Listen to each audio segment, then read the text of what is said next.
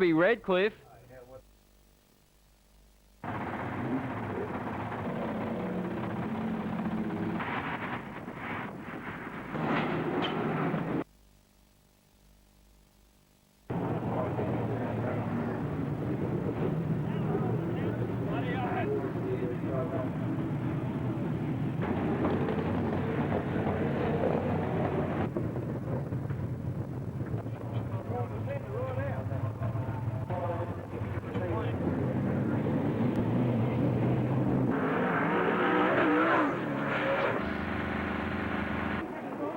Thanks very much.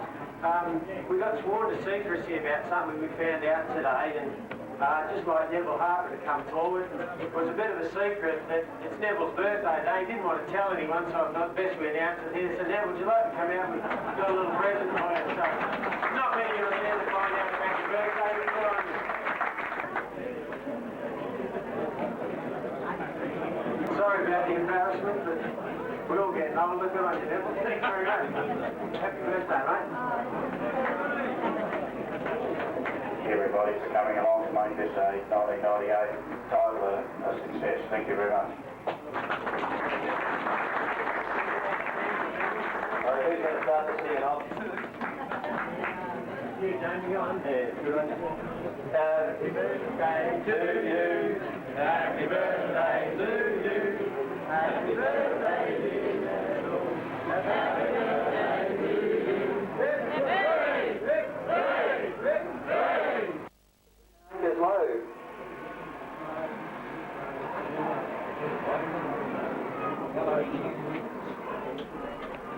Johnny and Neil, sit you right in. Roll me your $50 against Charlie. 20 bids, 20 or so, ain't $20 taken off 10 anywhere. That's 20 or so, ain't $20, you've done no more. That's 20. Have a go, come on. It's only $3.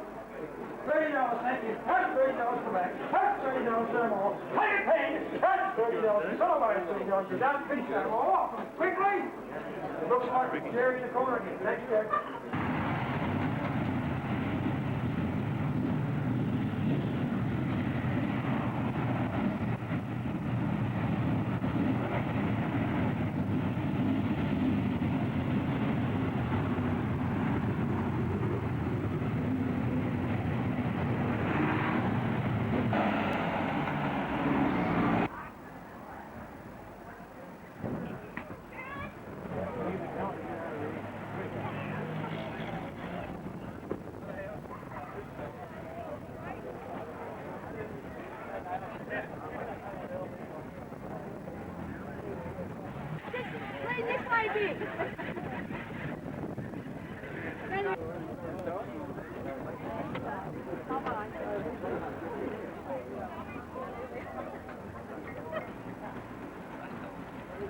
You've done well.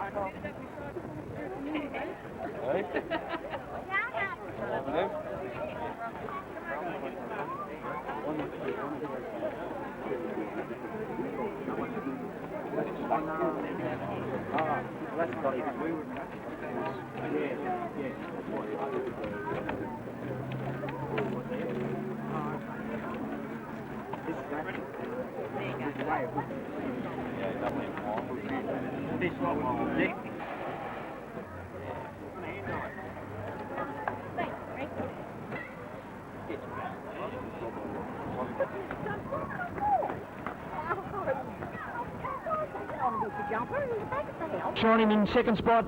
Steve, Put your hands together for Peter Drew. South Australia 8 done a sensational job out in front. The 42-year-old. the sixth heat of the Australian Super Sedan title. Yeah, thanks for that, Dennis. So, beautiful looking, three beautiful cars down here at the moment. So back up to you guys up there for a bit of music or a bit more talking. Right, yeah. Cars everywhere in the first corner. Come around, oh, straight into coming out. Have a look at John Rodder, has moved up into second. Coming out, have a look at John Rodder, has moved up into second. And Gavin McEachran's look win in a second, so these two guys are right up in the points. So Stuart McCarthy's going to try and get an interview, and he's going to dive in front of these guys and try not to get run. Got a big crash.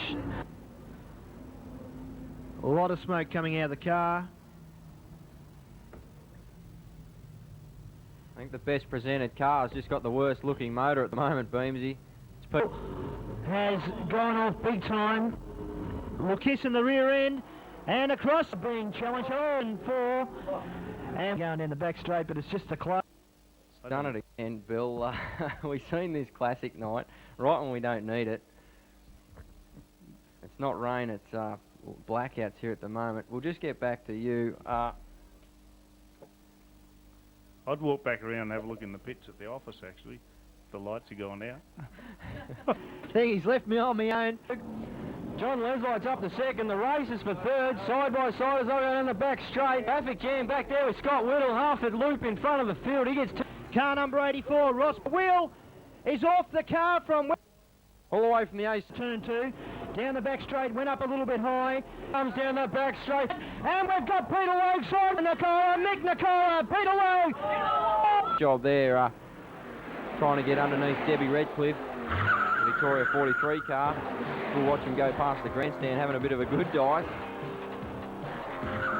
Darren Shaw in the Pontiac, Debbie Redcliffe in the Camaro.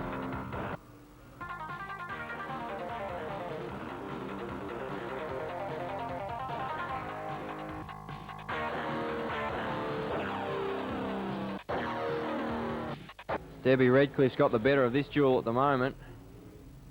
Oops, and there goes Debbie Redcliffe. Well, she just got the rear around a little bit too far, and the tacky track's just taken hold, and over she's gone. About 3 or 4 barrel rolls down in the middle of turns 1 and 2, Stuart. Not a good start for Debbie Redcliffe. It certainly is not.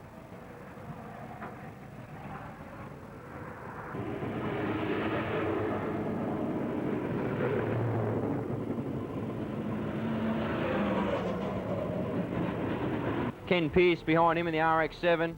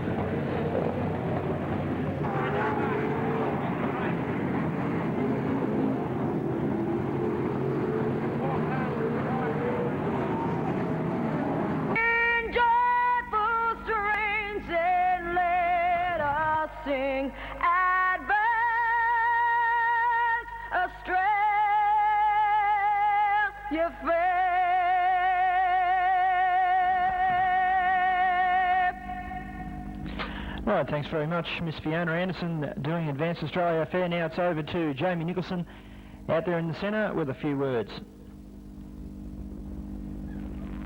Thank you, Wayne. Now it's over to the Mayor of Warrnambool, Councillor Gerald Shanley, who will say a few words and declare the meeting open. Thank you, Gerald. Thank you, Jamie. To the President of the Premier, Mr. Graham Hose, ladies and gentlemen, on behalf of Warrnambool City, I welcome you all this evening to what promises to be a wonderful weekend of racing. I especially welcome all visitors to Warrnambool, and I trust that you will have a most enjoyable time in our city. This Premier Speedway is one of the important attractions that our city is proud of. I congratulate Premier Speedway on being chosen to host the Australian Super Sedan Championships. It's really a great achievement. I wish all competitors well. I hope that you enjoy the competition as much as we'll enjoy the racing. Again, thank you all for being here, and we look forward to some great racing. Ladies and gentlemen, it is with great pleasure that I officially declare open the Australian Super Sedan Championships to be held at Premier Speedway for 1998. Thank you. Numbers at some stage during the night, but those, for the grid positions, they will be the roof numbers. Some of the big movers in this one, Beamsy, to look out for. John Pine He's on the outside of the third row. We'll look to the outside of the first row. We've got Ian Marshall in the Federal Tyres number 2. Also there, Gavin McEachran in the South Australia 79 Trident Tyres entry. Here we go back to 1988 when Ian Marshall won his first Australian title. Third in 1995. So he certainly is one to watch in the 52 car. Number 2 on the side, 52 on the roof. Green light. Not far away now from a start. Just waiting for the yellow light to go out, the pace car to go off the track. As it slowly moves down, the yellow light is out. So 12 laps of Rolling Thunder out there, Gav, to kick off this, the Australian title for the Super Sedans. Car number 79, Gavin McEachran, another one to watch. Steve Redcliffe to lead them around to the Knoxville white line. And the green flag has been dropped, and it looks like on the outside, straight in the lead, Ian Marshall. Have a look at number 9 going around the outside. John Pine straight up into second spot, and then we've got Gavin McEachran has slipped his way through into third spot, but as they come around to complete the first lap, still Ian Marshall in the lead, John Pine in second spot, McEachran in third spot. Then we drop back to number 11. Right, and we've lost a tyre on car number 22 out there, Gavin McKenzie's running around on the rim. Looks as though they haven't even put a tyre on the car before the start of the race, but totally shredded it. Right, just waiting for the car to drift off the track. Rightio, Gavin McKenzie off the track safely, but have a look at the battle here between Ian Marshall, and we've got a wheel bouncing around the track down there, so the yellow light is on car number 56. Losing the wheel is Neil Whitnish.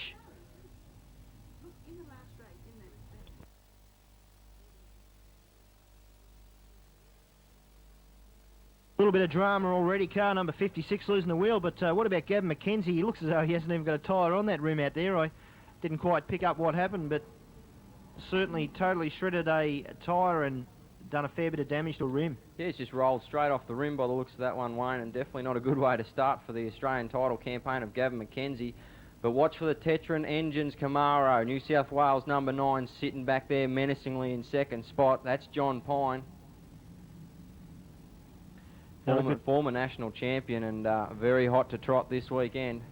Another good mover too, Gavin McEachran. He's one to keep an eye on. Car number 79. Ian Marshall sitting up front. He's a 51-year-old from Brisbane. Keith McKay's Federal Tyres Commodore. Keith McKay's Federal Tyres sponsored him for 26 years, so that's not a bad record for Ian Marshall. Nicknamed Gabby because he talks too much. Don't use it. Rightio, Ian Marshall to lead them around to the Knoxville white line. Flag has been dropped, but keep your eye on John Pine and Gavin McEachran in second and third respectively. And Marshall down the back straight past the Owens of Warrnambool water pump sign, and it's still Ian Marshall. They come around to complete the first lap of the restart. 9 laps to go this time.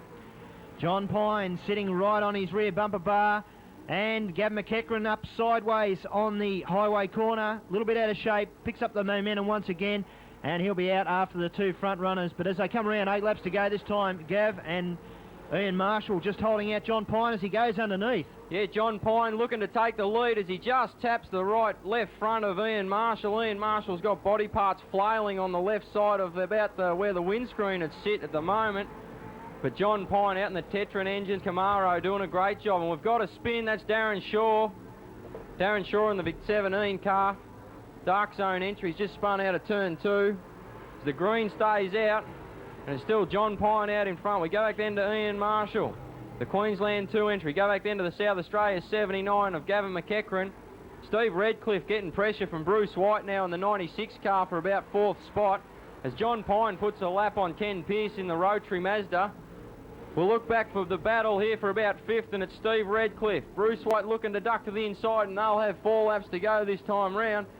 John Pine's trying to run down Brendan O'Connor to put a lap on him, but we look back for the second spot man of Ian Marshall in the Federal Tyres number 2.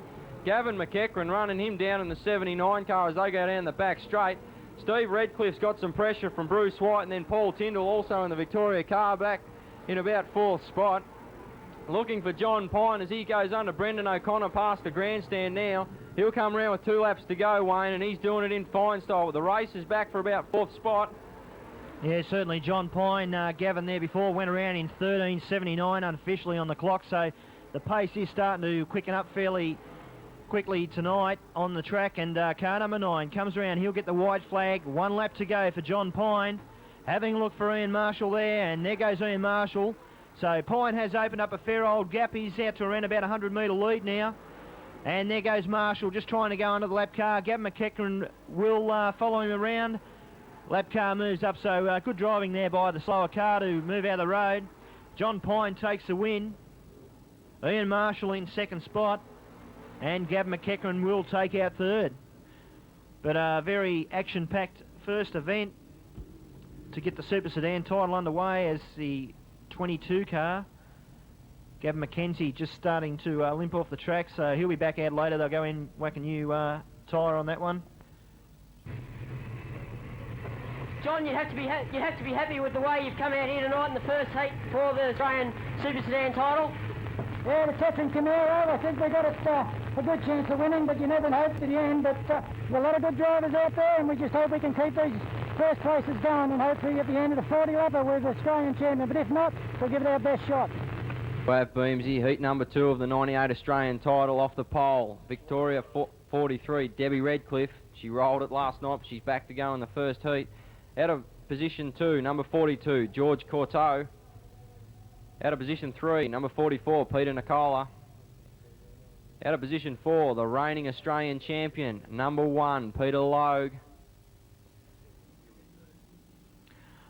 Right, a little bit of interest down the back there too. Car number 5, Paul O'Neill. Only 7 cars in the field, but nevertheless, as you mentioned, a quality field. They'll come around to the Knoxville white line. Debbie Redcliffe to lead the pace with George Courteau on the outside. George Courteau gets the jump, and Peter Logue slips straight through, so Debbie Redcliffe has got a little bit of a problem there by the looks of it. Have a look at Peter Logue straight through on the inside of George Courteau. Car number 44, Peter Nicola. He's sitting there in 3rd spot, and here comes car number 13 around the outside. Is Nick Girdleston. He's really moved right up on the back of Peter Logue now. Logue through into the lead. Courteau drops back 2 seconds, so George Courteau not going to give up that first spot without a bit of a fight. But here comes Peter Logue, the reigning Australian champion. Goes past the judges' box for the 2nd time, round the highway corner and past the Repco Auto Parts sign.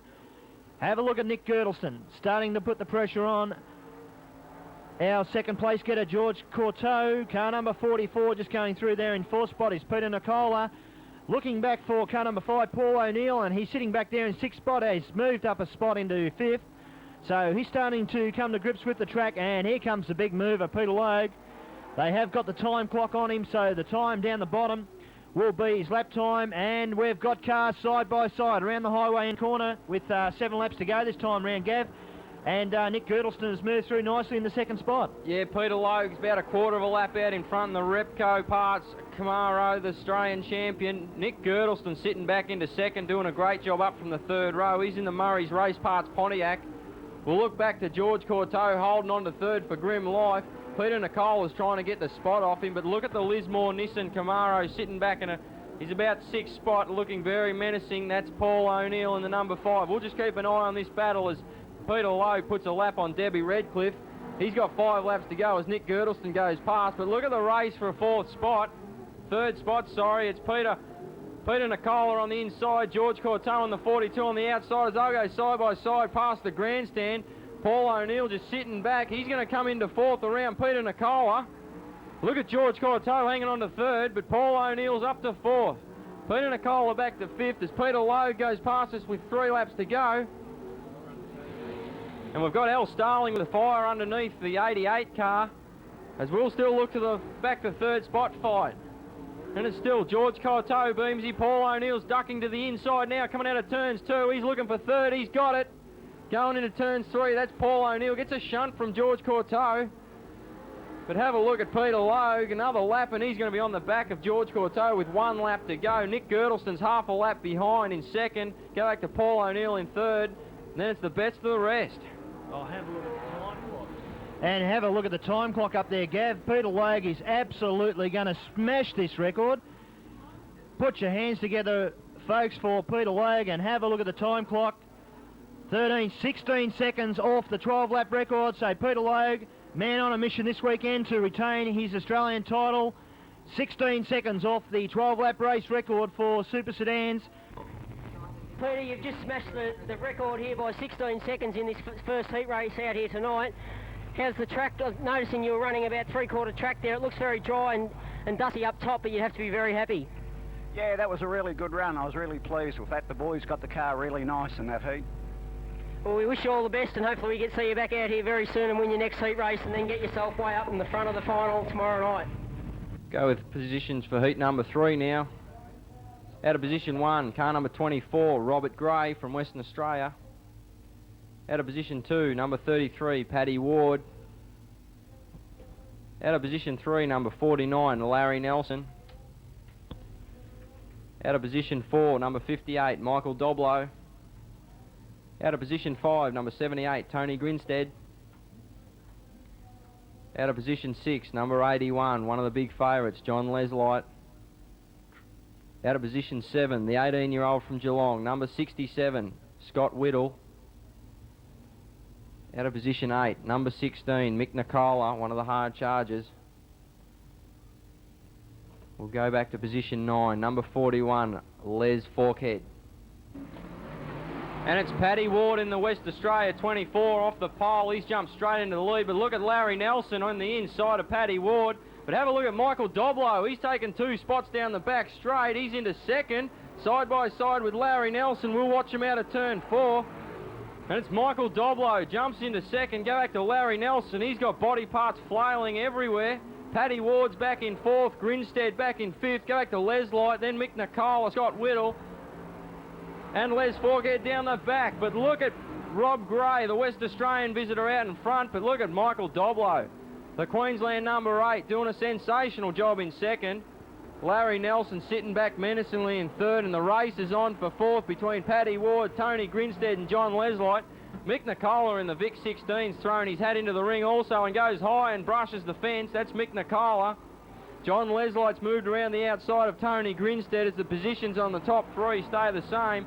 Still Rob Gray, the WA 24, all the way from Western Australia. Mick Doblo, the Queenslander, back in second. Go back then to Larry Nelson, the 49 entry. Paddy Ward hanging on to 5th, but look at John Leslight, Beamsy, as he's putting all sorts of pressure on Paddy Ward. Yeah, Leslight's starting to make his way through the field, Gav, but back with our leader, Robert Gray, and have a look at the pressure on out front. Like, Robert Gray must be really feeling the pressure with these 2 guys behind him. Car number 58 there in second spot. It's a car of Michael Doblo. So Doblo starting to put a little bit of pressure, and have a look at John Leslight. Round the outside, car number 24 is Robert Gray, our leader, as he comes past the judges' box with 1 more lap down, and looking for Mick Nicola, starting to work his way through the field. He's moving up on the back of Tony Grinstead. And have a look at the battle here. We've got a car's gone around, car number 24. Robert Gray was in a little bit of a duel there, and looks like Doblo's gone around, so he's going to have the pressure on him now, Gav. He'll have to start from the rear of the field. Yeah, Michael Doblo in the CQ Cabinet Makers Camaro, all the way from Queensland. He was super fast, putting pressure on the leader there, Rob Gray from Western Australia. Going to have to do it the hard way now from the rear of field. But isn't Rob Gray impressive? Off the pole, he's out in front. Yeah, the three guys out in front there, very impressive. But coming through the field was John Leslight. He was really starting, but this restart's really going to put a different perspective on this race now with 4 laps to go. We're going to have John Leslight move right up there into around about 3rd or 4th spot, I think. Yeah, I just see Larry Nelson on the inside there. He's got flailing body parts on the back part of his car. Not sure if it's a mechanical drama or he's been black flagged for body damage, but that's Larry Nelson just being pushed, so that moves John Leslight sitting up in second place. Don't be mistaken, Les Forkhead's in second at the moment, but he is a lap car. The track's still very greasy out there too at the moment, with the cars sliding down when they're not under power.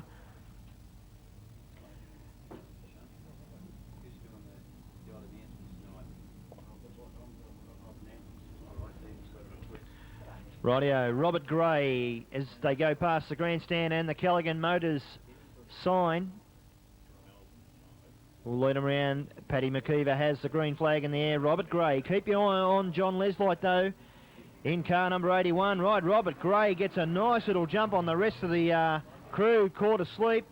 And looks like Les Forcad has done the right thing. He's moved up high and let the faster cars through.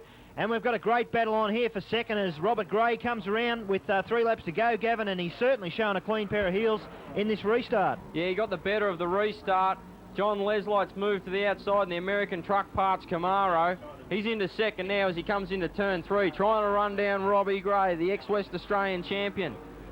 Go back to third, that's Tony Grinstead in the 78 entry out of Victoria. Mick Nicola in the Vic 16 Camaro doing a sensational job back in fourth. Go back to Paddy Ward, then it's Scott Whittle, and then Les Forkhead bringing up the rear. But have a look at Paddy Ward. Sensational looking car as he goes past with 1 lap to go. I think John Leslight might hang on for second. Tony Grinstead's got a little bit to say about that in third. But look at Mick Nicola racing down the bottom of the Speedway. So they come around with 1 to go. And that's Robbie Gray takes the checkered flag. John Leslight back to Tony Grinstead in third. Mick Nicola in fourth. Paddy Ward in fifth. Then it's Scott Whittle, Les Forkhead, and Mick Doblo cruises past. But put your hands together, Warrnambool, for the West Australian visitor, Robbie Gray. All the way from WA, number 24. Go back to then second place in the American Truck Parts Camaro, number 81. That's one of the favourites, Johnny Leslight. And home in third in the Falcon. That's Tony Grinstead. Very impressed there, Gav. Yeah, thanks, boys. Robbie Gray's just coming along here at the moment, just getting the balaclava off. Robbie, you'd have to be awfully happily coming all the way over here from Western Australia to come out here in your first heat and take out a win. Oh, definitely. No, the car felt a lot better than it did at practice. Like, it really surprised me. The car's feeling really good now. Great to hear. You're just noticing in the track you were running about 3/4 track like Peter Logue was in the last heat. Must be a lot more drive up there, is there? Yeah, it's just a good pace. You can go around, you can keep your foot down as fast as you want. But it's good to come down. The track's still good down low as well, because you can cut down under a car if you need to, or move around. So the bottom of the track's still okay as well, but about 3/4 is pretty good there. No worries, and Robbie, we'll wish you all the best the rest of the weekend. Thank you. Thanks, guys. And you've got a little bit of news on the next heat there for us as they move out onto the road motorcycle mower starting grid there, Gav. Sure have, Beamsy, off the pole. It's number 47, Steve Stewart from South Australia. Out of position 2, the ACT entry, number 45, Robert Burke. Out of position 3, number 37, Stephen Vaughan. Out of position 4, number 21, Alan Baker, one of the big movers. Out of position 5, number 57, Greg Smith. Out of position 6, number 32, Wayne Belk. Out of position 7, number 12, Bill Higgins. Out of position 8, number 25, Peter Garrett. Out of position 9, number 59, Danny Amato. And bringing up the rear, out of position 10, number 46, John Rodder. And John Rodder also down the back, so this is going to be a great heat. Another 12 laps, 2:47.77 is the new time, belonging to Peter Logue. Rightio, they're in the starter's hand. Steve Stewart to lead them around to the Knoxville white line. And on the outside, straight in the lead without a doubt, is Robert Burke in the 45 car. Have a look around the outside. And it looks like it's Alan Baker, moved up into third spot, couldn't quite get second as they come out of turn 2. Rightio, here comes our leader, which is Robert Burke in the 45 car. Number 47, right behind him is Steve Stewart.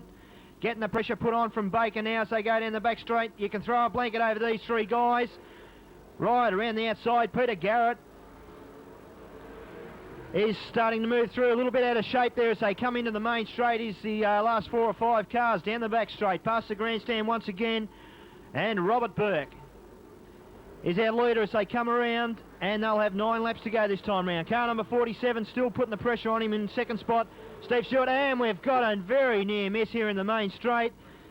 Greg Smith spun the car, very lucky not to be cleaned up by car number 32, Wayne Belk. I dare say he's just kissed the back left-hand quarter panel as Steve Stewart went around. Sorry, Greg Smith went around.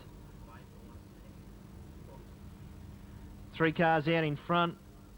It's about as close as what they've been so far in this race. Robert Burke leading the way. Officials just checking the track out for any debris. Rightio, Paddy McKeever has got the green flag in there. 9 laps to go. Robert Burke. And Baker. Keep your eye on Baker there in second spot as they go down the back straight. Not much between these two cars, only a couple of metres side by side as they come out of turn 4. Still Robert Burke into the main straight. He's got 8 laps to go this time round. Robert Burke leading the way from Alan Baker there in second spot. Then we'll drift back to third spot, which is looks like Steve Stewart.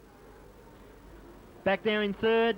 Hard to pick up the numbers on the roofs as they come round. Yes, so it's Steve Stewart there in third spot. Car number 37 in fourth is Stephen Vaughan. Right, we've got a problem with Steve Stewart. Has gone up near the fence, still rotating, but big problem there. Rightio, we've got Alan Baker has moved through into the lead. Robert Burke in second spot, and we've got 2 cars colliding over there in the back straight. And we've got a problem with the car coming around here now, car number 57. Greg Smith. Cars are off the track, and there goes Alan Baker. He's got 5 laps to go this time round, really being pressured now by Robert Burke, very keen to get that lead back. Yeah, Alan Baker doing a great job in the New South Wales number 3 Stein earth-moving entry. Rob Burke from the ACT and the Car Lovers number 5 sitting in second. Hot on his hammer. We go back a long way then to Bill Higgins. He's back in the fast fit number 12 out of Victoria. Peter Garrett's made some good inroads. He's come from position number 8. He's up into 4th. Danny Amato in the Vic 59 back behind him. John Rodder just sitting behind them, can't make much progress as he looks to the bottom of Danny Amato. We'll go back to the leaders as they'll come around past the grandstand. He'll have 2 laps to go. That's Alan Baker all the way from New South Wales. Go back to Robert Burke, car number 5. We'll look for the third spot. That's Bill Higgins doing a great job back in third spot. The race is for 4th with Peter Garrett holding it at the moment, but Danny Amato's got something to say about that, as has John Rodder. Coming to get the white flag now is Alan Baker. Robert Burke about 10-15 car lengths behind him. We'll look for Bill Higgins, and the race is on with John Rodder trying to get around Danny Amato. As we'll watch Alan Baker as he comes around with quarter of a lap to do to win the heat number 4. That's Alan Baker. Robert Burke home in second. We'll look back for John Rodder trying to make a move. Bill Higgins has got 3rd. Peter Garrett in 5th. 4th. As we've just had a spin, that's Wayne Belk doing a loop-de-loo right on the finish line, Wayne, and a great win there to Alan Baker. Alan, the boys must have got the car set up nice and well for you out here tonight, because you're certainly running the track very nicely.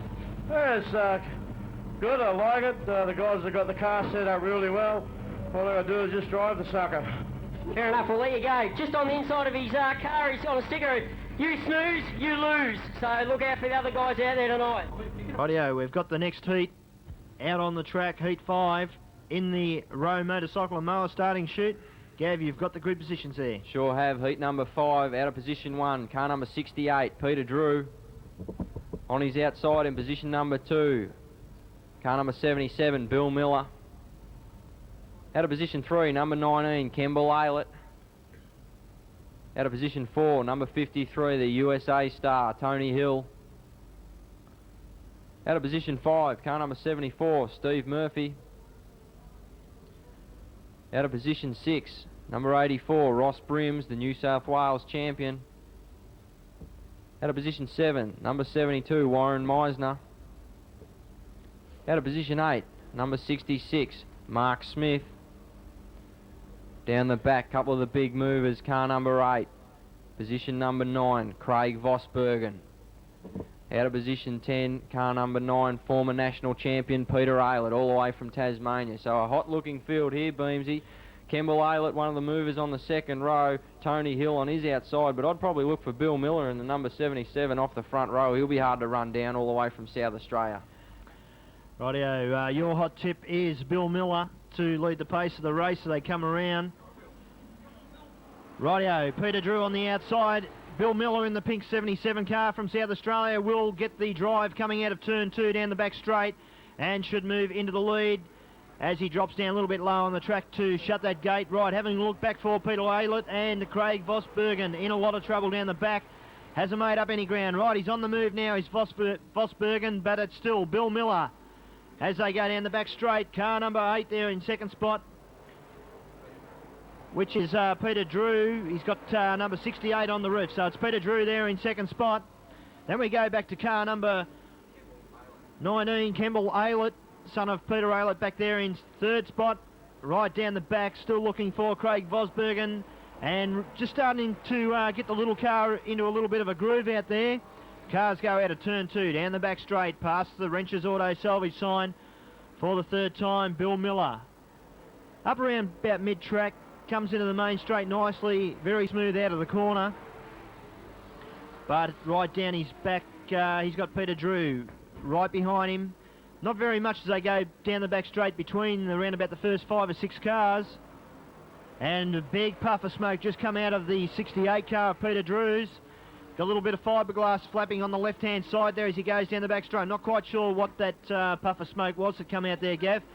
But he's starting to move underneath Bill Miller as they come in the main straight, and will take the lead, does Peter Drew. Peter Drew's putting the move on Bill Miller. Peter Drew in the South Australia 8's gone into the lead. Bill Miller in the pink 77 trying to hang on to second. But look at Kemble Aylett, the car driven by Ronnie Adams in Tasmania this year. He's putting all sorts of pressure on Bill Miller in third. Go back then to Ross Brims, the New South Wales champion in the Queensland 77, doing a great job. They'll go 3 wide past the grandstand. But look at Ross Brims. Now we've got Kemble Aylett's moved into second, but Ross Brims wants the spot. Look at Bill Miller on the outside, hanging tough in third. We'll go back then to Ross Brims behind them at 74 of Stevie Murphy.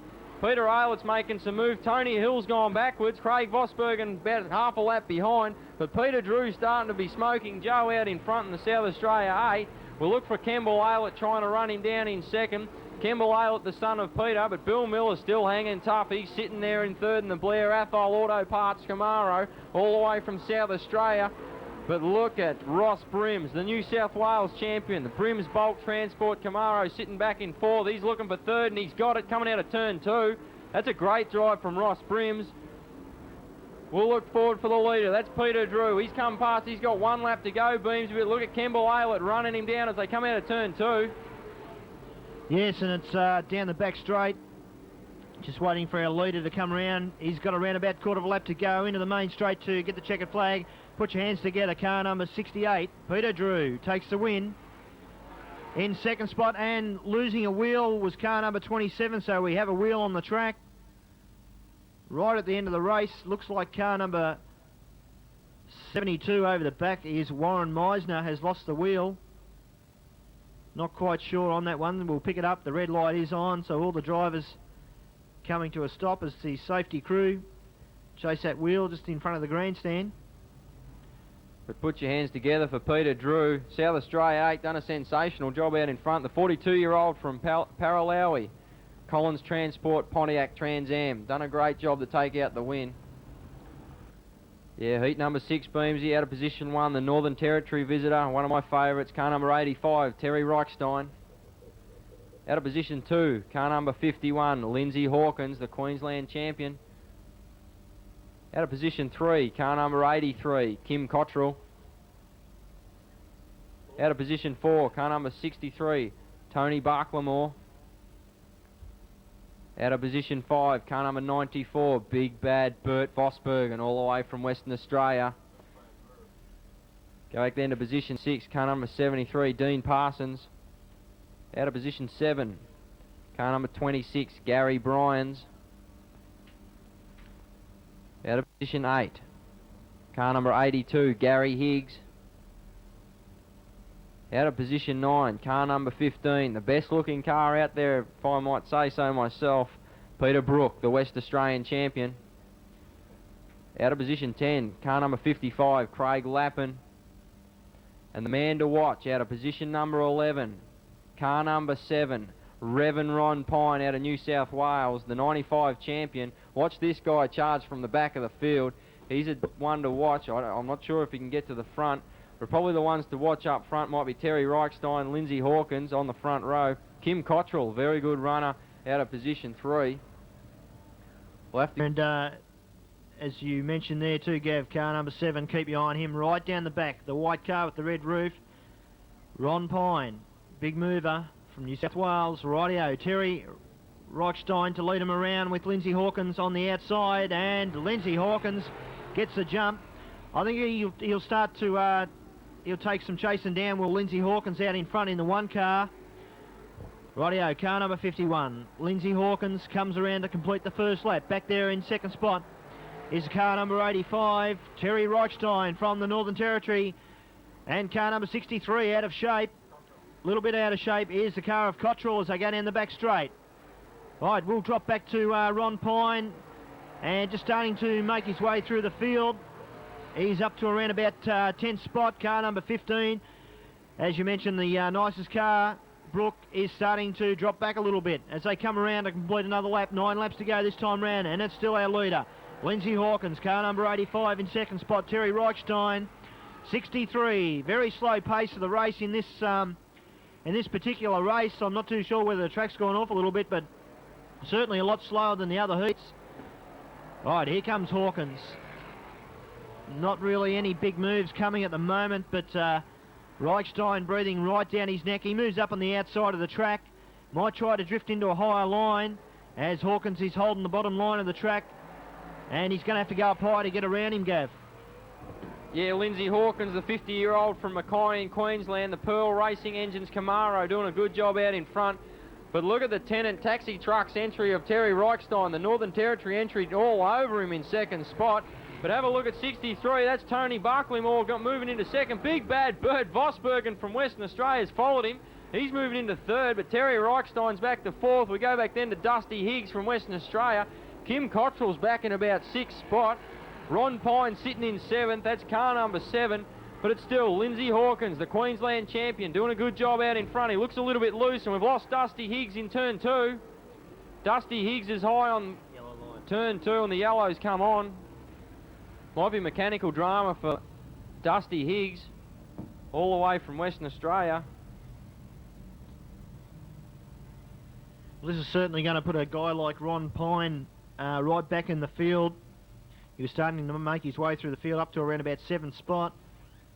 But yeah, a lot slower pace than the other races so far tonight. And as you mentioned, Big Bad Bert Vossenbergen from Western Australia starting to move along just nicely in the shorter car. So we're about to go green again, Beamsy. Rightio, car number 51, Lindsay Hawkins, will lead him around. Have a look at the bloke sitting there in third spot. They're very impressed with him so far tonight, Bert Vosbergen. Rightio, so it looks like Cottrell's starting to put a little bit of pressure on. Rightio, we've lost another wheel and it just bounces in front, so the red light will come on. Looks like the car of Dean Parsons has lost the right rear wheel as he comes off the track, so we've lost around about 3 or 4 wheels already tonight. Had a tyre stripped. Rightio, yellow light is on, so the cars will start rotating.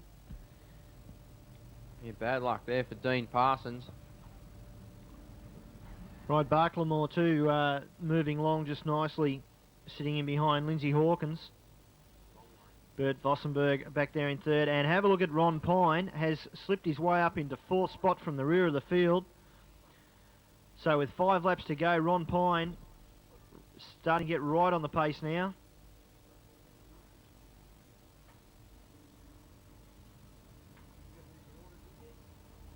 Nah, don't worry. Oh, it takes time to do that.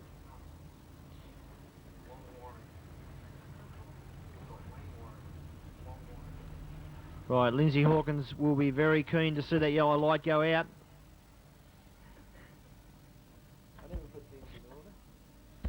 Lindsay Hawkins doing a great job there, Beamsy, and one of my picks again. Rightio, I can't recall you mentioned Lindsay Hawkins earlier on, Gav, but I'll just take your word for it. But Lindsay Hawkins, car number 51. Rightio, keep your eye on Ron Pine back there in 4th spot and Bert Vossenberg in 3rd. And it's down the back straight they move into now past the grandstand. Lindsay Hawkins, he's only got 4.5 laps to go. Can he hold him out? He's had the race lead ever since the start. And the car's starting to get into that groove now, but certainly a very nice car, the car of Lindsay Hawkins out there in front. Car number 63, Tony Barclaymore in 2nd spot. Rightio, Ron Pine starting to put the pressure on Bert Vossenberg now. They come around 3 laps to go. Still Hawkins in the lead. Barclaymore in 2nd spot, Vossenberg in 3rd, and Pine in 4th. We go back to 5th spot, car number 63 in Fifth spot will get Cottrell, is the car of Cottrell, rightio, 2 laps to go. Hawkins still in the lead. Halfway round turn 1 and 2, out of turn 2, gets the drive out of the corner. Our second place get a Barclamore, not making up much ground at the moment. And having a look at the battle for third spot, still Vosenberg in third and Pine in fourth. Rightio, 1 lap to go, they're on their last lap. Pressure will start to be applied by Barclamore now if he can just get a little bit closer to Hawkins, but he's not going to be able to keep the pace up. Coming out of the corner nice and smoothly, Lindsay Hawkins takes the win. Tony Barclamore in second spot, Bert Vosenberg in third, and Ron Pine fills out the top 4. So put your hands together for Lindsay Hawkins, flag to flag victory in the 6th heat of the Australian Super Sedan title. Yeah, Lindsay Hawkins, the 50-year-old from Mackay in Queensland, the Pearl Racing Engines Camaro, Queensland #1. He's the Queensland champion. Big move from Ron Pine. He's gone from position 11 to 4. So Lindsay, you'd have to be happy coming down here in your first heat race and doing so well. Yeah, no, it's pretty good. The car seems to be doing what we want it to, maybe a touch loose, but we'll get that out of it, and hopefully next time we'll come out and do all right as well. All right, let you go back in the pits and get out to the next heat. Thank you. Stuart. Thanks, Gavin. We've got the president of the Victorian Speedway Council in Dennis Cockrell here to make some presentations to 3 of the Super Sedan drivers out here this weekend, and I'll hand it over to Dennis. Thanks very much. Normally at national titles, it's very difficult for a guy who spends so much time on his vehicle to get any acclaim for it. So the Victorian Speedways Council decided this year we'd make award to best presented race cars. The choice was made by the scrutineering team. These people have been over the cars for the last 2 days pretty extensively, and they've come up with these 3 recommendations. We have Mark Smith from Rosedale Club in Victoria. It's a great effort, and your car has been presented in such a fashion that these people caught it with great enthusiasms. Congratulations. We'd like to take this away and enjoy it and enjoy your title. Thanks, Mark. The next car which you saw just go around in the last heat, beautifully presented. This guy originally come from Victoria, up Bendigo Way at one time, moved to Western Australia, and as you can see, his car is turned out in magnificent fashion. Peter Brook. Congratulations, Pete. Thank you, Dennis. I'd like to thank the VSC and the promoters for putting on this trophy. A special thanks to my crew, Spare Chucker the sign rider, the boys that got the car together to come over here, BJ for his help, my parents and family and that for coming along and supporting, and all my old friends from Victoria. It's good to see you, and hopefully tomorrow night I can have a beer with you. Thanks, Peter. As a car where attention to detail in every aspect has been attended to. It's a magnificently turned out Commodore. Falcon, sorry. Looking at the front, they all look the same. And he also is from Victoria. Chris Mark or Greg? Craig Lappin.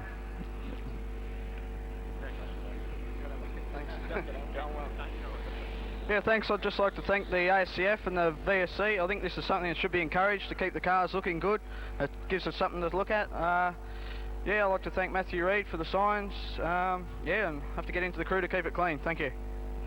Thanks very much. Just while I got the microphone, I'd like to thank all the scrutineering teams, the stewards panel, and all the officials that come from all over to put this show together.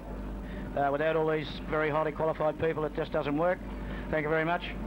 Everywhere. Look at Mick Nicola and Bert Rosberg sitting down there in row number 4, and the big charger Mick Doblo in the first round until he had a spin. So this should be a cracker Jack heat. Off the front row as they hit the Knoxville line, and we've got cars everywhere in the first corner.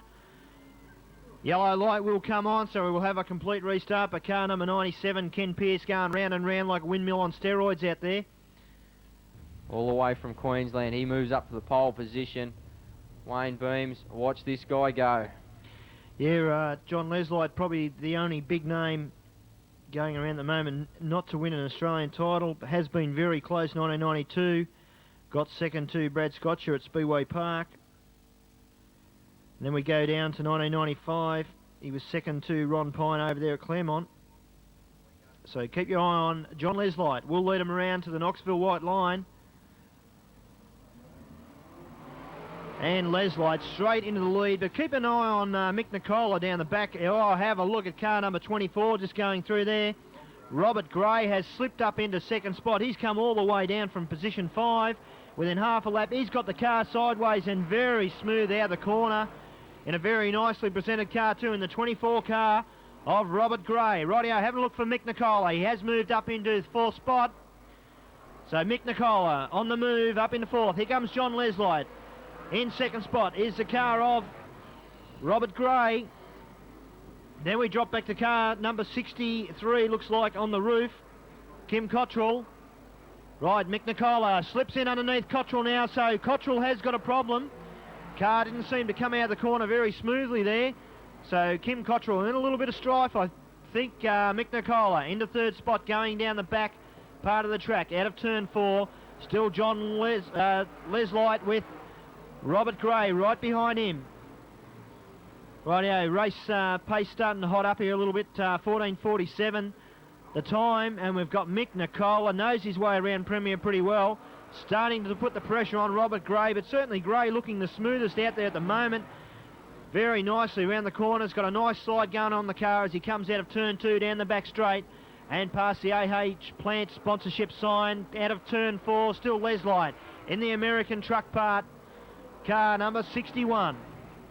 81, sorry, as they go down the back part of the track past the grandstand Gav. 5 laps to go this time round, and Nicola going through on the inside of Gray, sorry, not quite.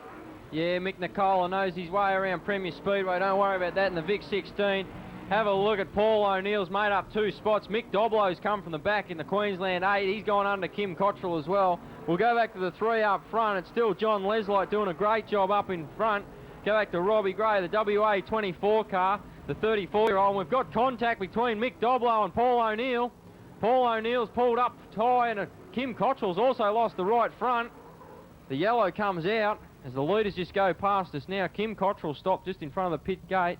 His right front tyre's tucked up inside under the front fender. Gee, the race was on. Paul O'Neill, just looking at him now, coming around turn 3 and 4 for the damage on his car. He slowed appreciatively there after the contact, Wayne. Very big round. You can call the last 4. Robert Gray in second spot. Mick Nicola. The cars bank up into the main straight, and the big mover through on the inside has jumped a spot straight away. Paddy Vaughan has moved up into 4th spot right down the back, and it's still John Leslight out in the lead, but Gray ever but surely sneaking up. Have a look at on the inside Mick Nicola. He's moved on the inside and trying to take on Robert Gray as they go down the back part of the track, and the power of Gray. He had the drive coming out of turn 2 and down the straight, a little bit sideways, starting a little bit untidy. He's probably starting to feel the pressure of Mick Nicola. Right, 2 laps to go. Leslight in the lead.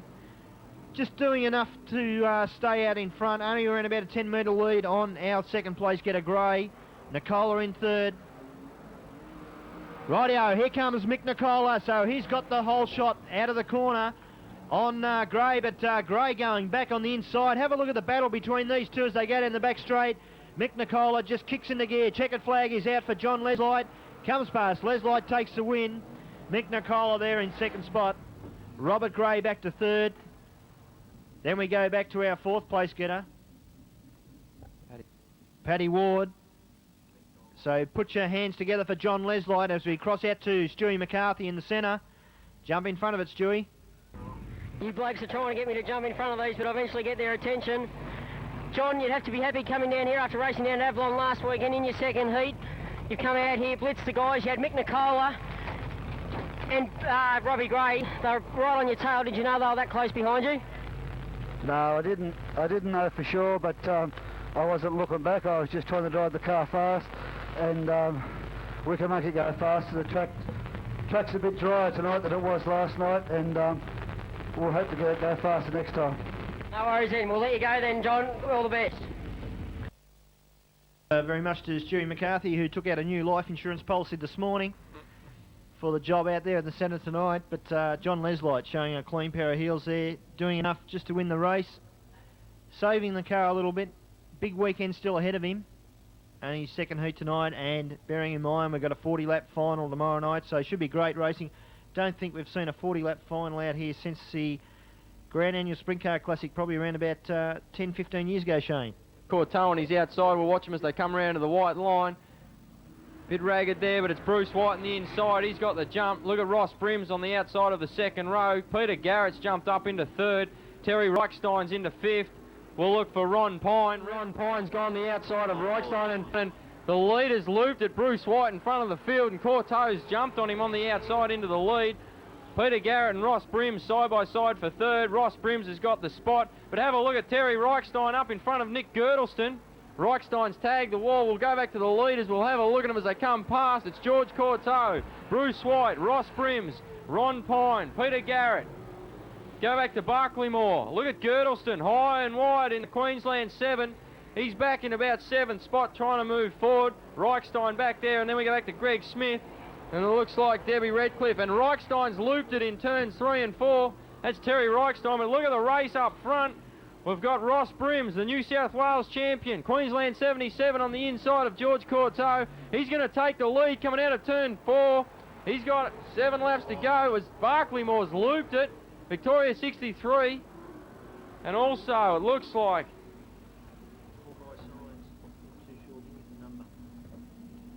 yeah, one car just down in front of us here, Gav, hit the fence very hard and come to an abrupt halt as a result of that spin of car number 63, Tony Barclaymore.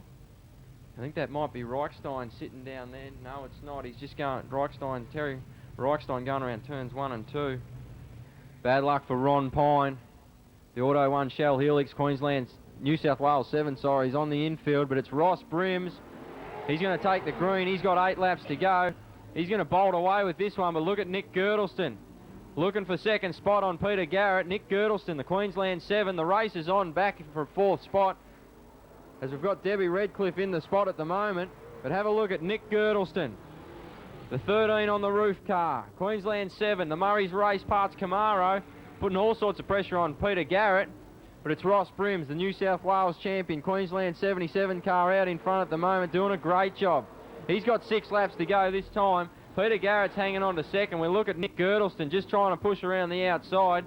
We look at Terry Reichstein trying to get around Debbie Redcliffe, as is Greg Smith back there near the tail of the field in 6th.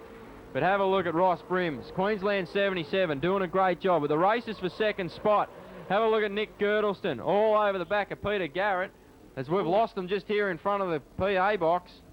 That's Greg Smith and Terry Reichstein coming together. Looks like a double spin there, Wayne. They've gone around in unison just in front of us. Over Claremont. Rightio, car number 77. Ross Brims and Girdleston on the outside as they go down the back straight into the grandstand, and Girdleston moves through on the inside into second spot. Ross Brims still our leader. Girdleston in second. Coming past the box now, car number 25 back there in third spot is Peter Garrett. So Garrett has dropped back a spot. He's back in the third spot, but still got those valuable points in front of him. Right, here comes our leader once again, Ross Brims. And he's opened up around about a 30 to 40 metre gap on car number 7. On the side, Nick Girdleston. Keep going. Ross Brims doing it in fine style out in front in the Brims bulk transport Camaro. Go back then to the Pontiac. That's Nick Girdleston, Murray's Race Parts, Queensland number 7. Ross Brims is going to take the white flag. He's got 1 lap to go. Go back to Peter Garrett, the 54-year-old from Newcastle. Pep's Auto Spares Commodore. The New South Wales 5. Greg Smith holding down 4th. As Ross Brims has got a quarter of a lap to go. He's going to take the checkered flag in this heat. Heat number 8. The 98 Australian title, Ross Brims. Nick Girdleston home in second for a great drive. He's come from position 9. Go back to Peter Garrett. Then it's Greg Smith. Terry Reichstein back in 5th. But put your hands together, ladies and gentlemen. Ross Brims, all the way from Queensland, the New South Wales champion, done a great job. The cars make their way out into the road motorcycle mower starting chute for Heat 9, Gavin. Position 1, car number 72, Warren Meisner. Out of position 2, car number 53, the USA star, Tony Hill. Out of position 3, car number 41, Les Forkhead. Out of position 4, car number 15, Peter Brook.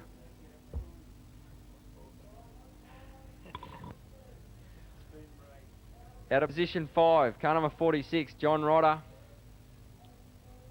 Out of position 6, car number 47, Steve Stewart.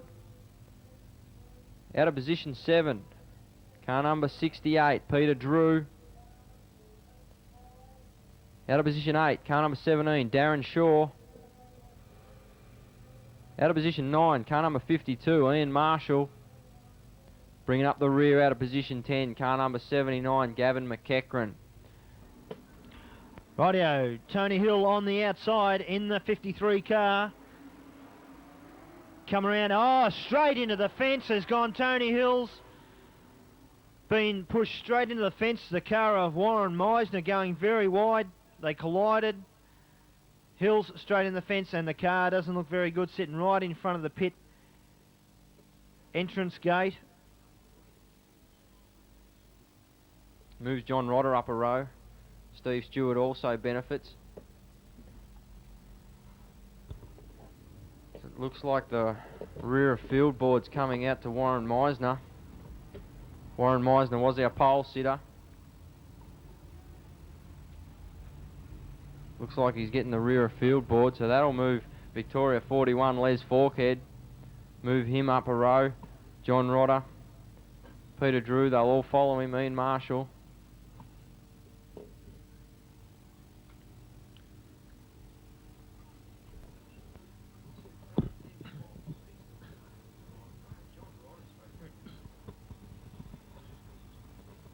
Right, current Western Australia champion, Peter Brook, out there at the moment. Speedway hero is Grenville Anderson. It was very interesting, Gav, to a lot of the drivers' profiles, probably 80% of them, 80% of the drivers quoted Grenville Anderson as their favourite Speedway driver in Australia. Yeah, Grenville Anderson, one of the absolute legends of super sedan racing. Tragically injured a few years back now. Well remembered by all his race fans. A terrific guy.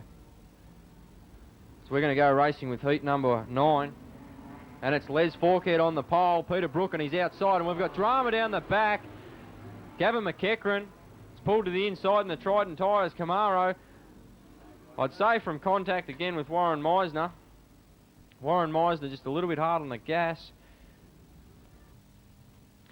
Right, McEachran a little bit hard on the gas, then running into the back of car number 52, Ian Marshall, on our video replay. Thanks very much to Ian Anderson from On The Spot Video on top of the tower. Spent many a cold night out here at Premier. Yeah, not forgetting there, Wayne, On The Spot video for all your video needs, and home video cameras are not permitted in Premier Speedway. If you want a video of tonight's meeting, put your home video away and go and see Ian Anderson on The Spot. And Gavin McEachran in the South Australia 79, the 45-year-old from Mount Gambier in the Trident Tyre Centre Pontiac. Looks like he's just getting a little bit of cosmetic damage repaired over there, Wayne, in front of the grandstand. Yes, I think we will see Gavin McEachran out for this heat. Back out on the track, I do mean. But your nicely presented car up front, Peter Brook, has got a lot of damage to the rear right quarter panel. Once again, only cosmetic. So they go around just waiting to see what the situation is with the McEachran car, car number 79 over there in front of the grandstand. Right, he looks like to be moving back out onto the track and will take up his position down the rear of the field. Car number 27, of course. On the side, Warren Meisner, 72 on the roof, has been put to the rear of the field after his little collision with Tony Hills at the first start. Right, the track has been cleared, so the pace car will move off track very shortly. 2:47.77, the time that Peter Logue set earlier on tonight. 16 seconds he took off the 12-lap record for the Super Sedans. Green flag in the air. Patrick McKeever holds it up high. Les Forkhead on the pole. And on the outside, Peter Brook gets the jump on Forkhead as they go into the first corner and moves up around about mid-track, has the drive coming out. Have a look at John Rodder, has moved up into second and has taken the big spin. So are we going to get this race underway or what? They haven't completed one lap yet. And a little bit of foam out of the outside rear tyre on the Rodder car just drifting down the track there, so nothing very dangerous, just a little bit of foam they put in the back wheel to stop the wheel building up with clay. Centre, across to you, Stewie. Yeah, thanks guys. With John Rodder's car, it's just he's got a flat right-hand front tyre, so he would have been able to get back in the race, but because of that flat right tyre, he could not continue. Back to you guys. All right, Les Forkhead setting the rolling pace. They'll come around to the white line. Peter Brook on his outside, not to be confused with Peter Brock. But Peter Brook dives straight into the lead on the outside. We'll look for the movers at the back. Looks like Darren Shaw. Look at Gavin McEachran on the inside, but it's Peter Drew. Peter Drew's up into second. Les Forkhead sitting in third, but look at Gavin McEachran. He's on a tear. He's not happy with his first start. Ian Marshall on the outside dives into third. And Gavin McEachran's hooked up and over. He goes out of turn two. Gavin McEachran hooked a rut and up and over. We've gone. Yeah, big time for Gavin McEachran, Wayne. McEachran higher than Joe Cocker there that time. Gav over the back part of the track, so he's looped the loop on the 79 car, back on the wheels again, but he has lost of, looks like the outside front. Car number 41 also involved in it, Les Forkhead. Just waiting for the drivers to emerge from their cars. Yeah, Gavin McEachran, the Trident Tyre Centre Pontiac Trans Am, not what he wants to remember for his Australian title. Les Forkhead, the innocent party in that one.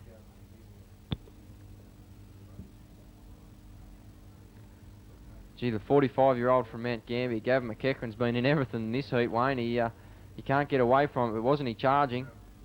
Only 2 laps down, but he was charging to the front pretty quick.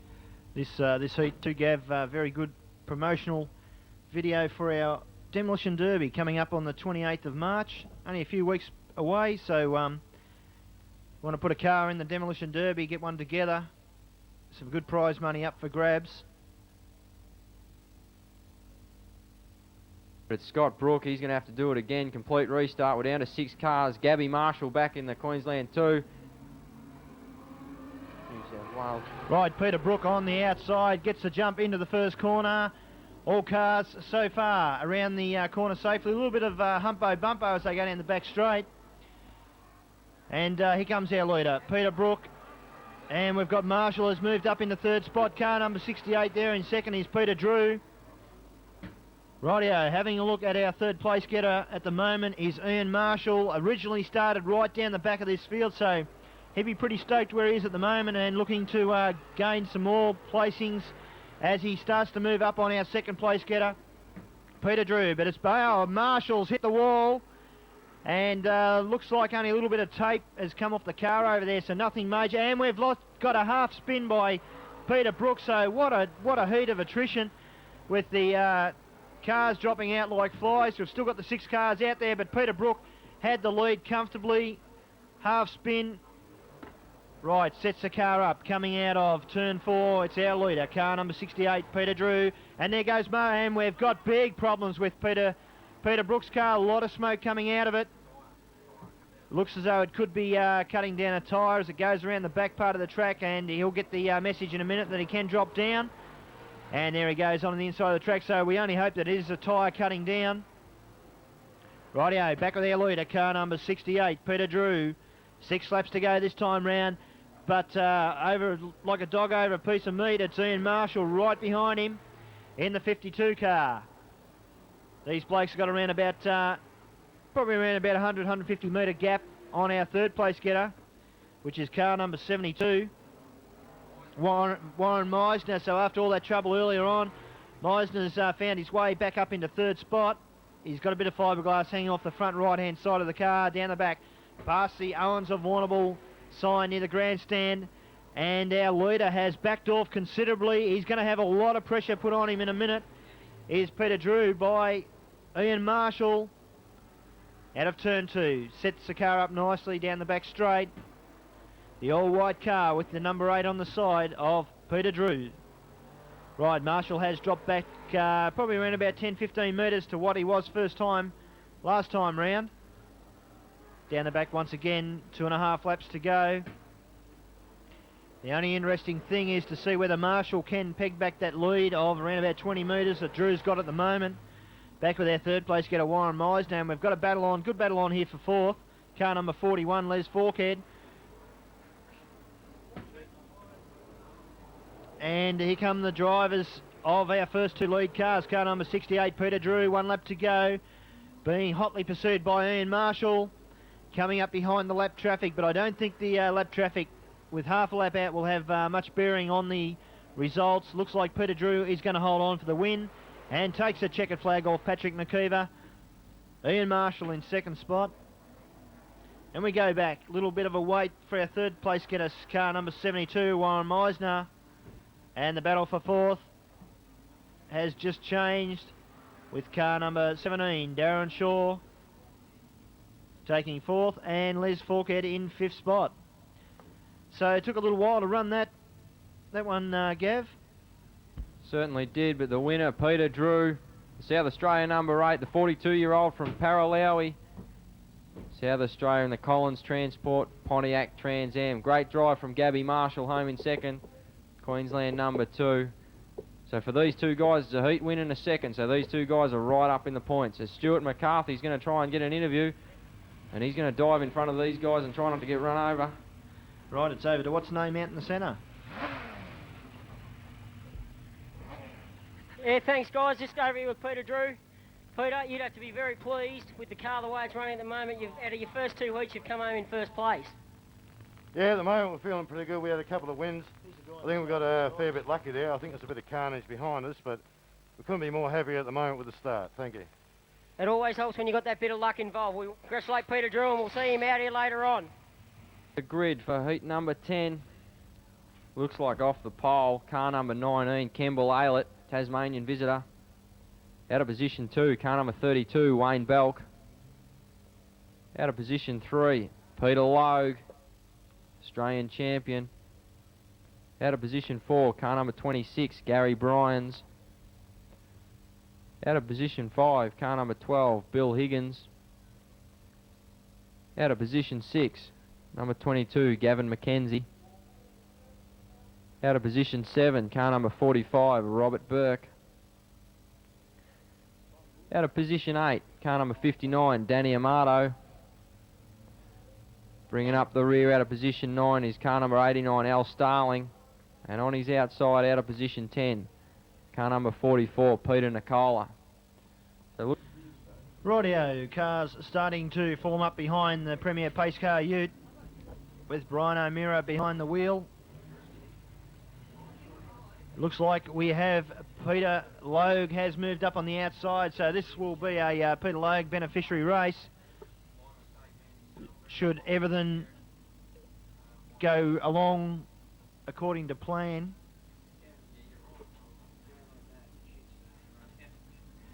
Right, Bill Higgins right behind Peter Logue. Yellow light has gone out. Paddy McKeever holds the flag up in the air for 12 laps. Heat number 10 of the Australian Super Sedan title here at Premier Speedway. And keep your eye on Peter Logue. Into the first corner, Logue will take the high line. Only way to go around for Peter Logue, and straight in the lead down the back part of the track. And the very smooth driving capabilities of Peter Logue as they go around. Out of turn number 4, and it's Peter Logue still in the lead. And he's starting to open up a little bit of a gap.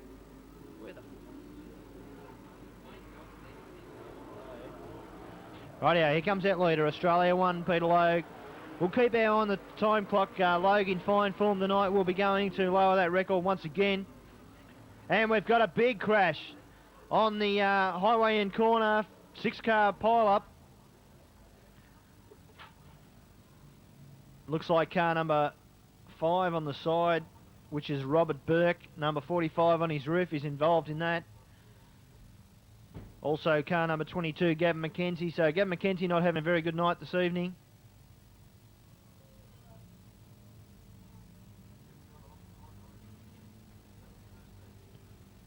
Right, officials quickly on the scene. Probably need the tractor over there to separate the car of Robert Burke.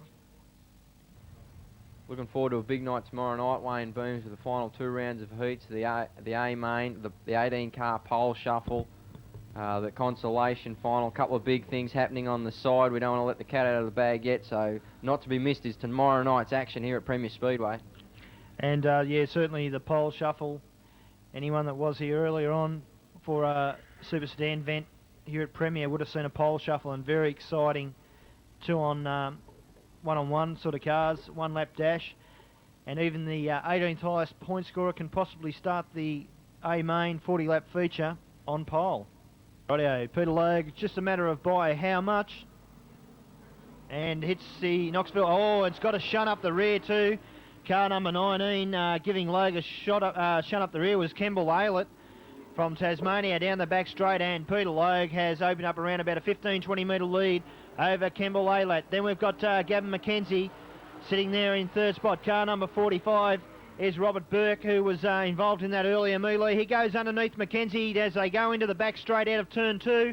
And Robert Burke moves through into third spot, but it's still Peter Logue, and up near the fence in the loose stuff. A little bit sideways. We've got a car round and round down here on turn 4. Peter Nicola, brother of Mick Nicola, and Peter Logue has lost a little bit of ground. Campbell Aylett has moved up to around about 10-15 metres behind Peter Logue at this stage. Logue comes into the main straight, 7 laps to go. So Peter Logue will see the sign, the Coca-Cola lap counter as he comes around, and he'll realise that this time round he's got 6 laps to go with Campbell Aylett from Tasmania behind him in second spot. Then we've got Robert Burke in third, Gavin McKenzie in fourth, drop back to car number 89, which is the car of Al Starling in fifth spot, and car number 76, 26, Gary Bryans at the tail of the field. But here comes Peter Logue, sitting comfortably around about 40 or 50 metres out in front of Campbell Aylett at the moment. 4.5 laps to go, and Aylett starting to get the pressure applied, Gav, by Robert Burke. And Burke, as I say it, is into a half spin and nearly takes out our emergency safety crew out there. But Peter Burke back on the track again and back in fourth spot. Yeah, Peter Logue's got 3 laps to go as he comes around. That drops Robert Burke back a spot. Gav McKenzie with front end damage, only cosmetic of course, to the Commodore. He's up into third, and the Vic 22 McKenzie's planned hire Commodore. But Peter Logue, he's got 2.5 laps to go. The Repco Auto Parts Camaro, reigning Australian and South Australian and Victorian champion, as he comes around, he's got 2 laps to go. Campbell Aylett, the Tasmanian visitor's doing a great job here tonight. He's very impressive in the 0 car. We'll go back then to Gavin McKenzie. Robbie Burke, the ACT5 driver in the car lovers entry, but Peter Logue's got 1 lap to go. He's got 3/4 of a lap. We just had the time clock on him through there. He's running high 14-second laps. He's got half a lap to go. This is Peter Logue. He's going to go top point scorer tonight. He's looking good for tomorrow night's 40-lap A main. Peter Logue takes a checkered flag. We'll look back to Campbell Aylett, son of Peter. Go back to Gav McKenzie, Robert Burke. We'll look now for Al Starling, Gary Bryans, and Peter Nicola finished up on the infield, Vic 44. But put your hands together, ladies and gentlemen. He's gone equal top point scorer, reigning Australian champion, Peter Logue.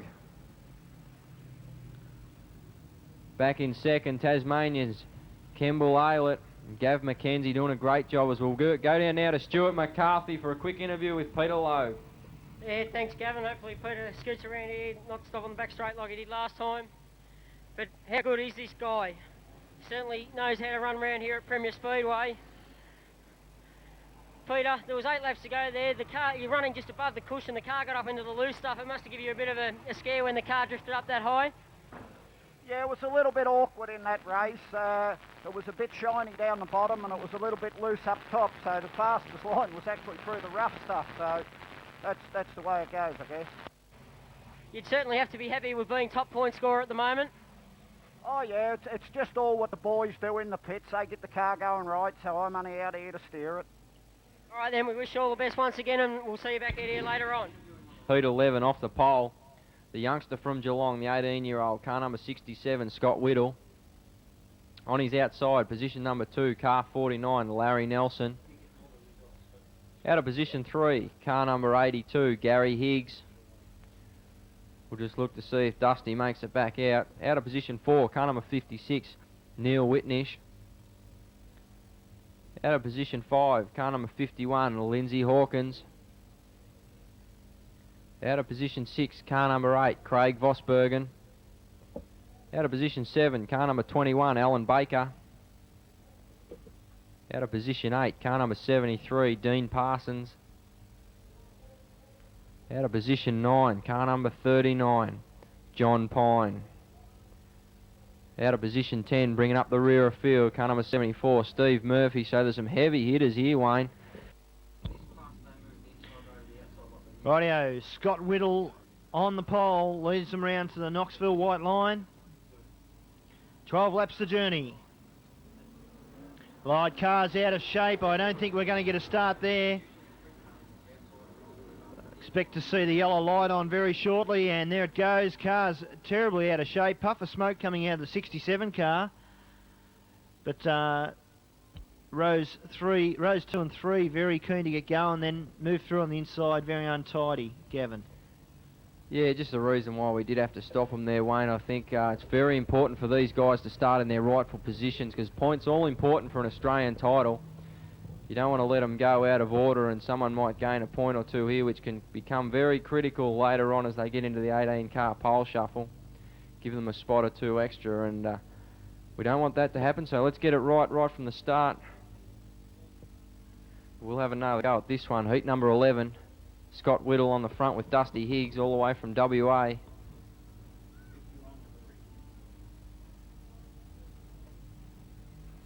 Looks like Lindsay Hawkins might be getting put to the rear, is he? Queensland national champion. That's Lindsay Hawkins. Alan Baker might be the big mover here. Alan Baker in the number 3 entry out of New South Wales. Alan Baker was drawn to start out of position 7. He's moved up to position 3. So Alan Baker, with a few guys dropping out, the odd guy getting sent to the rear is a big benefitor here. Stein Earth moving entry, New South Wales number 3, Wayne Booms, is about to go green. Right, Gary Higgs has moved up on the inside, and he's on the outside, and he's really going to put the pressure on at the start on Scott Whittle. Keep your eye on Gary Higgs on the outside in the nice green, but through on the inside. I'm not quite sure about that start again, but it looks like Baker's jumped into the lead, so officials have deemed it all clear. And to Baker, and there's cars trying to squeeze through gaps that aren't even there out there. Right, Baker into the main straight. 1 lap down, Alan Baker, and big puff of smoke out of the 67 car. Scott Whittle, I did see a puff of smoke come out of there earlier. And he's got big problems, has Scott Whittle out there, so he'll note by the gauges that he has got a problem. And have a look at the smoke, absolutely billowing out of Scott Whittle's car. But back with our leader. Here he comes once again, number 3 on the side, number 21 on the roof. The car off Alan Baker. Down the back straight, past the Callaghan motor sign and the grandstand, and we've got a spin here right in front of the corporate box. It looks like Craig Vosbergen from Western Australia has done the spin in the Pantera. But out in front, Alan Baker got the jump there at the start. Didn't look like a clean start, Gavin, but the officials give it the all clear, and on the inside into the corner first. He's done a good job at the start. He's caught him napping, jumped up the inside. The 47-year-old from Abernathy. Stein Earth moving Falcon. It's Alan Baker. Bad luck for Craig Vosbergen. He'll have to restart at the rear of field. Steve Murphy's impressing me back in 3rd place. Doing a great job in the 74 car. John Pine's looking to move up, as is Lindsay Hawkins. Scott Whittle's got a big oil problem. I noticed when he throws it into the corner, the oil might be sloshing all over the headers. In a straight line, he's not too bad. When he backs her into the corner, that's when he's got problems. Have a look at Dusty Higgs, the West Australian visitor, sitting back in 2nd. But Alan Baker, I don't think anyone will catch Baker out in front now.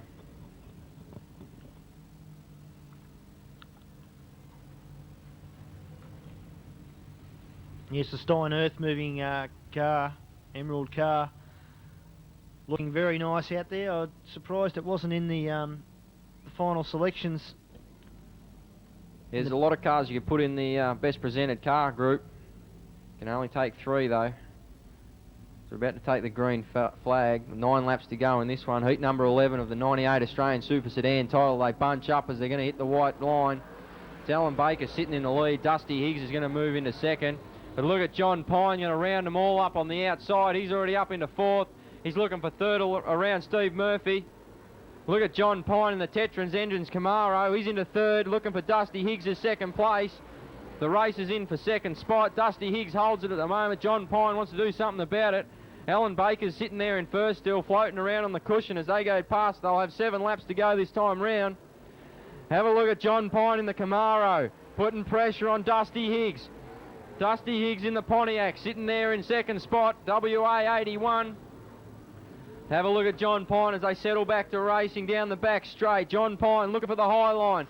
Have a look at Steve Murphy back on the inside as John Pine tags the wall, loses a spot. Lindsay Hawkins wants to take another one. Lindsay Hawkins on the inside of John Pine now. But John Pine hangs on to fourth. Lindsay Hawkins back in fifth. Scott Whittle back in sixth. Craig Vosbergen back behind him in seventh. We'll go back to the leaders. Alan Baker still in head. Gary Higgs still sitting in second. Look at Steve Murphy.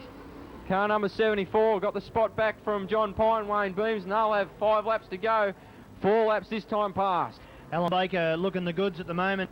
Gavin out there in the well-presented number 3 car. Down the back straight, past the Wrenches Auto Salvage sign. He's got 3.5 laps to go. Alan Baker comes around and comes out the corner very nicely. Car number 82, as you mentioned, Dusty Higgs. But have a look at the pressure that John Pine is starting to apply to car number 74, Steve Murphy, as they go down the back straight and around the outside, not getting up quite as high as what he did last time. Here comes Baker in the lead, Hicks in second place. Car number 74 back there in third, Steve Murphy, who originally started from down the rear of the field, being hotly pressed now by John Pine, who goes around the outside. And in the main straight, should have the drive coming out the corner, does so, takes over third spot. But it's back with the leader, Alan Baker, half a lap to go. No real pressure being applied to Alan Baker as he comes around out of turn 4, sets the car up nicely for the finish and takes the win. So put your hands together. Car number 21, Alan Baker. Back there in second spot, Gary Higgs. John Pine worked his way back up to third after kissing the wall, coming out of turn 4. Got up there in the loose stuff, lost a little bit of momentum, lost 2 places, found his way back up into third place. But as he goes past the grandstand, over towards Jerry McCarthy, put your hands together for Alan Baker. Yeah, thanks, Gavin. This guy's certainly putting on one hell of a show out here tonight. This is his second win. Alan, you'd have to be very pleased with the way this car's running at the moment. This is your second win so far for tonight. The track that's going a bit slick now, are you liking it like that? Oh, it's not too bad. It's a little slick. Stays like that, it'll be okay. But I think it's better to have a little bit like this and to have a lot of ruts over where the guys are all jumping about and bopping about and sort of banging into each other. But I know it's pretty cool. I like it. Shit hot, eh? No worries. Well, thanks for that, Alan. We'll wish you all the best again. We'll go with the grid positions. Out of position 1, car number 77, Bill Miller. On his outside, former national champion, car number 78, Tony Grinstead. Out of position 3, car number 66, Mark Smith. Out of position 4, car number 9, Peter Aylett.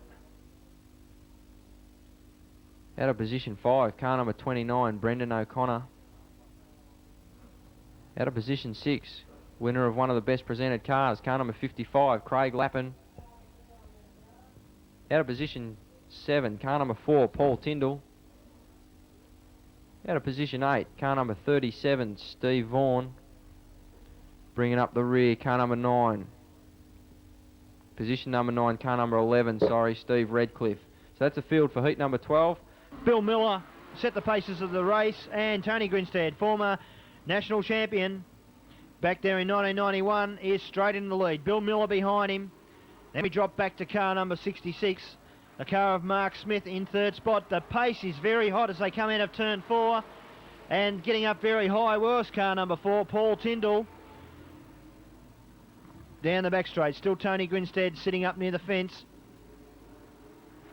Drops down mid-track, sets the car up, coming out of turn 4 into the main straight. Tony Grinstead Bill Miller won the difference, 78-77. Car number 66. Back there in third spot, Mark Smith. Having looked down the back, a bit of a flame shooting out of car number, looks like car number 37, Steve Vaughan, as he went down the back part of the track, but it's still Tony Grinstead out in front. A little bit of wash as he comes out of turn 4. Got around about a 50 or 60 metre lead there, Shane Maloney, and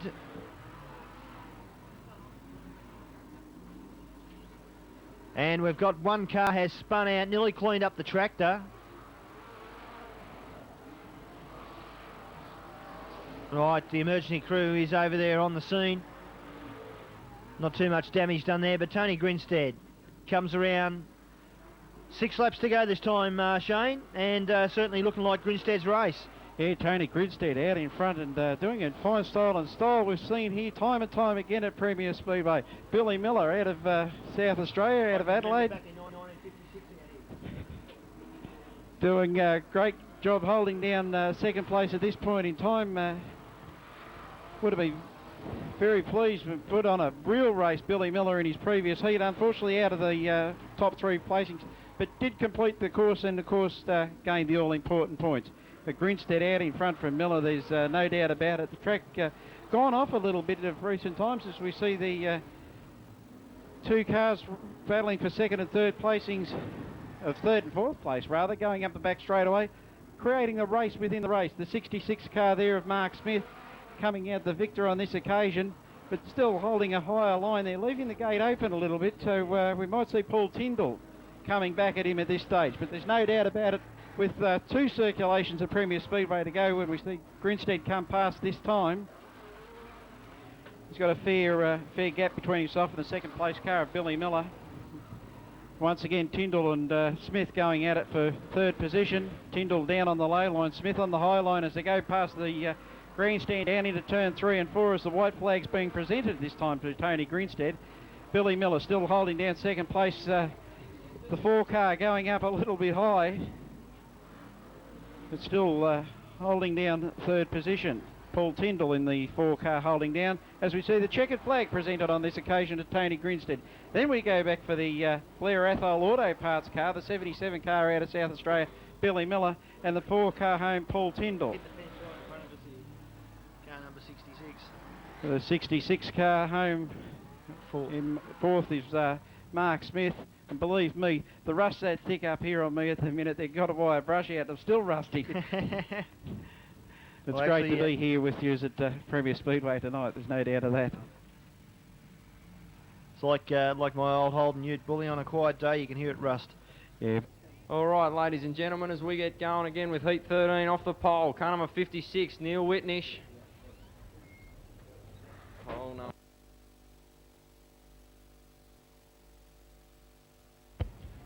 Should be Neil Whitnish. I don't think he's going to take his place. Looks like Greg Smith's going to take the pole. Might be on his outside is Bert Vosbergen, WA 4, sorry. WA 8 out of position 3, Craig Vosbergen. Out of position 4, Victoria 59, Danny Amato. Bruce White out of position number 5. Number 96. On his outside, number 42, George Corto. Car number 37, Steve Vaughan. Out of position 7. Out of position 8, Rob Burke. Car number 45. And Gabby Marshall, car number 52, bringing up the rear. So the 2 Vosbergens in this one, Danny Amato. Also Rob Burke and Gabby Marshall right down the back in the Federal tyres, number 2. We'll look for him to move forward from the rear. But look at big bad Bert Vosbergen out of position 2 in the Pantera, all the way from Western Australia. Looks very menacing there, Wayne Beams in the black, WA number 4. Very much, Gav. 56 years is a long time to be sponsored by one company.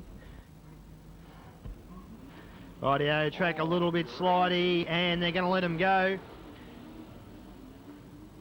Right, straight out into the lead is Bert Vosbersen from Western Australia, and we've got a couple of cars, and Bert's one of them, into the fence, but Bert drops down onto the low line, and he's back in second spot. Here comes our leader, Danny Amato. Bert Vosbersen in second. Then we go back to car number 8, which is in third, is son Craig Vosbergen. Right down the back straight. The track is a little bit tacky. We've had George Courteau pull into the centre, so George is out of the race. And have a look around the outside. Car number 2 on the lid. Car number 52 on the lid. It's a car of Ian Marshall, and he's really starting to apply the pressure now as they go down the back straight. He's back there in 5th spot, but keep your eye on Ian Marshall and Robert Burke trying to go with him, but he's stuck on the inside of the track. Here comes Ian Marshall down the main straight, right in behind, sits in behind the wind of Craig Vosbersen. Right, and Marshall has gone straight into the fence. So Marshall has hit the fence pretty hard and lost a lot of ground. Right, Danny Amato back out in the lead. He's got around about a 20 lap lead, 20 metre lead on our second place getter, which is Craig Vosbersen. Right, looks like a bit of a problem there with car number 52, Ian Marshall, as he limps into the centre. But have a look at Danny Amato. Been a feature winner here at Premier before. He's got 6 laps to go this time round, and we've got a change for our second place. Craig Vosbersen has dropped back to third. Car number 96 goes through into second. Bruce White, the former sprint car driver, and we have Vosbersen has pulled out into the side of the track. Yellow light has come on, so Craig Vosbersen running into a little bit of problem there. But Danny Amato out in front, Gavin White, certainly showing a clean pair of heels. Any bad luck for Danny Amato, he had the race in his keeping.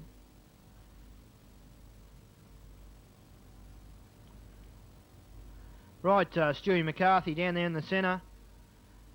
Certainly bad luck there for Danny Amato. Yeah, thanks Wayne, put me on the spot here. Yeah, certainly bad luck.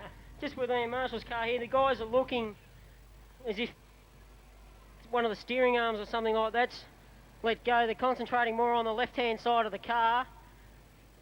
It seems straight when he's going straight, but when he turns, the front left seems to be going a lot tighter than what it should be. Thanks very much, Stuart. Bruce White's going to take up at the head of the pack. Bert Vosbergen in the Pantera, sitting back in second. Go back to Robbie Burke. Greg Smith, Steve Vaughan, Craig Vosbergen down the back. We've got 6 cars left. Green flag in the air. 6 laps to go of Heat 13, Wayne. Yeah, car number 96, Bruce White, round to the Knoxville white line. Paddy McKeever drops the flag. And Bruce White, a little bit of a trouble there with the gears. There was something flew out the back of the car, just in front of the pit gate, so he's got big problems. Not quite sure what it was that flew onto the track. But back with our leader, the yellow light has come on. He went to take off and nothing there, and the next minute something flew out the back of the car onto the track in front of the pit gate. Sitting on the Speedway, but they've picked it up and do a sensational job. Take a lot of pride to do the crash crew here at Premier Speedway Warrnambool. Always on the spot and always doing a sensational job. I'd say at this stage too, Gavin, sitting out in the lead isn't the place to be, especially with Danny Amato. He's gone into the centre. Now Bruce White.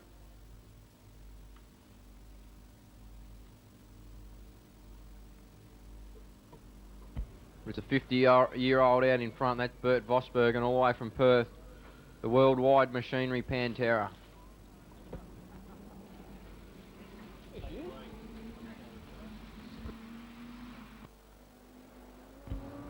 Bert Vosbergen comes around. He's going to take the green, still with 6 laps to go. He stomps on it now. Look at the race back there with Craig Vosbergen going around the outside of Steve Vaughan. The race is on. Craig Vosbergen, here he comes. Western Australia number 8, he's high, wide and handsome. Vaughan gets back underneath him. Greg Smith trying to do the same. But it's still the same out front. Bert Vosbergen, Robbie Burke, In the car lovers, number 5 sitting back in second place. Bert Voxbergen still holding down the lead. Shell Helix Pantera. Look at Steve Vaughan doing a great job in the South Australia 67. Sitting back in third. But look at the race up front. It's Bert Voxbergen and Robert Burke. Burke knows his way around Premier Speedway, a good runner. He's had some great duels with Peter Logue as he drops to the inside. They've got 3 laps to go going into turn 1. Robbie Burke in the car lovers, number 5. He's from the ACT, doing a great job sitting in second. Bert Voxbergen out in front in the Pantera, getting it a little sideways out of turns 3 and 4. Robbie Burke makes a little contact. But have a look at the race up front. Here comes Vaughan. He's going to throw his hat into the ring. If these two slip up, Vaughan's going to be there to take the spot.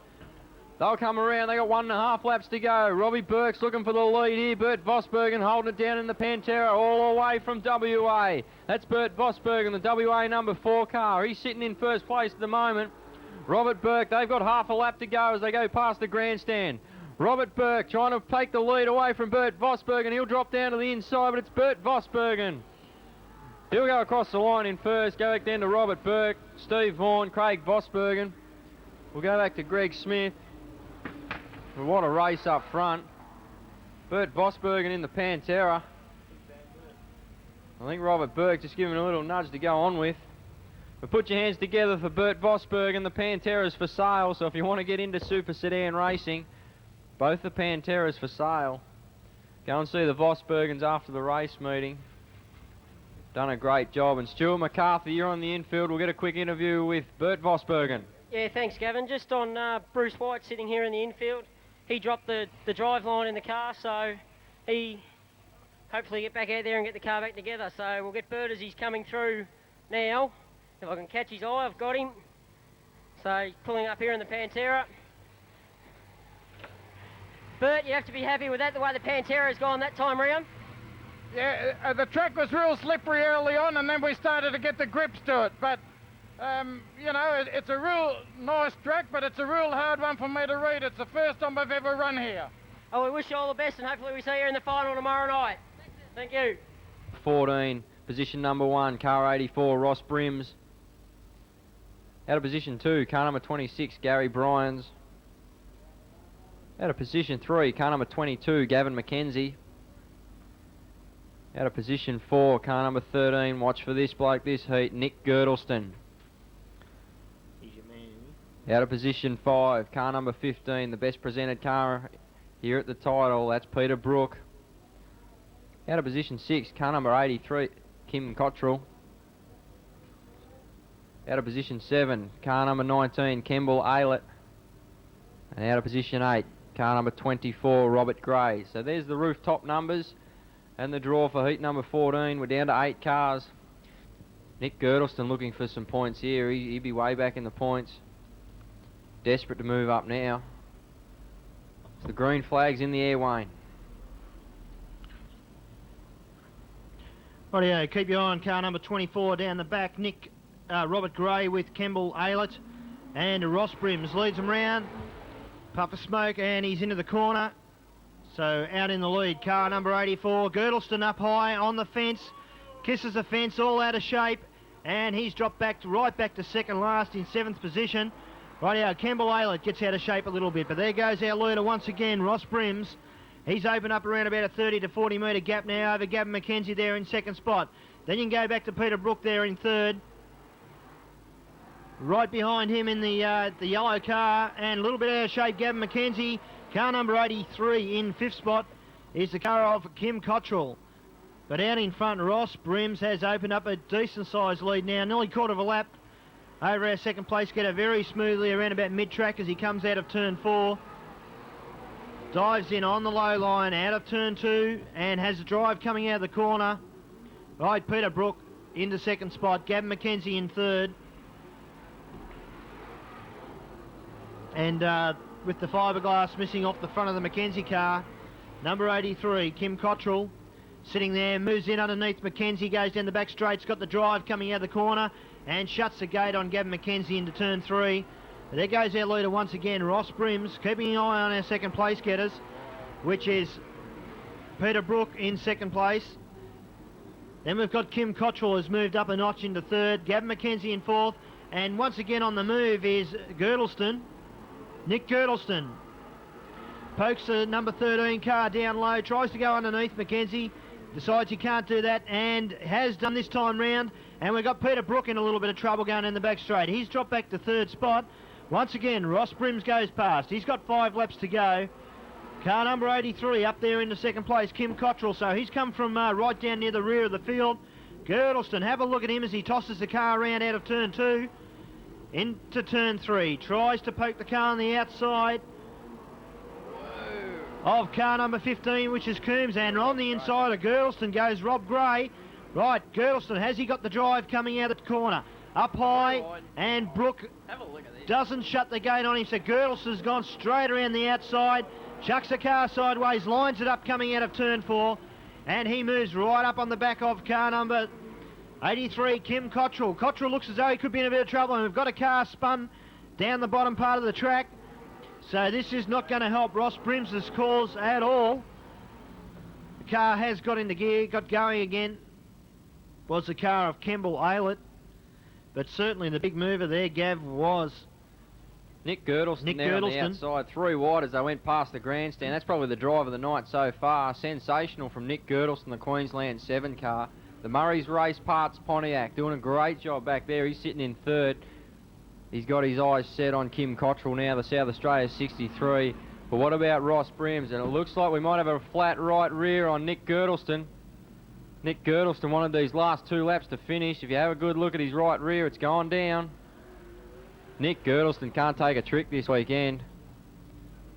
He started in 4th spot, Beamsy. He went back to about 2nd last. He's worked his way back up to 3rd. He's doing it the hard way here this weekend. I'd say he might have bit of luck. It might have happened when he kissed the wall over there in the first lap, so it might be a very slow leak and enough to see him over the final 2 laps. So it certainly would be tragedy for Nick Girdleston to work his way right up into 3rd spot, only to lose it to a flat tyre, as we've seen Danny Amato in the previous heat had the same fate.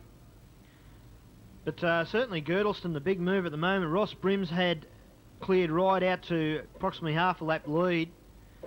We'll wait to see what happens with Girdleston. They come around, green flag, Patrick McKeever holding in the air. 2 laps of journey, so a 2-lap sprint. Bit of smoke coming out of the 2nd place car. Car number 83 of Kim Cottrell. Right, keep your eye on Girdleston. He's in 3rd spot. Number 7 on, we've got big problems with Peter Brook's car. We'll bring on the yellow light. Peter Brook on the highway corner. A lot of smoke coming out of the car.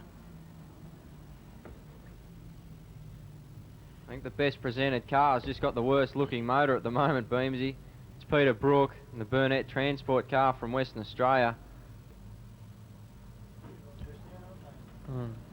Great looking team, the Nick Girdleston team.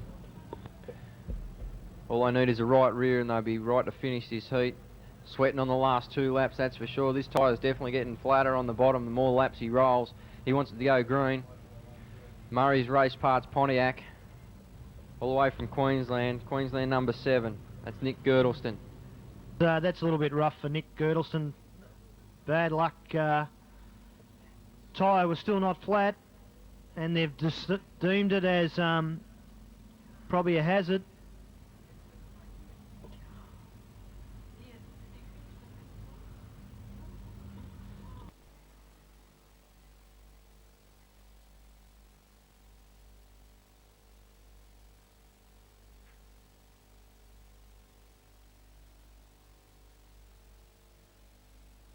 Bad luck for Nick Girdleston. One of my picks for this weekend. He's going to sit this one out in the infield. Bad luck for him. Ross Brims is going to lead him around. Queensland 77. He stands on the loud pedal. Looks like Nick Girdleston's going to run around the rear, Wayne Beams. Well, how's that for a decision? The official said that he could run from the rear, so the guy's lost his 3rd spot. Losing those valuable points. But out in front, Ross Brims.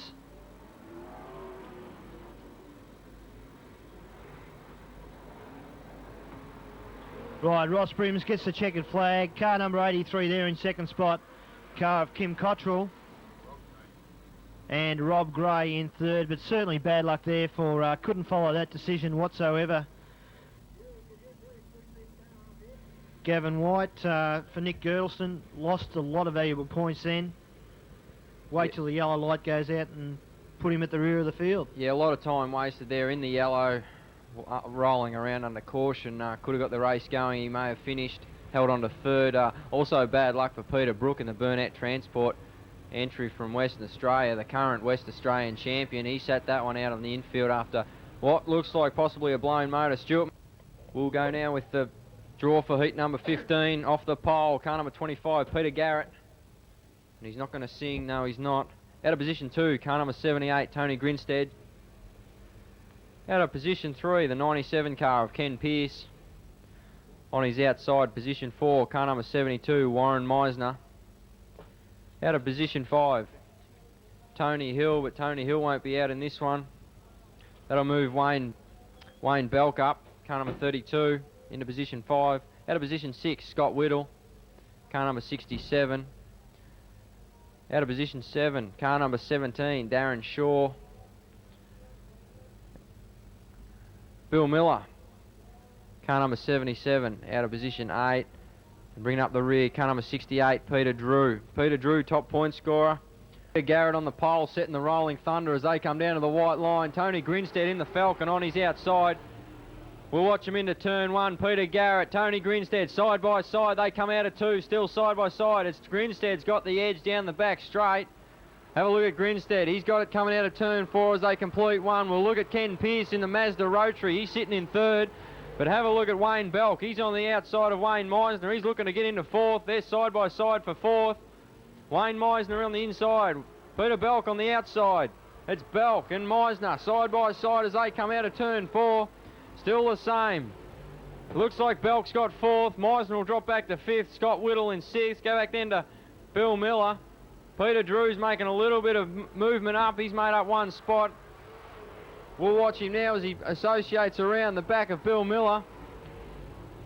Peter Drew trying to make up some spots here to get some valuable points, but it's Tony Grinstead way out in front. The Victoria 78 car, the former national champion in the Falcon. As he comes past the judges box now, he's got 8 laps to go. Sitting back in seconds, Peter Garrett. Doing a great job in the number 5 entry. Ken Pearce holding down 3rd in the Mazda Rotary. Doing a great job in the RX-7. Look then for Peter Belk.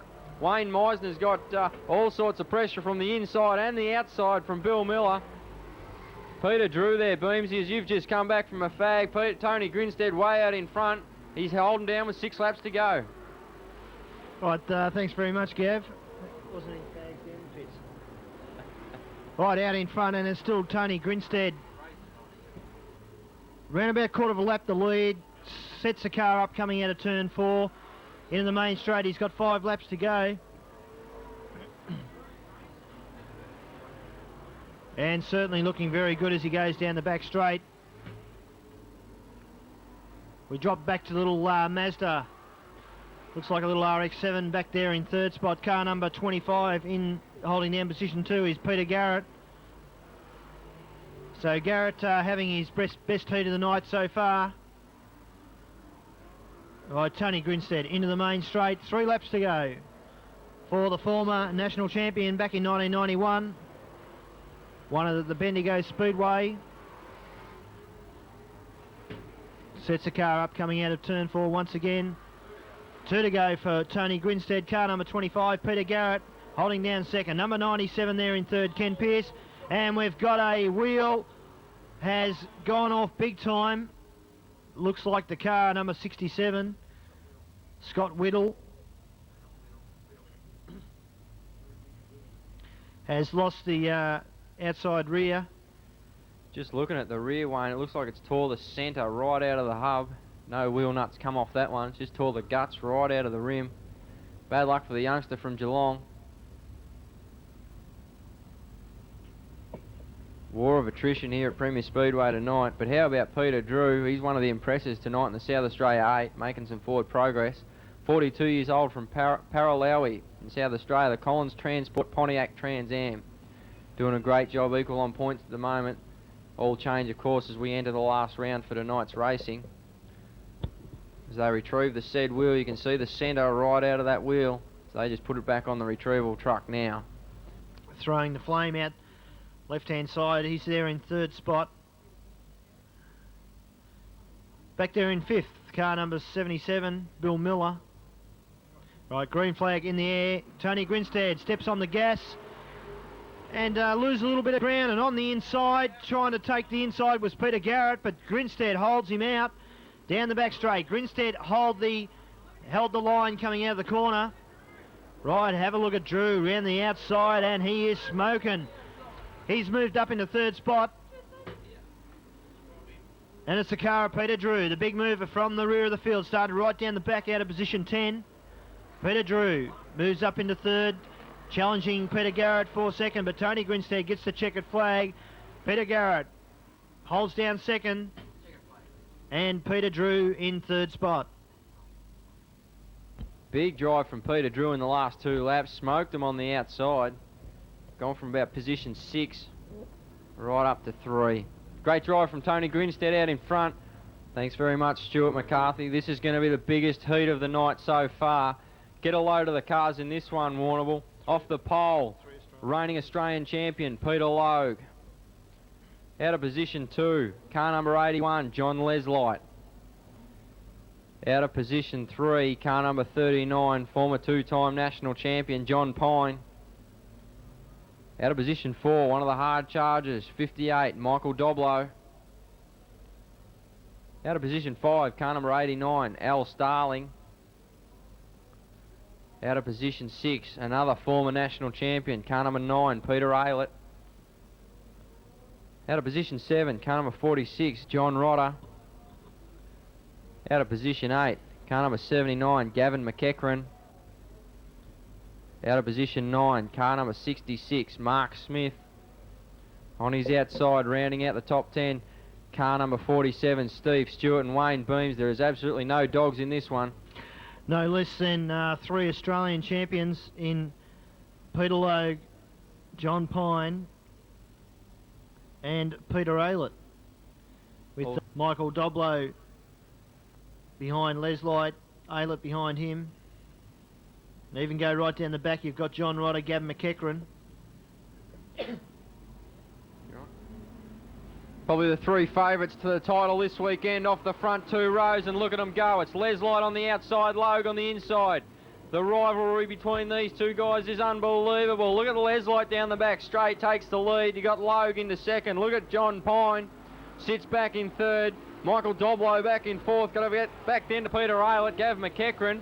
We'll look for the race up front. It's John Leslight, Peter Logue, and look at John Pine. He's sitting there in the Camaro back in third, but look at the races on up front. Peter Logue throwing everything at John Leslight in the American Truck Parts Camaro. It's Camaros 1, 2 and 3. Peter Logue back in the Repco Camaro.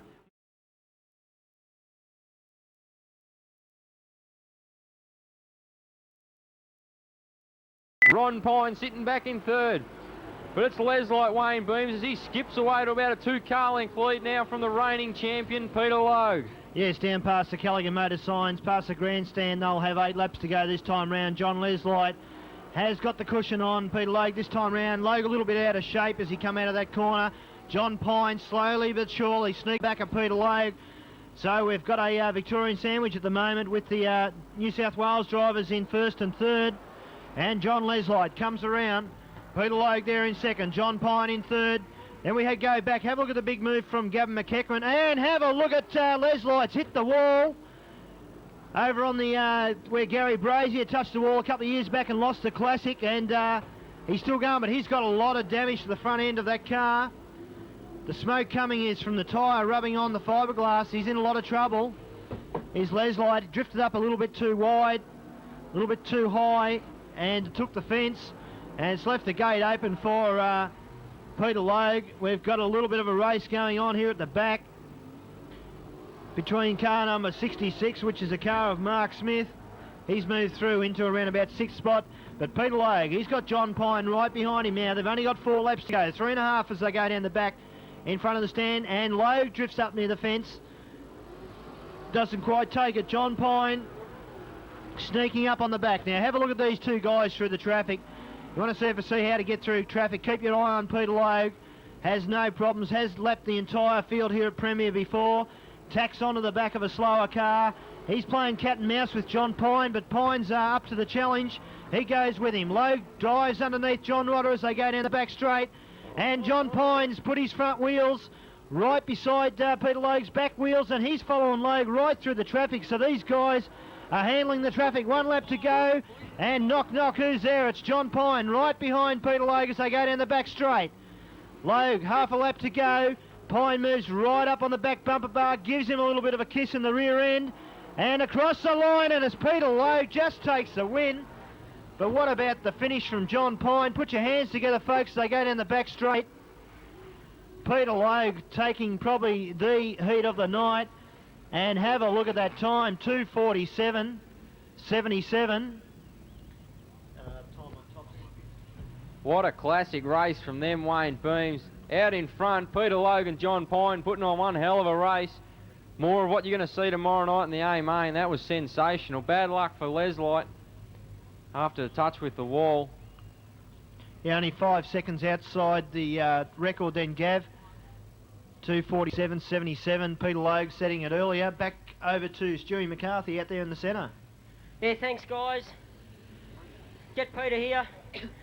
Peter, it's certainly an advantage starting out of position 2. John Leslight went around you at the start of the race. He had the unfortunate mishap of hitting the wall going down the back straight, and you've come away with a win. John Pine was right on your tail there at the end of the race. You'd have to be awfully happily coming home with that 3rd win so far tonight. Yeah, the outside line's definitely the better line to start on, and John was running away a little bit, but I had him in reach just about all the time, and then I realised John was right on my hammer, so I just pulled down a little bit on the low line and just held me line. Well, congratulations. We'll let you go back into the pits and we'll see. Heat 17, we'll go with position 1, number 12, Bill Higgins. Out of position 2, car number 29, Brendan O'Connor. Great to see this bloke back out. Position number 3, car number 7, Ron Pine. Out of position 4, car number 55, Craig Lappin. Out of position 5, car number 49, Larry Nelson. Out of position 21, Alan Baker, one of the top point scorers. Position 7, car number 11, Steve Redcliffe. Car 51, Lindsay Hawkins, out of position 8. Car number 33, Paddy Ward, bringing up position 9. Great to see Ron Pine back out there, ladies and gentlemen. Put your hands together for him. They've changed the flywheel. One of the favourites, Ron Pine, he's got it back out for his last heat. Right, Bill Higgins to lead him around, pushing the outside car up a little bit higher and very slow off the start. Very ordinary start there. Cars come around very slow. The officials are going to let the race go on. Bill Higgins out in the lead, out of turn 4. Sets the car up nicely into the main straight. We've got a build-up of cars around about back to 4th place. 4th, 5th, 6th and 7th. You can throw a blanket over them. And it looks like it's in the number 1 car. Number 3 car, Alan Baker, has moved up into 3rd spot. A little bit confusing with their numbers, their official numbers for the weekend on the roof. Alan Baker going under number 21. Right around the outside of car number 2. Goes up to where John Leslight hit the fence earlier on. Has got the drive coming out of the corner. Ron Pine just in front of him. Pine trying desperately to find a way around Bill Higgins. And he's up on the Danny Smith high line. Around the highway corner, down into the railway corner. Coming out of turn 4 and sets the car up high. And Pine, just a little bit of a shut the gate job on him there. Pine having trouble getting under Bill Higgins. He can't find a way around, can't find a way under, and here comes this bloke's going to clean him up coming in the main straight. And it's Alan Baker in the lead, go down the back. He gets the drive coming out of the corner. Ron Pine just cannot find a way around Bill Higgins.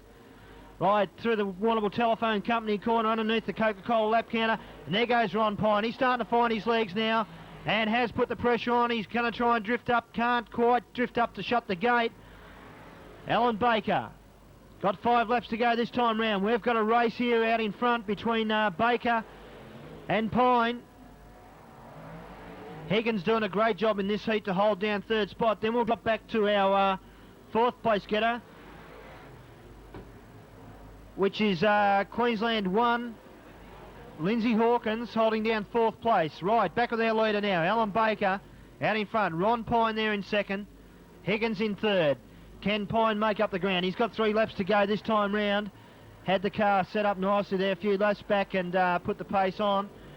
But probably just nursing the car a little bit, so they've got a little bit more time tomorrow to have a look at that motor.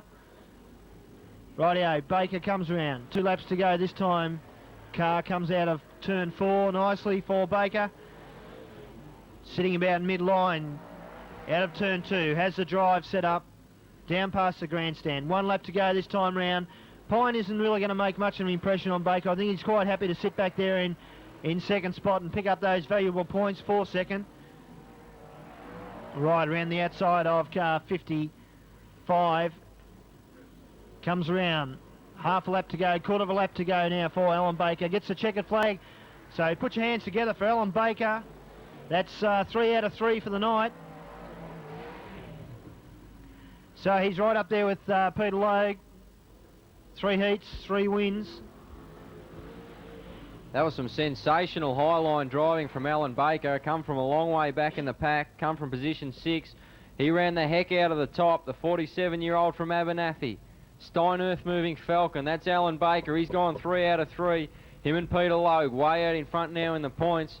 Stuart McCarthy's going to get a quick interview with him. Alan Baker, what a race. Yeah, it certainly was, Gavin. He'd be very pleased with the way the Falcon's running here tonight so far. Alan, you'd have to be very happy the way the car's running out here at Premier Speedway tonight so far. Oh, it's absolutely great. Just hope it keeps going. Right, heat number 18, Wayne, the last heat of the night. Off the pole, Dusty Higgs, car number 82. Out of position 2, car number 73, Dean Parsons.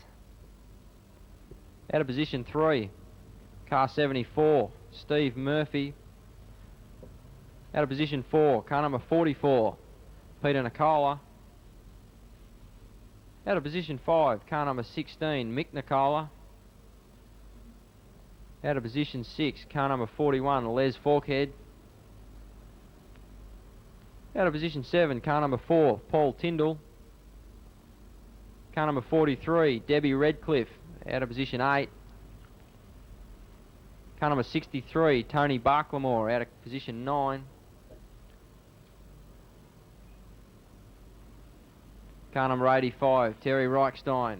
Out of position number 10. That's the top 10 for this heat number 18, the final heat of tonight's racing. Baker with 135 kilometres now at the end of the main straight. Certainly was on the gas, had the nice high line set up. Nevertheless, we've got the final heat of the night, heat 18. Got probably one of the dark horses for the weekend in this field in Mick Nicola. He's sitting there in 4th spot at the moment. Once he gets into the groove around Premier, he can really take it right up to Peter Logue and challenge Peter Logue out front, as we've seen in the pole shuffle at the last Super Stand meeting here at Premier. But out in the lead, it's car number 92. Car number 82 is Gary Higgs. Goes down the back straight. We've got a couple of cars messing around with each other in positions 4 and 5. Right, here comes our leader, Gary Hicks.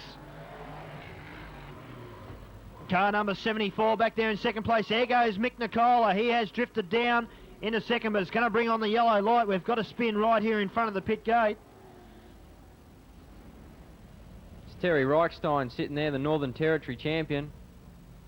Car number 85, Tennant Taxi Trucks entry, all the way from Northern Territory.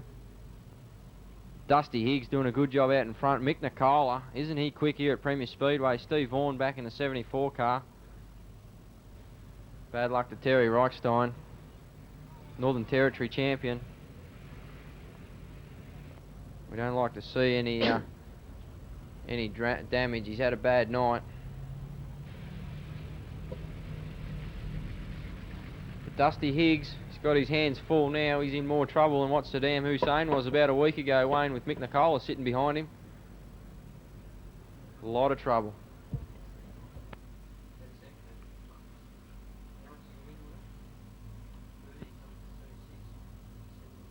Nicola can get around Gary Hicks here. It'll set him up a few more points. Currently at this stage we've got him sitting just outside the top 10.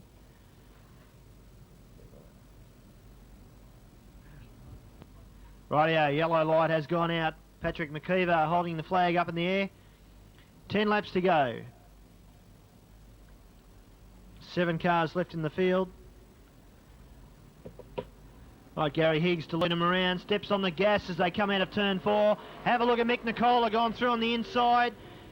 But has Higgs got the drive coming out of the corner? He's up high. He should have the drive going down the back.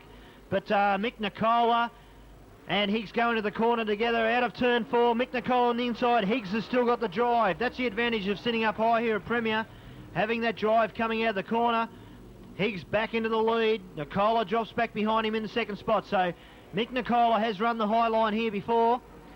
Just have to expect him to drift up and really keep the drive coming out of the corner and keep right up behind Higgs. Rightio, he's going to have another nudge at the inside. He gets past on the inside, he's just got to drift up and shut that gate gun in the back straight.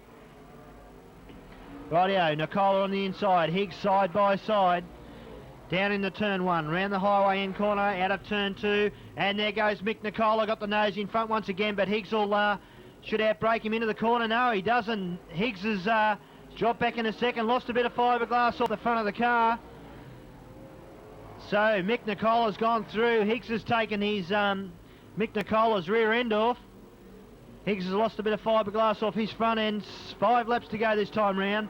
And Mick Nicola starting to set up a pretty good win for himself here, Gavin. Yeah, Mick Nicola, 35-year-old from Traralgon. He's in the Traralgon Car City Camaro, Vic 16. He's out in front. He's coming around with 4 laps to go. Dusty Higgs, all the way from WA, doing a great job back there in second. Have a look at Steve Murphy, in the South Australia 74, doing a good job in third. He's raced well all night. Go back to Paul Tyndall, Dean Parsons, then we're going to go back to Barclaymore.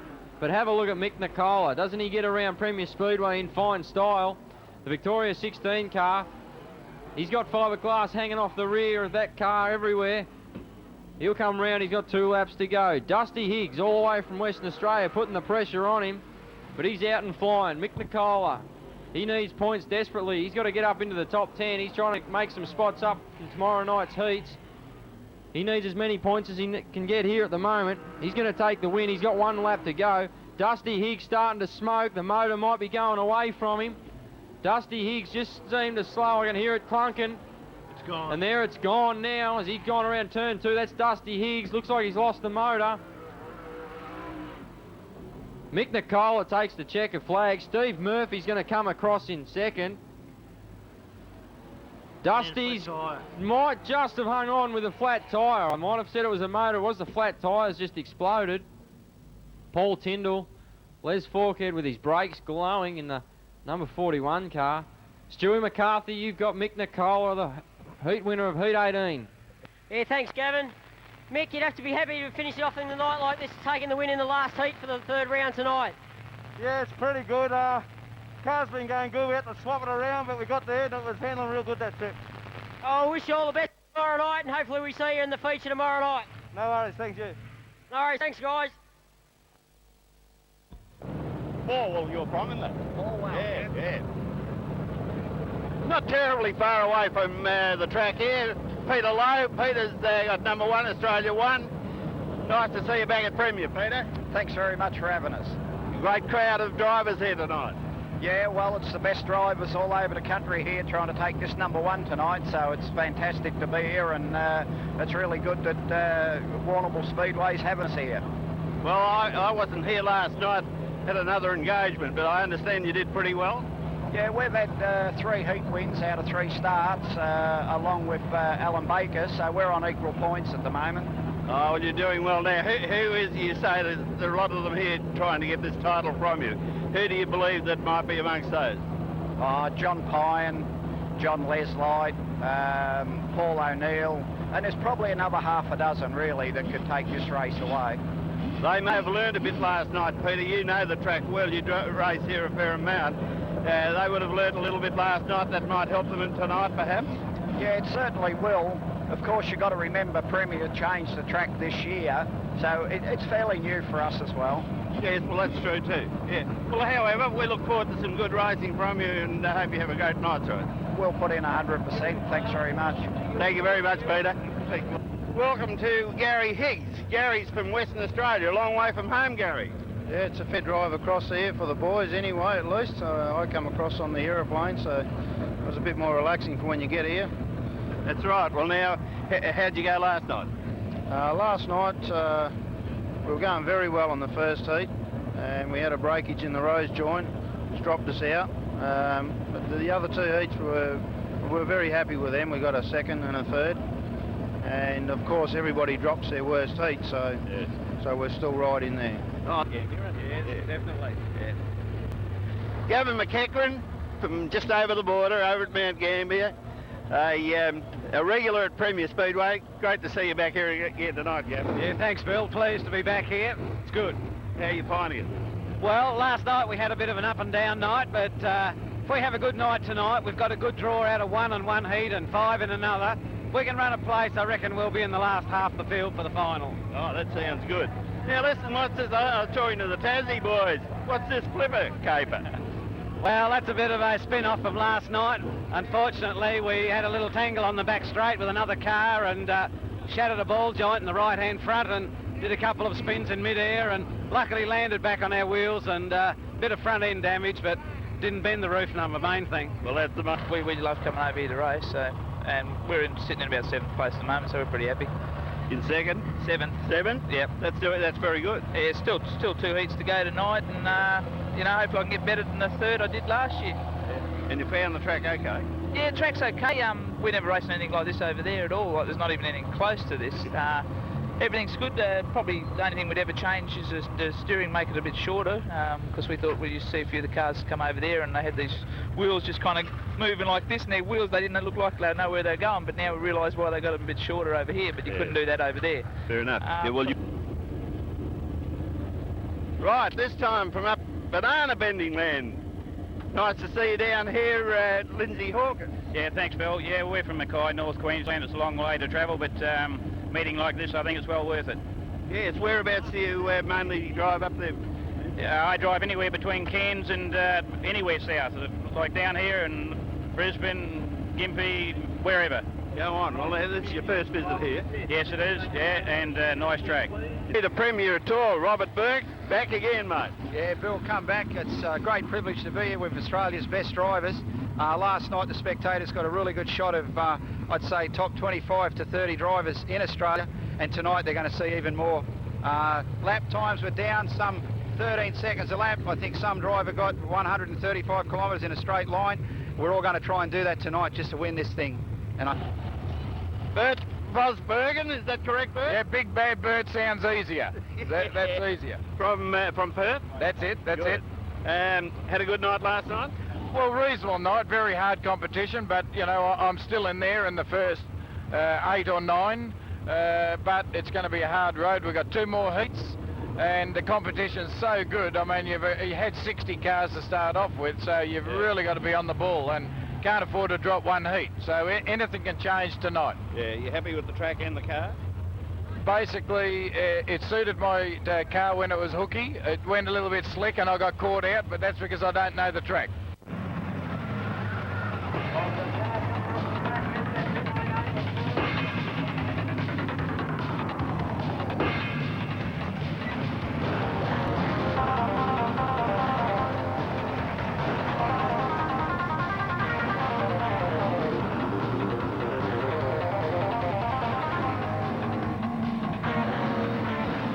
Couple of big movers in this one, Wayne. Michael Doblo's sitting up there. Look for him to move forward and probably win this heat. Rob Gray, the West Australian 24, one of the big movers. Also Dusty Higgs and Kim Cottrell from the back. Yeah, we've got cars a little bit out of shape here. I don't think we're going to get a start here, Gav, but the flag has been dropped. Car number 55 moving up on the inside was Craig Lappin, but as we look for our leader going in the back straight, and it looks like we've got the yellow light, so a little bit unsteady at the start. Car number 55 was slipping up the inside, and 3 wide coming around to the Knoxville white line. We've got the double lines here, in the main straight this weekend for the Super Sedans. And it's worked an absolute treat. Picture perfect night here at Premier Speedway on Sunday night, the final night of the 1998 Australian Super Sedan Championship. Well, we've seen Michael Doblow get a great start then in the 58 car. Don't go by the numbers if you weren't here last night. The numbers on the side of the cars, we're going by the numbers on the roofs of the cars. And except for Gavin White, he's got them all memorised. I'm having a little bit of trouble, but especially in the sun over the back. Rightio, Michael Doblow to lead him around. Stephen Vaughan on the inside. Keep your eye on Doblow on the outside. He'll get the jump and into the corner. So Michael Doblow, first one in the corner. Stephen Vaughan second, but the big mover from position 6 is Robert Gray as they go down the back part of the track. In underneath the Drosty kitchen signs, and Michael Doblow into the main straight, leads the first lap into the highway corner, sets the car up just nicely, very smooth coming out of turn 2, had the car set up perfect as he slides it into turn 3, a little bit of wash there as he went up high, drops back down onto the low line, but Michael Doblow, car number 37 in second is Stephen Vaughan, then we drop back to Robert Gray in third, and car number 63, and Gray has, Stephen Vaughan has made a little bit of a mistake, he's let 2 cars through, one in Gray, car number 24, and a car number 63, which is the car of Tony Barclamore, but out in front, Tony Doblow, he's got this race all to himself at the moment. Got around about 6 or 7 laps to go. We've got a car right in front of us here, car number 29, has brought on the yellow light, Brendan O'Connell. Brendan O'Connor has brought on the yellow light. Michael Doblow, though, Gav White certainly cruising away with that one. He had the checkered flag in his side, still around about 7 or 8 laps out. Front of the 29 car just going into the centre, Brendan O'Connor. Rightio, we've got Michael Doblow, will lead him around and accepts the green flag. He's away, a little bit untidy down the back. Car number 82 making up a few spots there was Gary Higgs. He sneaked through on the inside. He's already jumped up to 4th, so not too sure about the start, but we're going to go with it. We've got the green light. Michael Doblow leads him around for the first time. Robert Gray in second spot. Then we drop back to our third place getter. Car number 82, Gary Higgs, in 4th spot.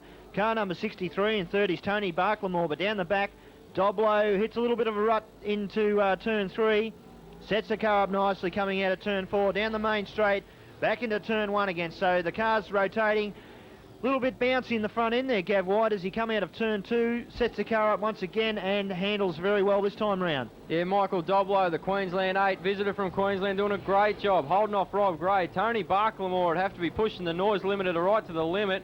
He's in the South Australia 63. We'll go back then to Dusty Higgs from Western Australia. Stevie Vaughan doing a good job back in 5th.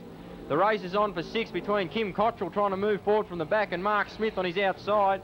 We'll look for the leader as he comes out of turn 2. That's Michael Doblow doing a great job as he goes into turn 3. It looks like he might have about 3 laps to go as he comes past. Robbie Gray can't run him down. It's still about the same distance, but the race is on for 3.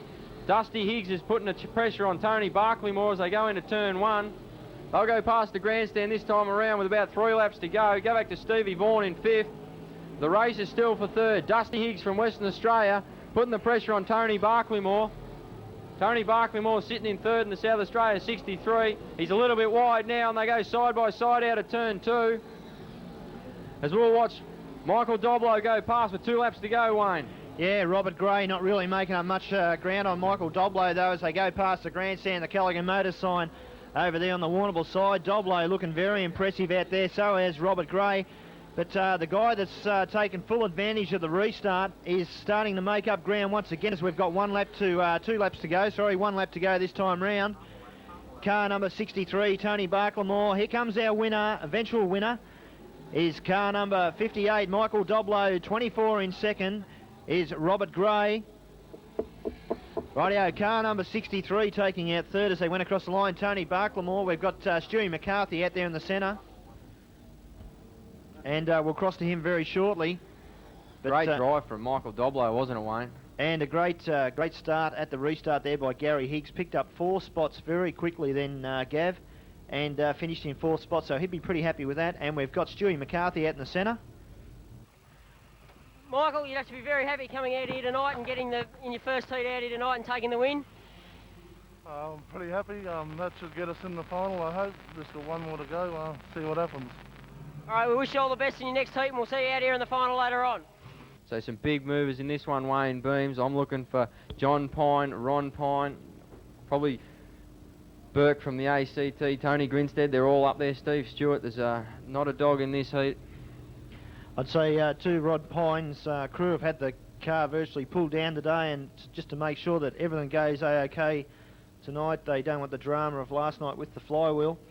So I'm tipping that Ron Pine, as you mentioned, to be one of the big chargers here, and I wouldn't be surprised after last night. He's very keen to get those points on the board, but of course brother John right in front of him, and behind him he's got Robert Burke, Tony Grinstead down there near the back, so very interesting field in this race. As the green flags aloft, they'll come around. It's Paul Tyndall on the inside, Ron Pine on the outside. Watch Ron Pine into turn one as he goes straight into the lead. Look at Tony Grinstead high into the fence. Tony Grinstead, Victoria 78, high on the fence. I don't think he's going to get off it. We'll watch him as they come around. When the yellow's not out, he might get to the infield. And it is John Pine into the lead in the Tetron Engines number 9 Camaro. Go back then to the Auto 1 Camaro number 7 of Ron Pine there. That's his brother. Go back to Victoria 4, Paul Tyndall. Robert Burke behind them in 4th. Looks like Steve Redcliffe's drifted high. That's allowed Steve Stewart just to duck underneath into 5th. Go back to Wayne Belk and Les Forkhead bringing up the rear. But look how high Paul Tyndall is in the Victoria 4, sitting in 3rd. John Pine doing it in style out in front. His brother trying to run him down. That's Ron Pine. Had the drama of the flywheel yesterday. Talking to him before, he was a little bit unsure of how the car was going to run, but it's running all right, sitting in 2nd. Desperately needs points. Ron Pine doing a great job in the points at the moment. He's sitting in 6th. So Wayne Beams, as they go down the back straight, it's John Pine from Ron. Yes, as you mentioned, we've got John Pine out in front as he slips into the Warrnambool Telephone Company corner out of turn 4, sets the car up nicely into the main straight. Brother Ron right behind him. Then we've got Paul Tyndall, who's doing a little bit of bouncing around as he went around turns 3 and 4 earlier. Robert Burke, also a big mover. Certainly bad luck for Tony Grinstead, who's out in the centre. He was looking for those valuable points too. Rightio, starting to come up behind the slower cars now, and John Pine moves in behind car number 41, which is a car of Les Forkhead. Slips in underneath, so great driving there by John Pine and Les Forkhead to move out of the way. Right, we've got Ron Pine coming up behind Forkhead now, but gets the car a little bit sideways, slips it in on the low line into turn 1, coming out of turn 2. Very nicely set up, so the Pine boys have got their car set up pretty well as we've got 4 laps to go this time round. And it's still Paul Tyndall back there in 3rd. Robert Burke really not making much of an impression, but with the lap car coming up, Tyndall goes underneath it, looking for Robert Burke to make his way underneath it, and both the cars safely underneath Les Forkhead there. Rightio, back with the leader. Car number 9 on the side, and we've got car number 39 on the roof. It's John Pine as he goes down the back straight. Ron, brother, not making much of a gap there. 2 laps to go. Rightio, they've got 1 lap to go next time round, so it's still John Pine. Down in the bottom corner, sets the car up nicely, coming out of turn 2, down past the grandstand. Up behind another slower car, 32, Wayne Belk. Slips up a little bit high. John Pine gets in underneath him. 1 lap to go for our leader now, former Australian champion. John Pine, Ron Pine back there in 2nd. We drop back to Robert Burke, who's made his way underneath Paul Tyndall as they come out of turn 3 into turn 4. Here comes our leader and eventual winner, John Pine, number 39 in 1st spot. In 2nd place, redeeming himself after last night. Few flywheel troubles. Ron Pine in 2nd, Robert Burke in 3rd, and Paul Tyndall in 4th. So put your hands together. John Pine, as he comes around the Elmsford side, under the Drosty Kitchen signs, winner of that race in 2:53.07, so just under 6 seconds outside Peter Logue's time from last night. Yeah, great drive there from John Pine, the Tetron Engines Camaro. Grinstead, the big loser there, he was sitting in 4th in points, and you just see him trying to attempt to roll across the track here in front of us. That is so he will not register a DNF. If he rolls across the track just in front of us and goes through the beam, he can register points. All right, Alan Baker, the Stein earth-moving car number 3 on the pole. He leads him around. Al Starling on his outside. Looks good at the start. They'll hit the white line and go green. And it is Alan Baker straight into the lead. He's looking for points. He'll move way out in front if he can win this one. That'll be 4 from 4. Looking for Peter Drew. He's dropped back to 4th. Peter Garrett's trying to go in the outside of him as they go side by side. Peter Drew gets the spot back. He moves up to 3rd. Lindsay Hawkins moving up into 4th. Go back then to Peter Garrett. It's like Gavin McKenzie's getting a battle from Ken Pearce down the back, but we'll go up the front. Alan Baker in the car number 3 doing a great job out in front. The Stein earth-moving car. That's Alan Baker. Go back to Al Starling, New South Wales 88. Look at the South Australian, Peter Drew, sitting in third. He's getting up high, trying to run the hell out of the top, trying to make up some ground on Al Starling.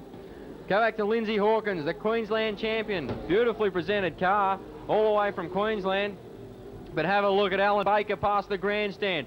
He's opened up a 50-metre gap already. He's doing it in fine style. The Queensland number 3, Alan Baker, one of the favourites for tonight's 40-lap final. That's Alan Baker, Wayne Beams, and he's doing it in fine style. Right, we've got Peter Drew really starting to put the pressure on Al Starling back there in second and third spot. And right up behind Peter Drew is none other than car number 51, Ian Marshall, who we also seen moving fairly quickly last night, but out in front, it's Alan Baker. He's got around about the length of the back straight, not quite on the second place getter. Right, Alan Baker into the main straight in the 21 car. He's got 6 laps to go this time round. Then we go back to Al Starling in second. Car number 68, Peter Drew, back there in third spot, and right behind him is Ian Marshall. We'll go back to fourth place getter now as he goes down the back straight. Trying to pick the number up in the sun. Very hard from up here, but back with our leader, it's still Alan Baker. Car number 25 it is back there in fifth, Peter Garrett. So he was moving up fairly quickly early on the race, but has dropped back considerably as they go around the back part of the track down past the grandstand. Looking for our leader in the sun, and Alan Baker down on the Warrnambool side past the grandstand. He'll have 3 laps to go this time round. Sets the car up nicely coming out of turn 4 into the main straight. Drops down to around about mid-track on turn 1 out of turn 2, down the back straight once again. So he's rotating fairly quickly. Got our second place getter, has got into all sorts of trouble, and he's left the gate open. Al Starling has left the gate open for our third place getter, which is car number 68, Peter Drew. This stage, Lindsay Hawkins not making much of a move on our third place getter. And here comes Al Baker with 1 lap to go, gets the white flag. Moves up behind the car of Ken Pearce, a little 97 Mazda, down the back straight, past the grandstand, up on the hind line, so he'll have a rough idea how far he is in front. Alan Baker goes across the line, takes the checkered flag. In second spot, car number 68, gains second spot around about 2 laps out. Peter Drew in second. We drop back to Al Starling in third, and Lindsay Hawkins in fourth spot. So put your hands together for Alan Baker. That's 4 out of 4 for the weekend. And he's out after this Australian title without a doubt, as he mentioned last night there, Gavin. He was very confident, and he wasn't really worried about anyone else in the field. Yeah, he's very... Alan, I said it last night, you've got that sticker on there, you snooze, you lose. You're certainly not snoozing this weekend. The track, is it the same as what it was last night, or do you like it the way it is tonight? Oh, the guys have done a good job on the track today. It's a little bit more wetter, a bit more tacky than last night, but the sun conditions might dry it out a little bit. Well, we wish you all the best. We'll see you out of here in your next heat, and hopefully you can take that out, and we'll see you right up the front of the pole shuffle tonight. Thanks, guys. Patrick McKeever holds the green flag up in the air. Not far away from a start. We're looking for Mick Nicola, Peter McCullough on the outside of the front row. And gets the jump, so Peter McCullough, but Mick Nicola follows him into the first corner. That sun still belting down on us as they come out of turn 2 down the back straight, and Mick Nicola has moved up in the centre. So we've got the Nicola boys. As earlier we had the Pine boys in first and second. We've got Peter Nicola in the lead and Mick Nicola in second spot. We'll drift back into third spot as the cars go around the highway end corner once again. Car number 17, Darren Shaw, has slipped back to third after starting out of pole position. Rightio, into the main straight. Mick Nicola now starting to put a little bit of pressure on Peter McCullough in the lead. Has a sniff on the inside and boots the car coming out of turn 2. Down the back straight into turn 3, and Peter McCullough just plants the foot, shuts the gate on Mick Nicola. Rightio, we've got cars side by side coming out of turn 4 for third place. Still car number 17 doing a great job to hold out the fast moving car of Ian Marshall. He's right behind him. He's the one that's one of the red-hot favourites for this weekend. A little bit of a collision there, a bit of fiberglass up in the air, but out in front it's still Peter McCullough. Mick Nicola gets his sniff for the inside now and straight through into the lead, so just sat back, waited for his time to come, and a little bit of error by brother Peter. So car 44, Peter Nicola slips back into second. We've got number 16, Mick Nicola has moved into the lead down the back straight. Still got 7 laps to go, 6.5, 6 laps this time round. Ian Marshall, he's moved up into fourth spot, holding down fourth currently On the inside of him, sitting back there in 5th, is car number 33, the car of Paddy Ward. Rightio, so Darren Shaw has got the cars building up behind him. Can he hold on to this vital 3rd spot? A little bit of a shunt up the rear from Ian Marshall then, just to let him know that he's there, so the pressure's right on Darren Shaw as they come into the main straight and exit turn 2 down the back straight. And they've got 4 laps to go this time round. It's Mick Nicola in the lead. Peter Nicola slowly but surely dropping off the pace, but he's safe as a house there in 2nd. And there goes Ian Marshall through into 3rd spot. So he pushes Darren Shaw back to 4th. Shaw has another sniff on the inside, but can't pull off the pace. The drive coming out of the corner of Ian Marshall, setting him up just nicely for turn 3. Rightio, Paddy Ward's moved through into 4th spot now, looking for our leader as he comes into the main straight. 2 laps to go. Mick Nicola in the 16 car from down Gippsland. He's out after that Australian title this weekend, and a very quick mover here, as we have seen in the past. Starting to come up behind the lap cars, but with 1 lap to go, I don't think they're going to worry him greatly. He's got a bit of a buffer, probably around about 100 metres as he comes out of turn 2. Brother Peter just going into turn 1, out of turn 2 now. The length of the back straight comes around, checkered flag about to be held in the air, and put your hands together. Car number 16, Mick Nicola, takes the win. Peter Nicola in 2nd spot. Just waiting for Ian Marshall as he comes across the line now in the 52 car. Number 2 on the side. Paddy Ward in 3rd. Car number 85, Terry Reinstein. And a big puff of smoke coming out of car number 67, Scott Whittle, as he went across the finish line. Rightio, we've got Stewie McCarthy down in the centre with the winner of that heat. Mick Nicola, certainly very impressive, Yep. Stewie. Yeah, thanks, Beamsy. Mick's just pulling up here now.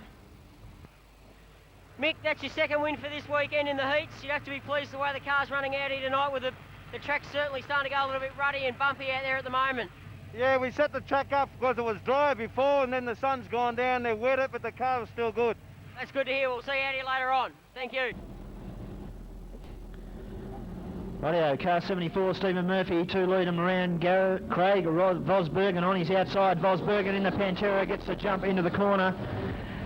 Back over there in the sun. Just that little bit of a corner out of turn 2 where the sun blocks the vision just for a split second, but it's Vosbergen all the way from Western Australia. Little Pantera a little bit out of shape as he comes out of turn number 4, but right on his hammer he's got car number 74, Stephen Murphy, who started on the pole. Here comes John Leslight through the field. He started out of position number 8, already up into 3rd spot. So Leslight, and we've got a big puff of smoke out of George Courteau's car. We've got 2 cars have spun out over the other side, one being Bill Miller, and the other car is the car of Campbell Aylett in the 19 car. Banked up there and bumped into the back of each other, but Craig Vosbergen will lead him in the main straight. We've got the green flag, 10 laps to go.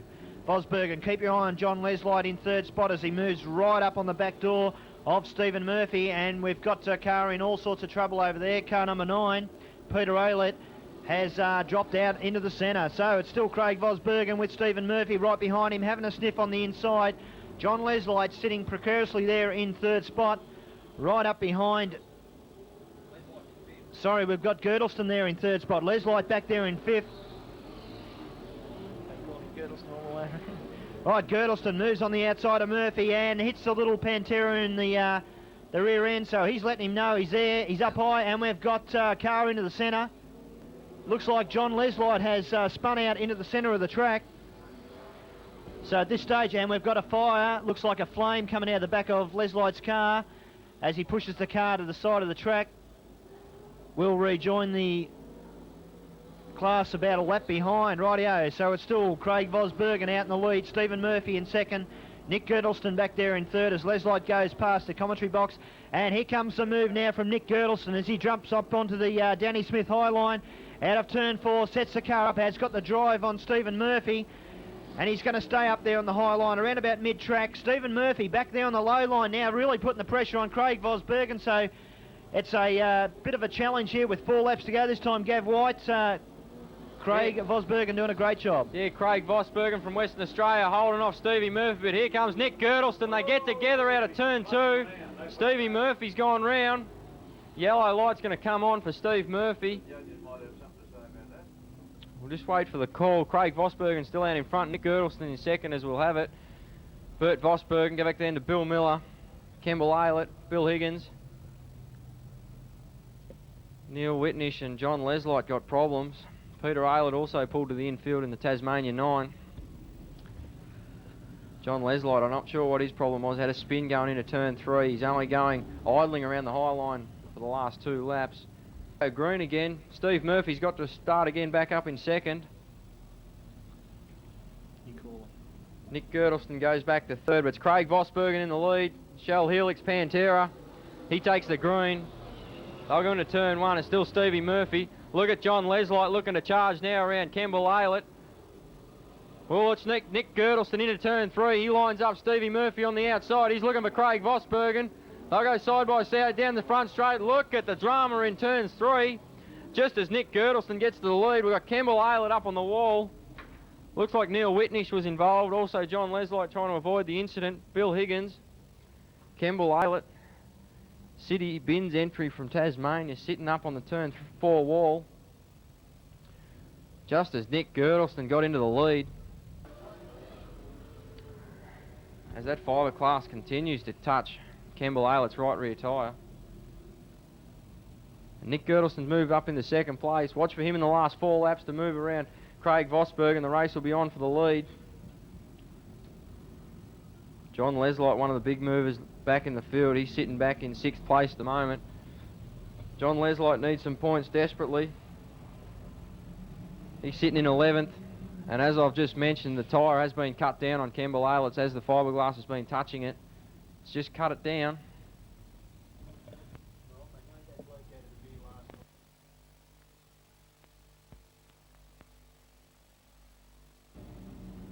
All right, Craig Vosbergen goes past the grandstand. He's got half a lap and they'll get the green. Watch John Leslight back in 6th. Watch Nick Girdleston sitting in 2nd. Very menacing, the Pontiac. Craig Vosbergen leads them around. He's got 4 laps to go. Stevie Murphy doing a great job in the South Australia 74 in 3rd. Here comes John Leslight on the outside of Bill Miller. We'll look back then to Neil Whitnish at the rear, but we'll go up front again. Have a look at Bert Vosbergen back in 4th. He's in the Black Pantera. Nick Girdleston putting all sorts of pressure on Craig as Stevie Murphy drops under Girdleston. Girdleston looking on the bottom now as they'll go into turn 3 down the back straight. Craig Vosbergen still out in front. The drama's back there. Bill Miller's had a touch from Vosbergen as Leslight goes around Bill Miller. Drama at the back as we've got 2 to go. Up front again, it's Nick Girdleston on the inside of Craig Vosbergen. Vosbergen goes into turn 3, still in the lead. It's Girdleston putting all sorts of pressure. Have a look at John Leslight on the outside as they'll go past us one more time. Putting all sorts of pressure on Bert Vosbergen. As Nick Girdleston, he's got half a lap to do it. Craig Vosbergen holds the lead. Girdleston's going to go to the bottom as they'll come to the run for the checkered line. It's Girdleston on the inside. Girdleston's got the win as Vosbergen goes in 2nd and loops it in front of the pit gate. Stevie Murphy's got 3rd, I think. We'll give 4th to about Bert Vosbergen. John Leslight, but put your hands together for Nick Girdleston. All the way from Queensland, takes the win. I'll give 2nd to Craig Vosbergen spinning across the line, Wayne. Very entertaining in the last 4 laps. Certainly, Nick Girdleston set it up like Terry McCall did there in the Classic. In one of his heats, McCall squared up the corner and come in underneath another car and took the win across the line. But Nick Girdleston just getting Craig Vosbergen right on the line. But folks, if you weren't here last night, keep your eye on Australia 1. Down in the back, Peter Logue, definitely the quickest man around Premier for the weekend. That's his record up there, 2:47.77. Logue was clocked at the end of the main straight last night at 133 kilometres an hour. 233? 133. Rightio, green flag is in the air. Gavin McEachran, watch him. He gets the jump on Paul O'Neill on the outside, but O'Neill has got the high line, and McEachran gets that little bit of a buffer going down the back straight. Gavin McEachran in the lead, Paul O'Neill in 2nd. Then we drop back to the car of Danny Amato. Has moved his way up from 4th on the grid up into 3rd position. Looking for Peter Logue, still down the back, having a bit of trouble behind a slower car. Has ducked in underneath and taken John Rodder with him as well. So John Rodder cleans up the fence in front of the grandstand. Right, Gavin McEachran as they come past the finish line. One more time, it's Gavin McEachran, Paul O'Neill behind him. Danny Amato, Bruce White up there in 4th. There goes Peter Logue through in the 5th spot.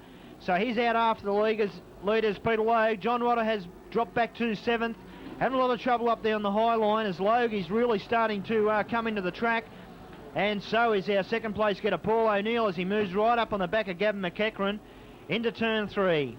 Exits turn 4, sets the car up nicely, bouncing around a little bit as he comes out of the corner. Gavin McEachran in the 79 car.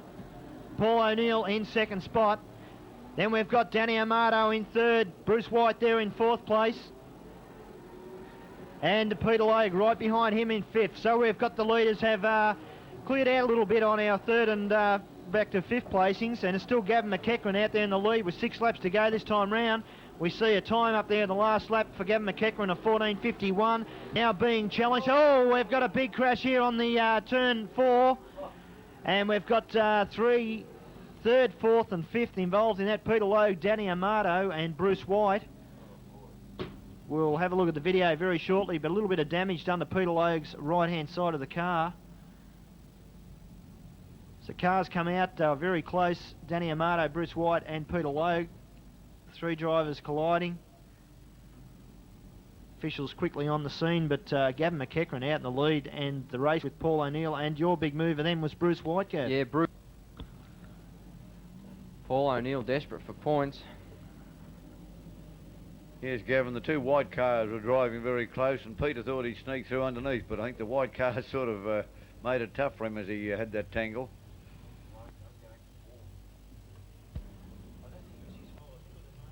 Yeah, it was the 2 white cars.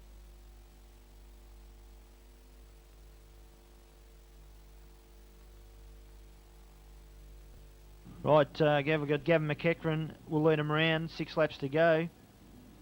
And Paul O'Neill right behind him. Yeah, Paul O'Neill looking for points. He's way back in, as Gavin McEachran takes the green flag. Look at Peter Logue on the outside of Brucey White. Peter Logue just getting a little out of shape out of turn 2. Still holds down his 4th spot as he thunders past Bruce White on the outside into turn 3. He's up to 3rd. Current points leader and reigning Australian champion Peter Logue throwing the Camaro into turn 1. He's looking for Paul O'Neill's 2nd spot. He's got about 4.5 laps to do it in. Look at Gav McEachran hanging tough out in front. He's sitting up about 3/4 track as Paul O'Neill ducks to the bottom. But look at the black Camaro. Peter Logue sitting back in 3rd as they bunch up past the grandstand. Gav McEachran doing a great job trying to hold the charges off behind him as he washes high out of turn 4. Paul O'Neill still sitting in 2nd. 3 to go as they go around turn 2. Puff of smoke now from Peter Logue. Big puff of smoke coming out as he goes down the back straight. We'll look at Gav McEachran. He's doing a great job. South Australia 79 hanging tough. He might have just tagged the wall in front of us. Paul O'Neill ducks to the bottom. The race is on out of turn 2. Paul O'Neill on the bottom. Look at Peter Logue throwing his hat into the ring. Gav McEachran hanging tough. He's got 1 lap to go. He wants to win in heat number 24. Paul O'Neill dropping a 2 car lengths behind him. Peter Logue can't make an impression back in 3rd. Go back to John Rotter, but we'll watch him up front. They got 1/4 of a lap to go. Gav McEachran's thrown it sideways, ducks to the bottom to cut the line off from Paul O'Neill. Gav McEachran takes the win. Paul O'Neill 2nd, Peter Logue home in 3rd. Go back to John Rotter. Probably Gary Bryans, Dean Parsons, Warren Meisner. Go back to Bruce White, but put your hands together. We'll nearly call him a local. Gav McEachran. Paul O'Neill home in 2nd, Peter Logue in 3rd. Wayne Beams, what a race from the top 3. Yes, I'd nearly put that down after last night's race with Logue and Les Light and Pine. You can nearly put that down as the best race of the weekend with Gavin McEachran. He was gone there at one stage, a couple of laps out, and managed to get it back in the line again and took the win. Right, we've got Stewie McCarthy down there with Gavin McEachran. Yeah, thanks, guys.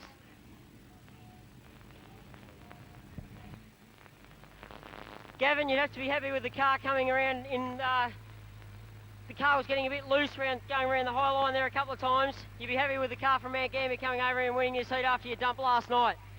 Yeah, it's still got a few problems. We're a little bit strange in the front end at the moment, but I guess we're lucky to be out there, so that's one good thing.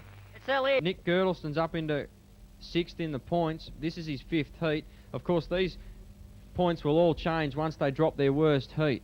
So Wayne, our unofficial top 10 at the moment will change dramatically once they drop their worst heat. Yes, and the car that gets moved, car number 52, Ian Marshall, with number 2 on the side. He's had a pretty good weekend so far.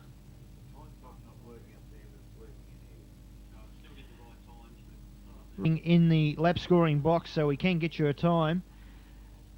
We hope to get the problem rectified very shortly. 12 laps the journey. Watch Nick Girdleston off the pole, Wayne, one of my picks. Nick Girdleston with Ian Marshall on the outside. Gav, I wouldn't count Ian Marshall, that very hard charger. And Girdleston pushing him up, but certainly does get the jump on Ian Marshall. Marshall has got the drive coming out of turn 2, up a little bit high, down the back straight, but Nick Girdleston holds the line. Marshall up high, has got the high line, and looks quite comfortable there at this stage too, as he tries to slip in behind the slipstream of Nick Girdleston, up on the high line once again, and the car handling that line very good as they go down the back straight. But still Girdleston in the lead with Marshall right behind him.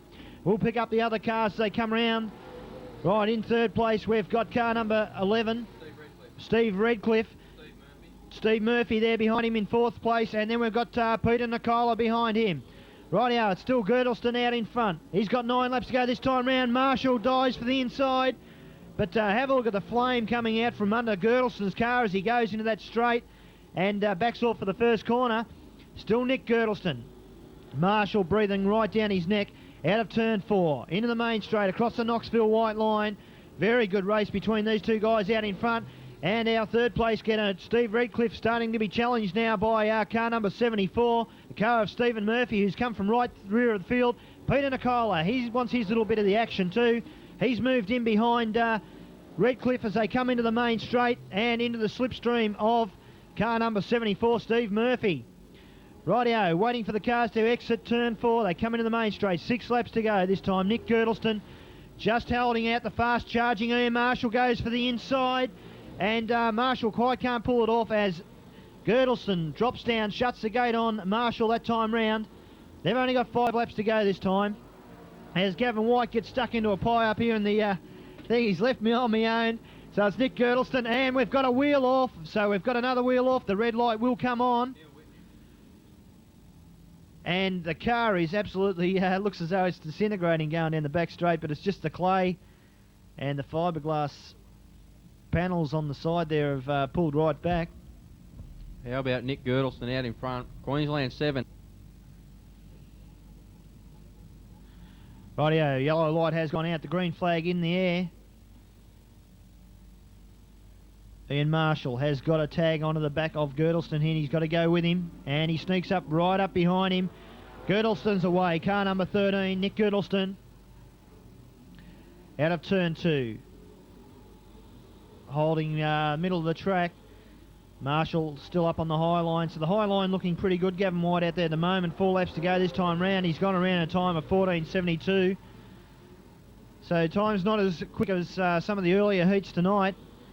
But nevertheless, Nick Girdleston, all he has to do is just keep the car on track. He's assured of the win. But as I mentioned that, Ian Marshall coming right up behind him once again. Got the car a little bit sideways, lost a little bit of ground. Steve Redcliffe back there in second place, being hotly pressed by Steve Murphy. All right, 2 laps to go this time round. Girdleston will be looking at that lap counter each lap. He'll know this time round that he's going to get the white flag. And Marshall around about 20 to 30 metres behind him. Drop back to around about 50, 60 metres to Steve Redcliffe, Steve Murphy and Peter Nicola in the 44 car. Down the back straight, half a lap out. Nick Girdleston's definitely assured of the win here. Just keep the car on track. Steve Murphy. And we've got Murphy has moved through into third place, and we've got a problem with the Redcliffe car. Nick Girdleston takes the win, Ian Marshall in second, Steve Murphy third, Peter Nicola fourth. And bad luck there for Steve Redcliffe. Had third on the last lap. Car has dramatically lost power going in the back straight, Gav, and he's dropped back to last. Yeah, bad luck for Steve Redcliffe. So close, but yet so far. How about putting your hands together for Nick Girdleston? That's 2 out of 2 tonight. The guy is on a roll all the way from Queensland. He'd have to jump up to be one of the top 3 or 4 favourites. Stewie McCarthy, get an interview with Nick Girdleston. Yeah, thanks a lot, Gavin. Certainly been great driving here by the Nick Girdleston Harvey Auto Body Repairs car out here tonight, Nick. That's 2 wins so far for tonight. that'd have to put you up into the A main so far tonight, I'd take it. Yeah, I'm finally starting to get the hang of this place. It was a little bit greasy out there then, but I'm very happy with the result.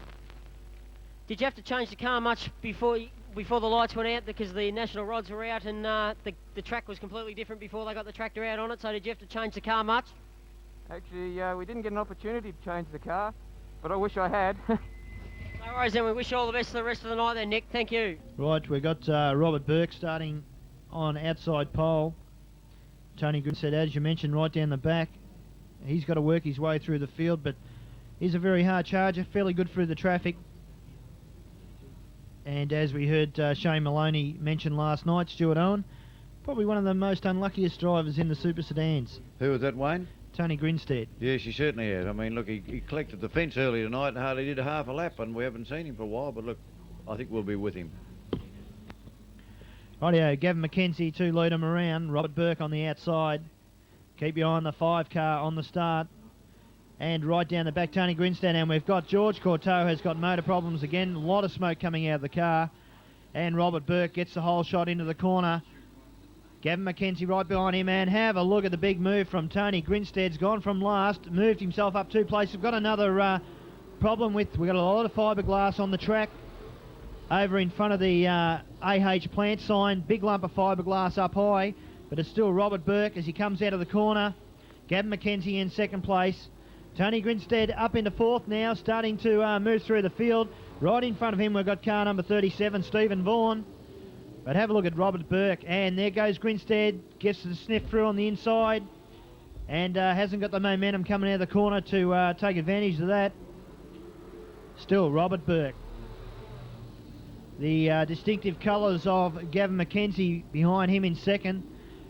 And Grinstead starting to be a little bit pressed by Bert Vosbergen there in the 94 car. We've got 8 laps to go. 15:10 for the time of Robert Burke that lap round, so times are slowly getting a little bit slower. Rightio, there goes Tony Grinstead tacked onto the back of Stephen Vaughan. Up high, a little bit of a collision.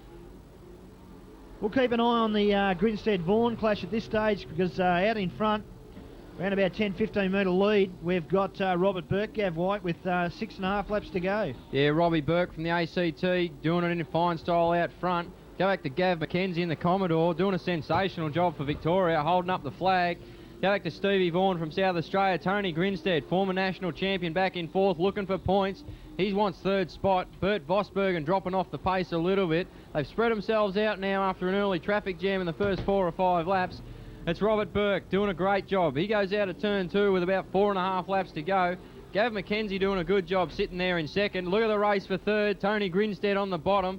South Australia's Stevie Vaughan sitting out on top. They run out of turn 4 now, side by side for 3rd spot. Tony Grinstead looking for points. Go back to Bert Vosbergen, but the race is for 3rd. Tony Grinstead's got the spot as they go down past the grandstand. Stevie Vaughan's dropped back to 4th. We'll move back to Bert Vosbergen back in 5th. Go back to Greg Smith going past the grandstand now. He's in 6th. Back up front, it's still Robert Burke from the ACT. Go back to Gav McKenzie in the Commodore. Tony Grinstead in the Falcon. He's doing a good job. Victoria 78 holding down 3rd. He's got 2 laps to get up into another spot. That's Gav McKenzie's spot sitting there in 2nd. We'll go back to Stevie Vaughan throwing it in high, wide and handsome into turn 1. But have a look at Tony Grinstead. The race is on for 2nd now. Lap to do it in. The white flag being shown to Robert Burke, but have a look at Tony Grinstead. He's sitting on the bottom part of the speedway. Gav McKenzie drops down in front of him now. They'll go down that back straight. Half a lap to do it. Here comes Tony Grinstead on the inside. The race is on. They'll come around out of turn 4 for the checkered flag. Robbie Burke takes the win. Gav McKenzie hangs on for 2nd. Tony Grinstead in for 3rd. Go back to Stevie Vaughan, Bert Vosbergen, and Craig Smith come across the line now. Put your hands together for Robert Burke all the way from the ACT. He'll take the win, heat number 26. Gav McKenzie from Victoria home in 2nd. Tony Grinstead home in 3rd. Great duel for 2nd there, Wayne Beams, in the last 2 laps. Yeah, Gavin, Tony Grinstead coming from the rear of the field in the 78 car. And he's picked up those valuable points. Would have loved to have got 2nd, but wasn't through lack of trying. Gavin McKenzie certainly put up a good effort to come through in 7. 2:59.49 was the time. So we're still 12 seconds outside that record last night. I can't see it going on the track tonight But another great hit right over to Stewie McCarthy in the centre. Yeah, thanks, Beamsy. Robert, you've raced down here 3-4 times this season so far at Premier Speedway. You come home, you're in second place behind Peter Logue there, one of the rounds down here. You've come out in the last heat for the Australian Super Sedan title tonight. You have to be pretty happy at the moment. Yeah, it's a great night. Warrnambool seems to be my home track, and everybody that's here tonight's having a really good time. The spectators, the crowd, everybody's going to love the feature. I'm in there, and I wish everybody in the feature that they'll finish in a really good spot, and I hope I do too. Sort of funny how to follow the rules Super Sedans, but right down the back we've got Peter Logue, John Leslight and Robert Gray is right in the middle of the field, so we've got one hell of a race lined up with Leslight and Logue down the back. Let's see if they can make their way through the field. We've got a little bit of humpo-bumpo in the main straight here, and we've got Robert Gray has gone up wide, and great controlling there by Robert Gray as he goes down the back straight. But have a look at Peter Logue carving his way through the field, and Peter Logue has worked his way up into fourth spot as he goes past the car Robert Gray. High and wide on the corner, he will have the drive coming out the corner, sitting up nice and high, and moves his way into third place. But out in front, we've still got the car of Lindsay Hawkins doing a great job. In second place, car number 66, which is Mark Smith. Have a look for Peter Logue on the inside of the 33 car of Paddy Ward down the back straight, but Ward manages to hold out Logue. Right on the outside, we've got the car of Gray, and Ward bouncing around there and drifts up high and loses his third place. So Peter Logue has drifted into third, but out in front, still Lindsay Hawkins down the back straight. Logue putting the pressure on the 24 car now of Robert Gray.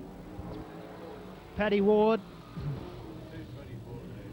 Right, Paddy Ward, a little bit confusing with the numbers on top, hard to read as they go down the back straight, but Logue going through on the inside. Paddy Ward in second, Peter Logue third, Robert Gray back there in fourth, and we've got John Leslight trying to follow Logue through the field with 6.5 laps to go. Gavin White, can Peter Logue get up? And we've got a bit of a problem. Leslight has slipped through on the outside of Peter Logue into third. Drama there out of turn 3. They'll have 6 laps to go. It's the Queensland champion Lindsay Hawkins as John Leslight's high and wide around Peter Logue. Peter Logue moves back to fourth. Rob Gray, the West Australians, benefit from this. He's up into second. Go back to John Leslight. We've had Darren Shaw spinning on the infield. Brett Swanson doing the high and handsome sprint across the infield. Holy smoke.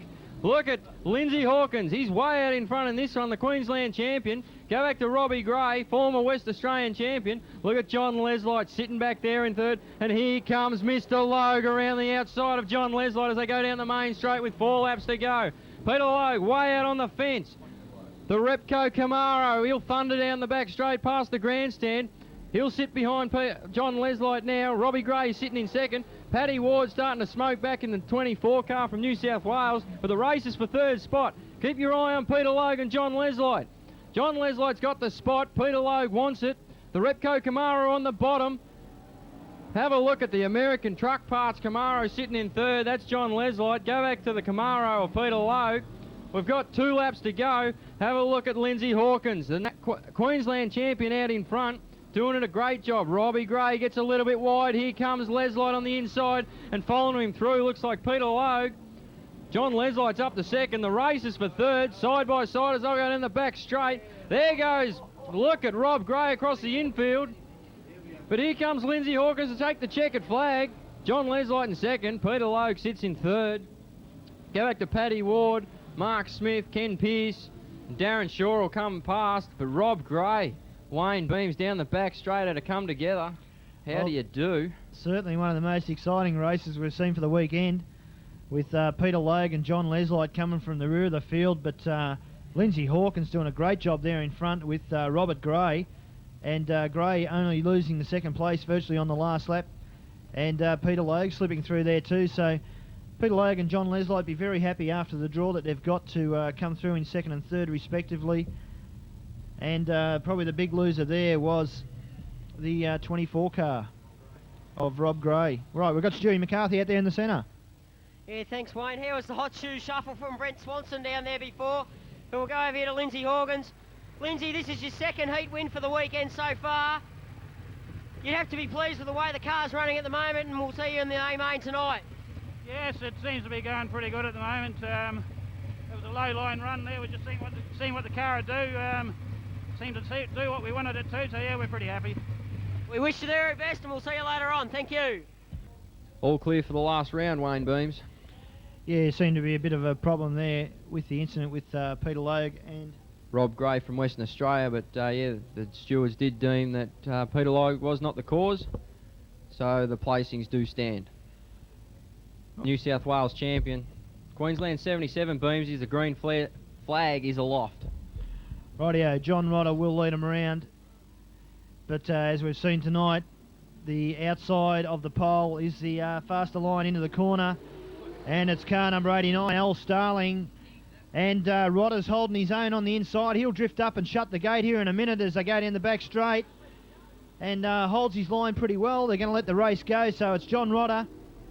Comes around to complete the first lap. Al Starling in second place. Drop back to number 32. Wayne Belk there in third. And starting to carve his way through the field is Gavin McEachran as they go down the back. McEachran up high. Just can't find that line around. But underneath McEachran will pick up the numbers as they come around. And we've got Ross Brims up high, wide and handsome on the fence. We haven't seen much from Alan Baker yet, but he'll start to get in the groove as the cars start to sort themselves out and pick them off as they go down the back straight. Rightio, we've got a few cars out of shape as they go past the stand. But there goes our leader once again, John Rodder, and he's starting to clear right out on this field. Al Starling in all sorts of trouble. Out of turn 2, got the car a little bit sideways. And he's going to slip right back to the end of the field. So we've got a big puff of smoke just come out of the 67 car, the car of Scott Whittle, but we've seen the smoke come out of that car a fair bit so far this weekend. And there goes Ross Brims. He's moved up into 4th place. He's challenging Gavin McEachran on the inside. McEachran down on the low line. Scott Whittle in the middle of the track. And Brims right up on the pole. Right, Alan Baker has moved up 1 place, but only through that mishap with Al Starling as they went down the back. Right, here comes our leader, John Rodder. He's got 6 laps to go this time, Gavin, 14.70, so that's the quickest lap that we've seen for a little while now. Yeah, John Rodder's caning him out in front. He's a quarter of a lap in front. Traffic jam back there with Scott Whittle, half a loop in front of the field. He gets turned around by Gav McEachran. The race now for second. McEachran, Ross Brims on the outside. Brims has been sitting on the fence the whole heat. Have a look how high he is. He's high as a kite. Look at Gav McEachran. South Australia 79 putting the pressure on for second. Go back to Dusty Higgs in third. Brims drops to the bottom coming out of turns 3 and 4. Gav McEachran's going to go around the outside up the main straight. The race is into position 2. Gav McEachran on the outside now. Ross Brims on the bottom. The change of positions. They got 3 laps to go. John Rodder's just gone past. We'll go back to second. This is where the race is. Ross Brims on the bottom, the New South Wales champion. Go back to Gav McEachran. The Trident Tyres Camaro. He's sitting back in third at the moment. Ross Brims has got the spot. We'll go back to Dusty Higgs. Then you got Alan Baker's moving up. Wayne Belk's back there in about 7th spot. Go back to Al Starling, but up front, Wayne Beams, it's John Rodder doing a sensational job. He'll have a lap to go this time round. He'll see the white flag, have a quick look at the Coca-Cola lap counter, and realise the white flag's out for John Rodder. Certainly has cleared right out with this event, but back there in second is the car of Ross Brims in the 84 car. Then we go back to Gavin McEachran, looking for Alan Baker. He's back there in 5th spot. He's running out of time if he's to pick up another place, and I can't see him doing it from here, but John Rodder takes the checkered flag. Ross Brims there in second place. Gavin McEachran doing a great job with the damage on the front of the car to take out third. Go back to car number 82 there in 4th place, which was the car of Gary Higgs, and Alan Baker finishing in 5th. So we'll catch up with Stewie McCarthy very shortly with no doubt a very happy John Rodder, his best heat of the weekend. Has been a consistently good runner here at Premier Speedway, so it's over to Stewie McCarthy out there in the centre. Thanks, Wayne Beams. Got John's attention here, so we're laughing. It's his first time to win a heat out here this weekend. John, you've been coming down to Premier Speedway for a lot of years now. You have to be very happy with coming down here and taking out a heat win in the Super Sedan title. Yes, it's a big thrill for me to win this heat. I've struggled all weekend, and I do tend to struggle a bit at this track, so I'm thrilled. Well, we wish you all the best, and hopefully we see you go well in the final. Thanks, John. Point her out. We'll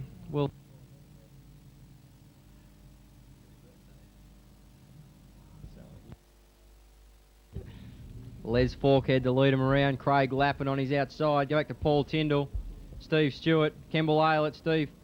Bill Miller on the outside in 77. They get a little bit wobbly coming out of 4. They'll take the green. It looks like Craig Lappin's going to jump into the front, one of the best presented cars.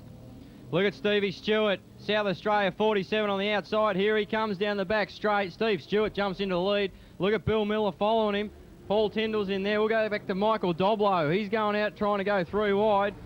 But have a look at Bill Miller in the pink. Blair Athol Parts Camaro. He's all the way from South Australia trying to get around Paul Tyndall, who's sitting in second. Here comes Michael Doblo. He's up into fourth, past the grandstand. They'll come out of turn 4 at Stevie Stewart. Go back to Paul Tyndall. And it's Bill Miller. Look back for Michael Doblo. He's charged from the back. Have a look at Craig Lappin. Got pressure from Gary Bryans. Kemble Aylett's trying to get through. Back to Les Forkhead, and Dean Parsons bringing up the rear. We'll go back to second place for the race is. It's Paul Tyndall in the spot at the moment. Looking for Bill Miller's trying to go around the outside as they'll come out of position 2. Corner 2, sorry. Michael Doblo back in 4th still. The race is for second. Michael Doblo is going to try and get both of them on the inside, but still Steve Stewart. He's got 8 laps to go. Paul Tyndall sitting in 2nd. Bill Miller in 3rd. Michael Doblo still putting pressure on them. Gary Bryans and Kemble Aylett's just moving under into 5th. Craig Lappin's just pulled to the infield in the Vic 55 car. But have a look at the race up front. The 4 are out in front and running, Wayne Booms. Yes, as we pick them up as they go down the back straight, the 47 car. Steve Stewart doing a great job out there in front. Looking for Doblo, still sitting there in 4th spot. But here comes our leader once again, Steve Stewart. Car number 4, right behind him in 2nd place is Paul Tyndall. Looking for Doblo on the outside. Will he have the drive coming out of the corner? And has, sitting up high. Had the drive, exited turn 2 very nicely there. Car bounces around a little bit between 3 and 4. Rightio, Bill Miller will no doubt, as they go down the back straight, drop back to 4th spot with Doblo on the move. He's got 4.5 laps to do it in. Still our leader, Steve Stewart out in front. Being pressed all the way by Paul Tyndall, and now Doblo has moved into it. Michael Doblo, right, tries to go underneath Tyndall, cannot do so as they go down the back straight. Still Tyndall in 2nd, Doblo 3rd, Miller in 4th. We can drop back around about quarter of a lap to our next contestant from Tasmania, Kemble Aylett. Rightio, pressure being applied now. We've got a little bit of a sandwich there halfway between 1 and 2. Down the back, it's still Stewart. Gives 2nd at this stage to Tyndall in 2nd, Doblo in 3rd, Miller in 4th. Not much between the first 4 cars as they go around with a lap and a half to go. And Stewart at this stage will hold out to the finish, but the battle remains in 2nd place between Doblo and Tyndall. Tyndall in the 4 car doing a great job to hold out Doblo. Rightio, half a lap to go. Exit turn 2, Doblo up very high. Tyndall drops up onto the high line too. Doblo, one last chance, will not do it. So Steve Stewart will take the win. Tyndall in 2nd, Doblo 3rd, Bill Miller in 4th. Then we've got Kemble Aylett there in 5th. And coming through, car number 73, which is the car of Dean Parsons. Looks like Gary Bryans there dropped a front left steering arm. Congratulations. Must go to Steve Stewart all the way from South Australia. I've just got a quick message for the guys driving the utes for tonight's presentation of the 18 top point scorers. Could you just move now to the pits, go to the back corner of the pits and prepare for that? That's the guys driving the utes for tonight's presentations. We'll go down now to Stuart McCarthy. Yeah, thanks, Gavin. Stephen Stewart will have to be very happy here, taking out his final heat for the Australian Super Sedan title. Steve, you'd have to be very happy with that. You had Tyndall, Michael Doblo and Bill Miller on your tail. Did you know they were there right on your hammer for all the way through that race? No, I didn't know, but we weren't going quick enough for them not to be there. Well, you'd have to be pleased taking out your last heat of the Australian title this weekend. Yeah, that's good. We've had a terrible start, and at least the finish wasn't real bad. Thanks. No worries, we wish you all the best. Thank you. One of the biggest heats we've had all night, Wayne, and with 11 cars, and aren't there some big hitters in this, the final heat, before we go to the pole shuffle for the 1998 Australian Super Sedan Championship. Well, obviously Ron Pine last night knew that he would have been starting on pole in this one. It's kept him going. The crews worked pretty hard on the car last night, got it out for their final heat, and he'd be pretty stoked about starting out of position 1 with Mick Nicola. Don't count him out. One of the quicker runners all weekend on his outside. It'll be a good drag race into the first corner. I'll tip that Nicola will get the jump on him. But no, Ron Pine, and there goes Mick Nicola. Gets the jump on Pine into the corner. A lot of smoke coming out from under the bonnet of Mick Nicola's car down the back straight. And Mick Nicola's got the drive into turn 3 and really pumping it on the gas as he comes out of turn 4. He's got the pedal to the metal and the power to the ground.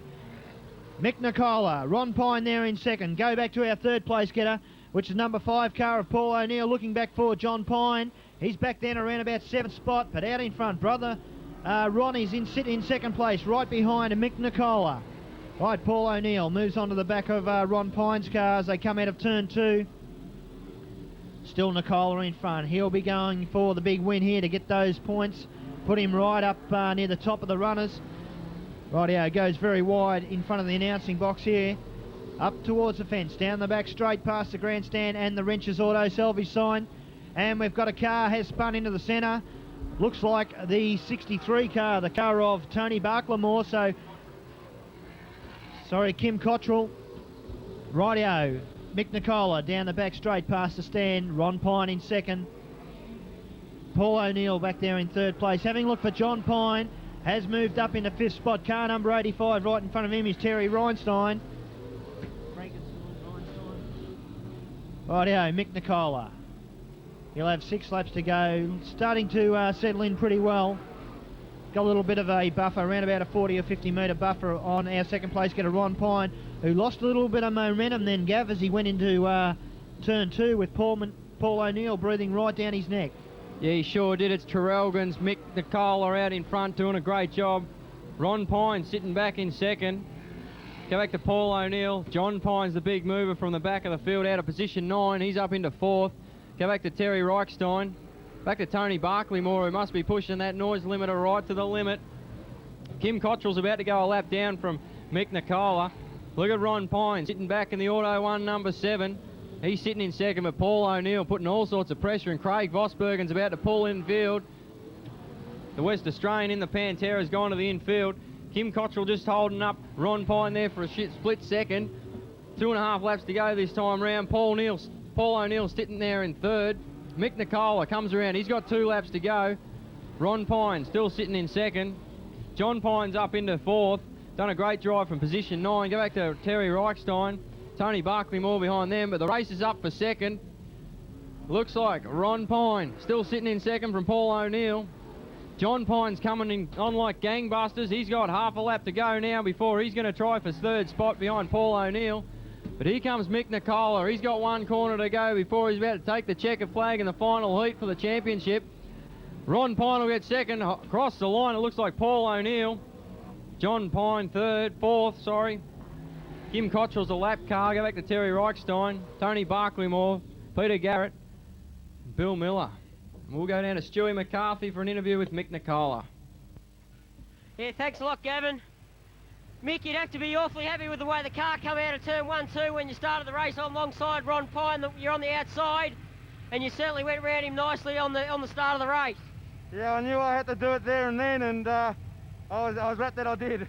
Well, we wish you all the best in the final tonight later on. Thank you. Out of position 15, Queensland 81, John Leslie. In 14, South Australia 79, Gavin McEachran.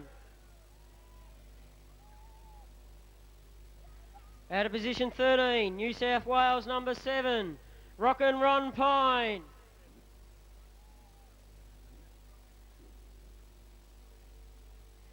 Out of position 12, Queensland 51, Lindsay Hawkins.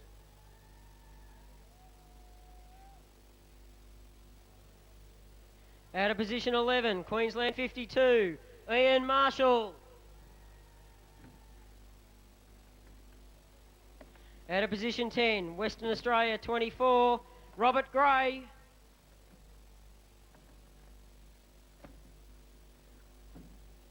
Just while we've got Robert Gray's crew here, the VSC have come through and worked on the best pit crew award for the weekend, and Trevor Greenwood, the head technical man of the VSC, has looked at it and all his crew, and Dennis Cottrell, the president of the VSC, will present the award and announce it.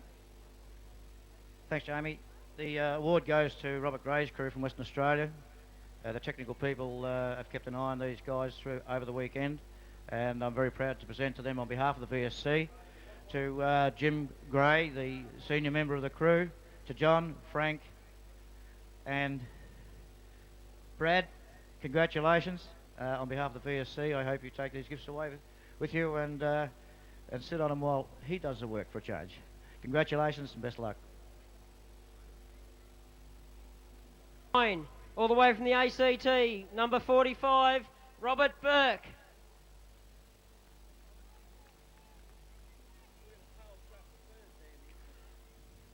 Now out of position 8. Victoria, 78, Tony Grinstead.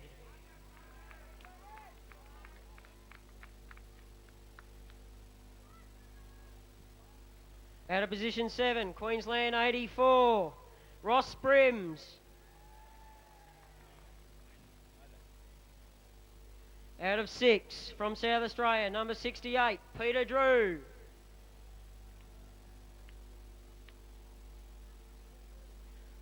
Out of position 5, New South Wales, 39, John Pine.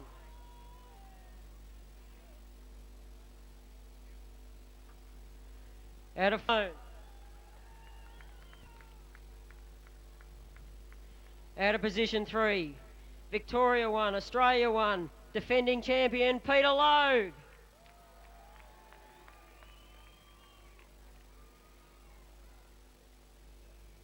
Peter, we might just grab you here because you're defending the title here this weekend. You're starting out of 3 in the pole shuffle. Hopefully you can move forward up into the front row. Who knows? Well, if you get there, where would you rather start? Off the top, out of 2 or off 1? I'll take whatever comes. We wish you all the best and hopefully you come home with number 1 on the car again. Thank you. Out of position 2 in the pole shuffle, Victorian 16, Mick Nicola.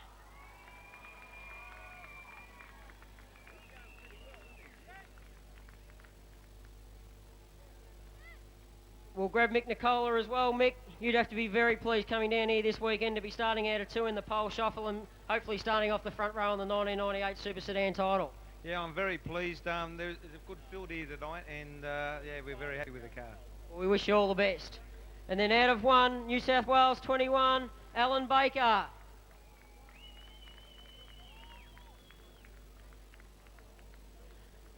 Alan, you'd have to be very pleased with starting out of position 1 in the pole shuffle so far. You'll be off the front row for the title this weekend. You'd have to be very pleased with the way the car's run. The crew's had the car set up beautifully for you, and you just keep it out of trouble and got through and started off the pole. You said it all. Yeah, the crew have done a great job this weekend, and I'd like to thank everybody for coming out in such adverse conditions, or I suppose you people are used to it out here this way. Oh, we don't mind the cold weather down here, but we wish you all the best, and hopefully we see you up on the podium with number 1 on your car as well. Me too. No worries, thank you. We pass up to you guys back up in the central commentary position. Bert Vosbergen on the outside. Green flag in the air.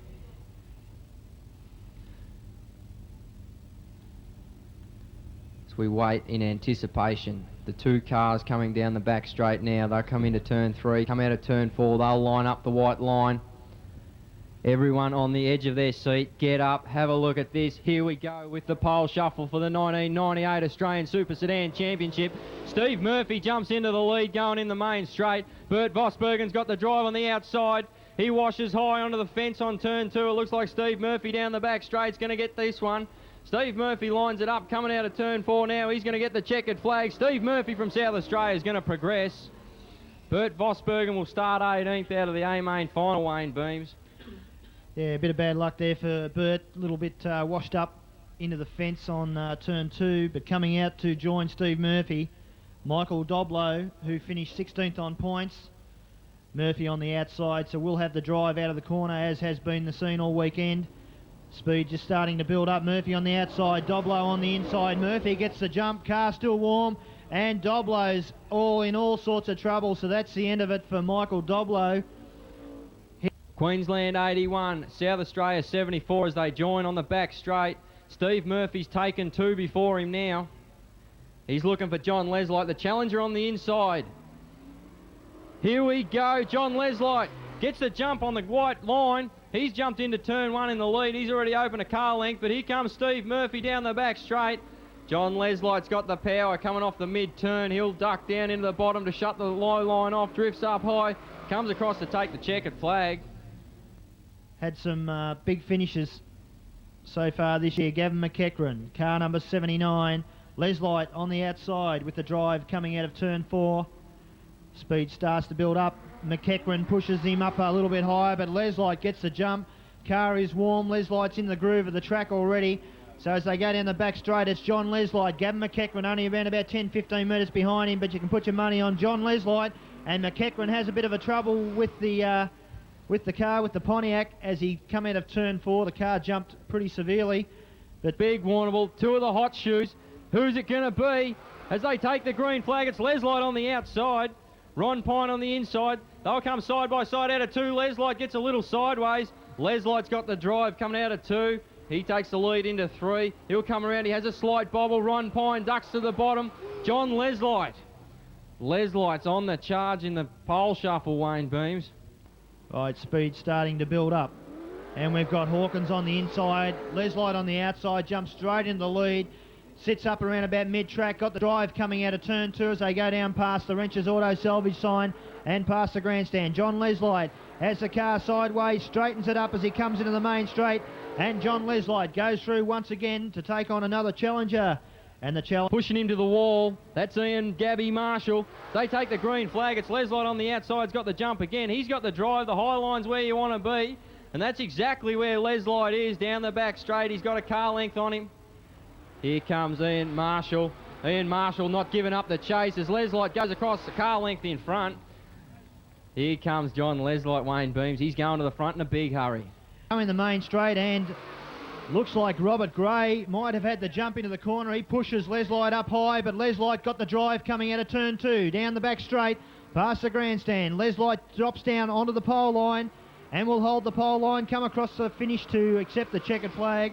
And John Leslight moves up another position, so as they take the green, Leslight on the outside smokes him going into turn 1. Robert Burke's about a car length behind. Here comes John Leslight down the back straight. He's taken all before him in the pole shuffle so far. Queensland 81, American Truck Parts Camaro, John Leslight. In the air, Grinstead, not a bad sort of a start, but Leslight once again with the drive coming out of the corner, washes up a little bit, halfway between turns 1 and 2, down the back straight, past the Callaghan Motors sign. It's John Leslight, slowly dropping down the pole, has a little bit of a washout, but comes into the main straight, and he is on a roll, Gavin, with John Leslight moving 8 title.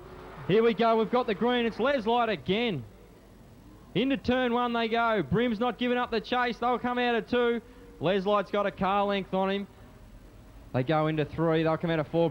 Brim's right on his hammer, not giving up the chase, but here comes Mr. Leslight, takes the checkered flag.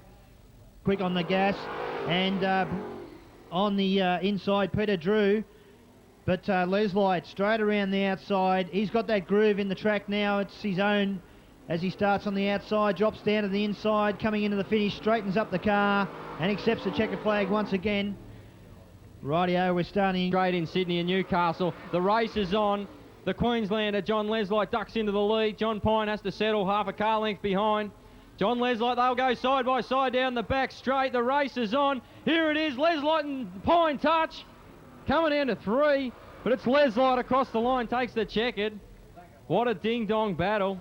Right, Girdleston has had a pretty good weekend so far, builds up the speed. Leslight gets the jump once again, and Girdleston sits in behind him. Girdleston missed the start a little bit then. Leslight down the back part of the track. Girdleston drifts up high towards the grandstand side fence. Leslight very smooth in the main straight, and Girdleston jumping around a little bit, and Leslight takes a win. He's going for another one. He's only got 3 to go. Peter Logue on the inside. John Leslight straight into the lead going into turn 1. Peter Logue's going to have to settle again, but here he comes down the back straight, past the grandstand. Logie on the bottom. Here it comes. Throws it in underneath him. 1 car length all it is to John Leslight. And this bloke, Wayne Beams, is not going to give it to John Leslight very easy. Building up car number 16, Michael Nicola on the inside. Very hard charge here at Premier. Leslight with the advantage, loses a little bit of pace coming out of the corner. Builds it up again, going in the back straight. And here comes Mick Nicola on the inside, and both cars into a spin, and Mick Nicola will take the checkered flag. We'll have to wait on that one. Rightio, too hot to touch, Gavi. John Leslight on the outside, Mick Nicola, green flag is in the air, but have a look, these two blokes are desperate to start off the front row. Mick Nicola on the inside, Leslight on the outside. Leslight's got the momentum coming out the corner, down the back straight, and Leslight's not going to let him get a sniff in this time. Mick Nicola right on the back door of Leslight into the main straight, and John Leslight cross the line, and you could put a feather between that one. Pole position. The 1998 Super Sedan Championship. Alan Baker on the inside. John Leslight on the outside. Leslight's taken it before him again. Straight into first position is going to go John Leslight. Alan Baker drops back to second. Stein Earth moving entry. All the way from New South Wales as John Leslight takes the win. He's going to start off pole position for the 1998 Australian Super Sedan Championship. For the pace car to move off the track as it does so now. Bill Miller up the front, Peter Garrett beside him. Got a tip for this one, Gav? I'd look for Bill Miller. Also like John Rodder. So there's not really one tip, there's two. So just a couple to watch. A hot field. Look for Terry Reichstein to come from the back. I think I'll go with John Rodder. He's had a pretty good night so far and on the gas at the moment. Rightio, in the starter's hands. Bill Miller on the outside, Peter Garrett on the inside. Garrett gets the jump. Miller on the outside will have the drive coming out of the corner as they go down the back straight. And Garrett goes up and slightly closes that gate. John Rodder back there in fourth spot, but it's still into the main straight. Peter Garrett holding the line out of the corner very smoothly. Bill Miller right behind him. Car number 63 also in there. Tony Barkamore and John Rodder up high. Drop back to number 44. Peter Nicola behind him. Then we go back to the car of Paddy Ward back there in fifth place. Right, into the main straight once again, out of the main straight, out of turn two. Very nice line up high, drifting up high a little bit towards the fence. Peter Garrett and Bill Miller gets a sniff of the inside on the pole line. Bill Miller, Garrett's got the power coming around the corner, and Miller goes with him, side by side, down the main straight, into the corner. Garrett drifts up high once again, looking back for Rodder. Rodder really hasn't made a move at this stage, but it's still Peter Garrett out in front. The distinctive pink car of Bill Miller right behind him. Then we drop back to car number 63, Tony Barkamore. John Rodder now being pressured by Peter Nicola on the inside. Nicola back there in fifth. Drop back to the 24 car of Paddy Ward. Kim Cottrell back there. Warren Meisner, but into the main straight. 10 laps to go, Gavin, and Peter Garrett this stage holding a reasonable lead of around about 5 to 10 metres. Peter Garrett, the New South Wales, out in front and flying at the moment. He's got 9.5 laps to go. Bill Miller, the South Australian entrant, he's holding down second, looking for first. Good race up front as they settle themselves down. Tony Barkamore, the South Australia 63, doing a good job. Not much action behind that. John Rodder trying to make a move in fourth. Go back to Peter Nicola. Kim Cottrell behind them and Paddy Ward. Stevie Vaughan and Gary Bryan's having a good duel down towards the rear of the field. We'll look up back front. The car number 5 of Peter Garrett. He's out in front. We've just had Greg Smith have a half lose here in turn 4. We'll go back to the leaders. Peter Garrett opened up a couple of car length lead out in front as they go down into turn 1. Bill Miller doing a good job. They've got 7 laps to go. Coming out of turn 2 past the grandstand. Bit of a bottleneck going back now for third. Tony Barkamore, John Rodder and Peter Nicola getting into the action. And here's Al Starling at the back of the field. Had a monumental out of turn 2. We'll look for the race up here. It's Peter Nicola around John Rodder. Look at Tony Barkamore just in front of Nicola. They've got 6 laps to go. Here comes the leader, Wayne Beams, Peter Garrett, Bill Miller starting to close. This looks ominous. Yeah, Peter Garrett still only got that 5 or 10 metre lead over Bill Miller, but the big mover from position 5 is Peter Garrett, and we've got a muffler on the track. Muffler right on the side of the track off the car of Paddy Ward's, right down here in front of the announcer's box. So it's dangling precariously over the side of the track, waiting for Peter Garrett. Peter Garrett down the back straight, Bill Miller right beside him. Miller gets a sniff at the inside, Garrett on the outside. We'll have the drive. 3 laps to go this time round. And Bill Miller has made his move, but have a look at the hard charging Peter Nicola coming through. He's up into third spot. 3 laps to go down the back straight, side by side. Still Peter Garrett on the outside, Bill Miller on the inside. The pink car just hanging in there on the pole line, but Garrett with the advantage of the outside line as they go around. 2 laps to go, up around about mid-track. We'll get the drive out of the corner and open up that 5 to 10 metre lead as they go down the back. 1 lap to go this time round. That muffler just hanging off the inside of the track, so not a danger to anyone at this stage. Peter Garrett, Bill Miller, 1 lap to go. Keep your eye on the Bill Miller car. car number 77 back there in second place. He's going to have one last effort on the inside. Peter Garrett holding the pole line, will come around and get the checkered flag, but what a race from Bill Miller. Put the pressure on Garrett and the fast finishing Peter Nicola and John Rodder. But put your hands together for Peter Garrett, the winner of the Australian Super Sedan Consolation feature over 15 laps. And a time of 3:45.78, so 10 seconds outside the record. But Bill Miller taking it right up to Peter Garrett, then Gav, and the very fast finishing Peter Nicola. Is that a sign for the Nicola brothers? The way that Peter Nicola drove that time. 40 laps of Rolling Thunder, 9:56.27 the time to beat. Look at that, Warrnambool, what a sensational view.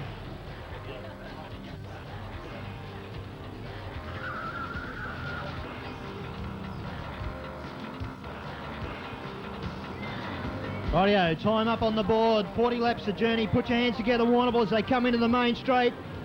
And they're away, and it's on the outside. It's Alan Baker has got the jump. Have a look at Peter Logue, has gone with him around the outside of John Leslight. Down the back straight as the fireworks go off, and it's Alan Baker in the lead. Coming up to complete the first of 40 laps, still a long way to go. Peter Logue there in second spot, right behind Baker. Leslight in third. Then we go back to Mick Nicola. Car number 7, which is the car of Nick Girdleston back there in fifth place. They're 3 wide coming into the railway end corner. And here comes Alan Baker to complete his second lap. Peter Logue breathing right down his neck in second place. And we drop back to John Leslight. Mick Nicola right around the outside in the 77 car. Up against the wall, and Girdleston's gone through on the inside, car number 77. He's under the 84 number. Ross Brims went very high up there on the wall over the back part of the track, but as they start to settle down now, and we've got a couple of laps out of the road without a mishap, but have a look at the challenge of Peter Logue. He knows this Warrnambool track better than any other driver out there at the moment. And Alan Baker down the back straight. Highest point scorer for the weekend. He's got the current Australian champion breathing right down his neck, side by side in the main straight, and 2 lots side by side. Here's John Leslight, Mick Nicola back there in third and fourth, Girdleston back there in fifth. Then we come up, John Pines moving his way through the field. Car number 84, Ross Brims, and we've got a wheel off. John Leslight has lost the wheel on the car. The red light is on. Bad luck there for John Leslight, who was travelling so well with the red light on. I'm not too sure what the rules are here. So very tough on the cars out there at the moment. Snapped axle for the Leslight crew.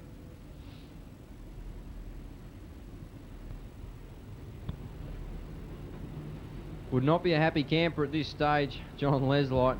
Commiserations go out to him. He's done everything right. Here we go, green flag in the air. Alan Baker sets the rolling pace, going down the back straight. Steve Vaughan's retaken his position down near the rear of the field. They bunch up going into 3. 35 laps to go the journey. Peter Logue sitting in second, Alan Baker up front as they take the green. We'll look at them into turn 1. Ron Pine definitely on the move. He's looking for a spot on Ross Brims. Ron Pine as John Pine goes high down the back straight. Have a look at Ron Pine doing some racing back in the 7th spot. And look at Peter Logue. He's hot on the tail of Alan Baker, looking about a half a car length lower than Alan Baker. John Pine on the inside of Nick Girdleston for 4th. Ron Pine around for 5th. Look at 4th place. The race is on. Here comes John Pine.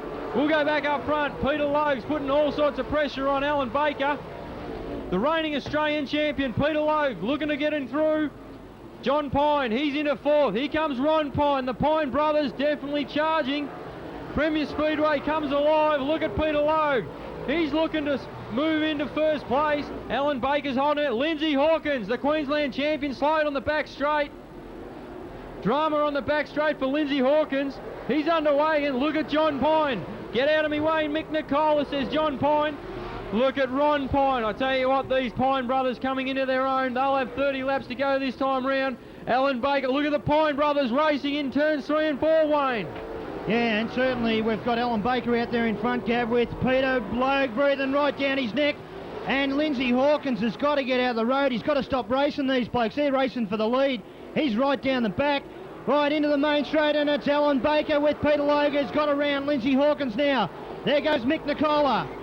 Right, Ron Pine, we've got a problem with the front end of Ron Pine, and John Pine's gone around. So Girdleston moves up into 4th place. We've lost John Pine.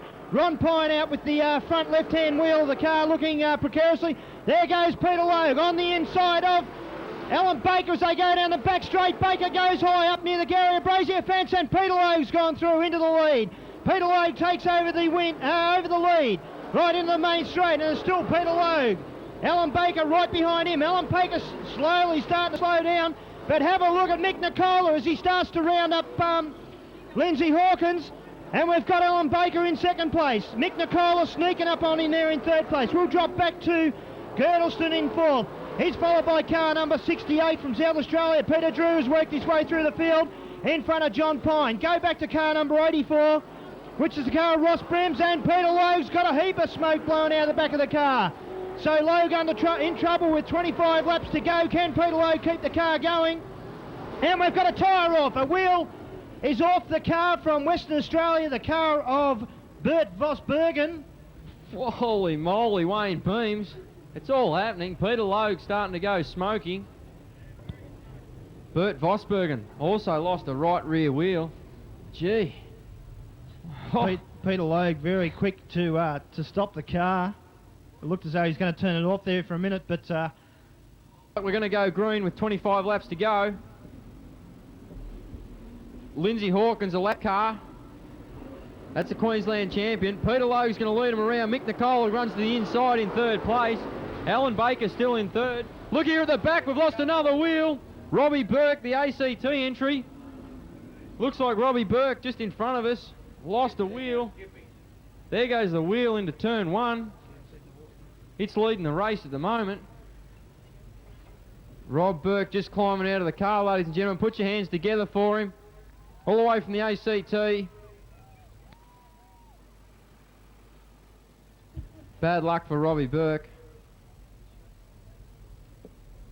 Gee, it's all happening here. 25 laps, still a long way, Wayne, with a what could be a bit of a dodgy engine.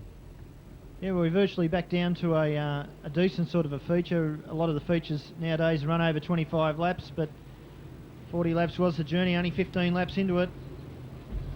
A third of the way, just over a third of the way. Tony Grinstead sitting right back there in 9th spot. Rightio, Peter Logue, the yellow light is out. Patrick McKeever holds the green flag in the air. Got another 25 laps to go. Logue with Alan Baker right on his rear wheel. But have a look at Mick Nicola going through on the inside. He was the one conserving the fuel. Nick Nicola trying to get through on the inside of Alan Baker. They go down the back part of the track. Nicola side by side with Baker into the main straight. Nicola's got his nose in front, so Mick Nicola looks like going through in the second. Baker puts the foot, says, no you don't, son, go back to 3rd. So it's Peter Logue still back there in 1st place. He's holding Alan Baker out, and the Logue car, just interesting to see that it is running fairly well at this stage. Baker trying to go through on the inside, and Baker definitely moving a little bit quicker than Peter Logue, looking for a way around him or underneath him. Mick Nicola, keep your eye on him. He could come from nowhere and win this title with 22 laps to go, Gavin White. Mick Nicola knocking on the door of Alan Baker's back door. We've just lost Tony Grinstead over there, Wayne. Sorry to interrupt. Tony Grinstead straight into the turn 1 and 2 wall. Sorry to interrupt there, but Grinstead just down towards the rear of the field. Straight into the middle of the wall, turns 1 and 2. Just looking at Peter Logue under severe pressure from Alan Baker, and Alan Baker under severe pressure from Mick Nicola. I think he's pretty good in the traffic. Rightio, we've got the yellow light out. Peter Logue down the back straight. Alan Baker behind him. Mick Nicola. We've got a lap car in Hawkins right in there. Girdleston behind Hawkins. Girdleston trying to go around the outside of Hawkins as Logue plants a foot and gets the jump. Keep your eye on the battle between Mick Nicola and Alan Baker. Peter Logue in a little bit of strife coming out of turn 2. Down the back straight, went up a little bit high. car doesn't seem to be handling all that well as he went into turn 3. And Peter Lowe, one more lap down, so he'll be keeping an eye on the lap counter. He'll see that there's 20 laps to go next time round. Alan Baker keeps moving up. He's very quick through turns 1 and 2 is Alan Baker. Gets into a little bit of trouble out of turn 3 into turn 4. Mick Nicola right behind him. We've got Girdleston has moved up into 4th spot. Car number 68 behind him is Peter Drew, one of the middle runners. And have a look at the smoke coming out of Peter Logue's car as he went down the back straight and into the main straight, and Peter Logue is blowing smoke. As he comes into the main straight, puff of smoke as he comes out of the corner, and we've got a tangle down here with the lapped car. Lindsay Hawkins. May have been contact there with Ross Brims, the Queensland 77. Just noticed the right front. Notice Ross Brims pulling to the inside. New South Wales champion Ross Brims all the way from Queensland. Just noticed John Leslight going over there to straighten some body panels. Get this race back underway. Brim's going back to his rightful position, but I don't think they're worried about that. Logue's out in front as he comes around to receive the green flag. Little car's a little bit messy down the back, but we've still got racing underway. Peter Logue, Alan Baker, Mick Nicola and Girdleston as they go down the back part of the track. Girdleston's the one that we're going to watch. Still the smoke billowing out of Peter Logue's, and he has got a big problem. Peter Logue has got a big problem. Will it last another 18 laps, another 17 and a half laps? He's all over the track, the back of the car. And we've got Mick Nicola who's moved through into 2nd spot. So Mick Nicola is really going to put the pressure on Peter Logue now. We've seen some great racing here over the last couple of seasons with Peter Logue, and Mick Nicola probably the only guy that can go with Logue. Can Peter Logue hold on? 16 laps to go this time round. Little bit out of shape as he goes in between turn 3 and 4. Logue in the lead, Nicola 2nd and Alan Baker 3rd. Gavin White take it over, and we've got look out, John Pine into the pit wall fence. Look out, we've got Rob Gray, Peter Drew, Ross Brims all skating across the infield. Looks like John Pine got turned into the fence, hard shunt into the pit gate. Good luck for John Pine, he was on the charge. Green flag in the air, we've got 16 laps to go of the 98 championship. Peter Logue, if he's got a problem, he's got 16 laps to hang on. Mick Nicola in the hot seat. He's back there sitting pretty, I think. He knows where Peter Logue's going to be on the track, and he can judge his own speed off him. Here comes Gabby Marshall on the outside of Peter Drew, back for, that's going to be good for 5th. We'll go back up front. Alan Baker starting to put pressure on Mick Nicola. Go back to Nick Girdleston. Have a look at Gabby Marshall on the high side, the only one up top. We'll go back to the leaders. 14 laps to go. Mick Nicola still hanging tough. Look at Alan Baker. The front 3 skip away from Nick Girdleston. Ian Marshall high, wide and handsome round turns 1 and 2. Peter Logue just drops back to the bottom. Looks like he's wrestling the car. The race for the lead down the front straight. Look at Mick Nicola. Victoria 16 into turns 1. Side by side. Peter Logue to the outside. Down the back straight. Side by side. The race is on for the Australian Super Sedan title at Premier Speedway Warrnambool. Peter Logue's winning the dogfight at the moment. Mick Nicola sitting back in 2nd. Looks menacing. Look at Alan Baker in 3rd. Here he comes down the back straight. Slight touch of cars. Mick Nicola sideways. Look at Alan Baker. He wants to benefit. 11 laps to go. Peter Logue, he's on a tear. Look at Mick Nicola. Alan Baker hanging tough. Nick Girdleston still in 4th. Rob Gray up to 5th. We'll look at the leaders, Wayne Beams. They've got 10 laps to go of the 98 championship. Peter Logue in the main straight, and he seems at this stage to have most of Mick Nicola's lines covered. Nicola hasn't really moved off the pole line as the smoke starts to puff out of the back of Logue's car again. We've only got 9 laps to go this time round. Is it a lucky number for Peter Logue? 9 laps for Peter Logue, Australia 1. Can he retain his Australian title? And we've got him sideways. Mick Nicola trying to slip in underneath, but still Peter Logue as they go down the back straight. Into the corner, Warrnambool Telephone Company, and we've got car number 8 has moved into the centre. Right, Peter Logue gets around safely, so that car doing a great job to get off the track. And we've got Peter Logue sideways, and we've got the spin from Alan Baker. So Alan Baker has gone off the track, onto the side of the track. Peter Logue in a little bit of trouble coming out of that corner. I don't believe that he was the direct cause of that. Logue awfully sideways. I think you might be right. He's fighting the steering. Rightio, we've got Alan Baker pulling up here in the main straight. He wants a few answers to a couple of questions. He wants his... No doubt, waiting for the steward. No, he's happy to drop back into position 3. Peter Logue in the lead. Mick Nicola, we've got 8 laps still to go. And the thing about it is, Gavin White, the officials aren't mucking around. They're getting this race over with very quickly. Rightio, Peter Logue, can he hang on to the big Camaro for another 8 laps? Reigning Australian champion. Into the main straight. Mick Nicola breathing right down his neck. We've got 8 fantastic laps to come. You can be guaranteed of that as number 24 moves through. Looks like the car of Robert Burke, I think, has moved through the field. Quote me if I'm wrong, but no, car number 24 is Rob Gray, so he's the guy that I've tipped to come in 3rd place. Alan Baker starting to move underneath Mick Nicola as they go down the back side by side. Baker and Nicola. Baker gives Nicola a bit of a shove, but Peter Logue, 6 laps to go. Come on, Peter Logue, you've got 6 laps to hang on out there. He chucks the car sideways, going down the back straight. Mick Nicola through on the inside. I think Ian Anderson's just fallen off the roof here at Premier Speedway.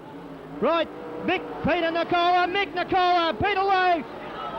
And Peter Logue has gone into the wall. They've touched into the wall. Mick Nicola, Peter Logue side by side. Gee, the boys got to racing down the front straight, a touch just near the end. Totally racing, they both wanted the bottom. Of course, remembering we think Peter Logue may be fighting the power steering. Peter Logue will start the race at the front.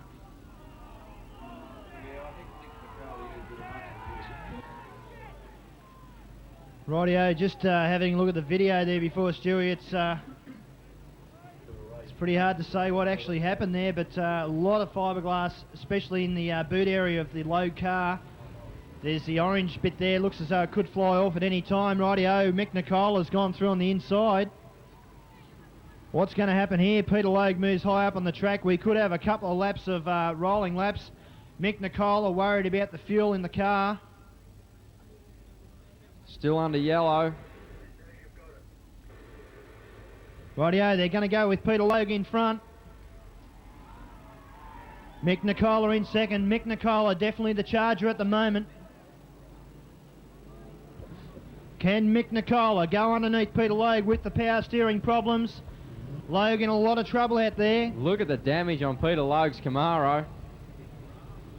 5-lap dash. Mick Nicola, Alan Baker, Nick Girdleston, Rob Gray, Ian Marshall, Ross Brims, John Pine, Steve Vaughan, Lindsay Hawkins down the back. Green flag in the air. The race is on for the 98 championship. Peter Logue's out in front. He's got 5 laps to hang on. The Repco Parts Camaro's looking a bit worse for wear. Alan Baker on the bottom. He's looking for second. But look at Mick Nicola, Victoria 16. Here he comes. The gap's open on the bottom. Peter Logue's washed high. They're into turn 1. They got 4 to go. The race is on up front. Have a look at this Warrnambool. 3 cars looking for the spot. Mick Nicola's on the bottom. Peter Logue hangs on the outside. The race is still on. Coming out of turns 4. Down the main straight. Peter Logue, Mick Nicola. Who's it going to be, Warrnambool? Peter Logue on the outside. Mick Nicola takes the lead past the grandstand. 2.5 laps to go. Alan Baker into second. Peter Logue back to third. Mick Nicola's going to win the 98 title. He's out in front. He's got 2 laps to go. Have a look at Alan Baker. Into second. Peter Logue hanging on for third. The race is still up front. Look at Mick Nicola. Come on, Warrnambool, get behind him. Victoria 16. Traralgon entry. All the way from Gippsland. Mick Nicola, he's got half a lap to go. He's going to carry Australia 1 next year, the 1998 Australian Super Sedan champion, Mick Nicola. Alan Baker home in second. Peter Logue hangs on for third. Go back to Nick Girdleston. Go back to Rob Gray, Gabby Marshall. Put your hands together, Warrnambool. Have a look at him on the parade lap. Victoria 16, now Australia 1, Mick Nicola. Well, the boys from Gippsland really turning it on then. Peter Logue, and great call there by Gavin White for the last 5 laps. And as we called it, the dark horse for the weekend. We predicted it at the start of the weekend that he would be the dark horse, Mick Nicola. And he's come up with the goods. Bad luck there for Peter Logue. He's dropped the car in the centre, but we're going to cross out to Stewie McCarthy very shortly. And a lot of excitement. Stewie McCarthy out there in the centre. Right, put your hands together. Mick Nicola's going to get the checkered flag and thoroughly deserved it. Him and Peter Logue have had some great races down here at Premier this year, and this is one of them. As the fireworks go off there in the centre. Put your hands together, Warrnambool down the back straight. Under the Morses undercar GM Steel Fabricating sign. It's Mick Nicola takes the win. In second place, car number 21, Alan Baker. And unfortunately able to join him in the centre, or heading around the track because he's in the centre, is Peter Logue.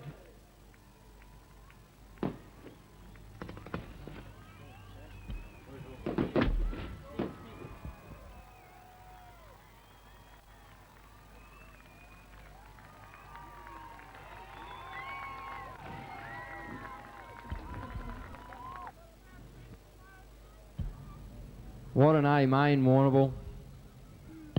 We've built it up all weekend. The big finale, the 40-lap feature taken out by Mick Nicola. You did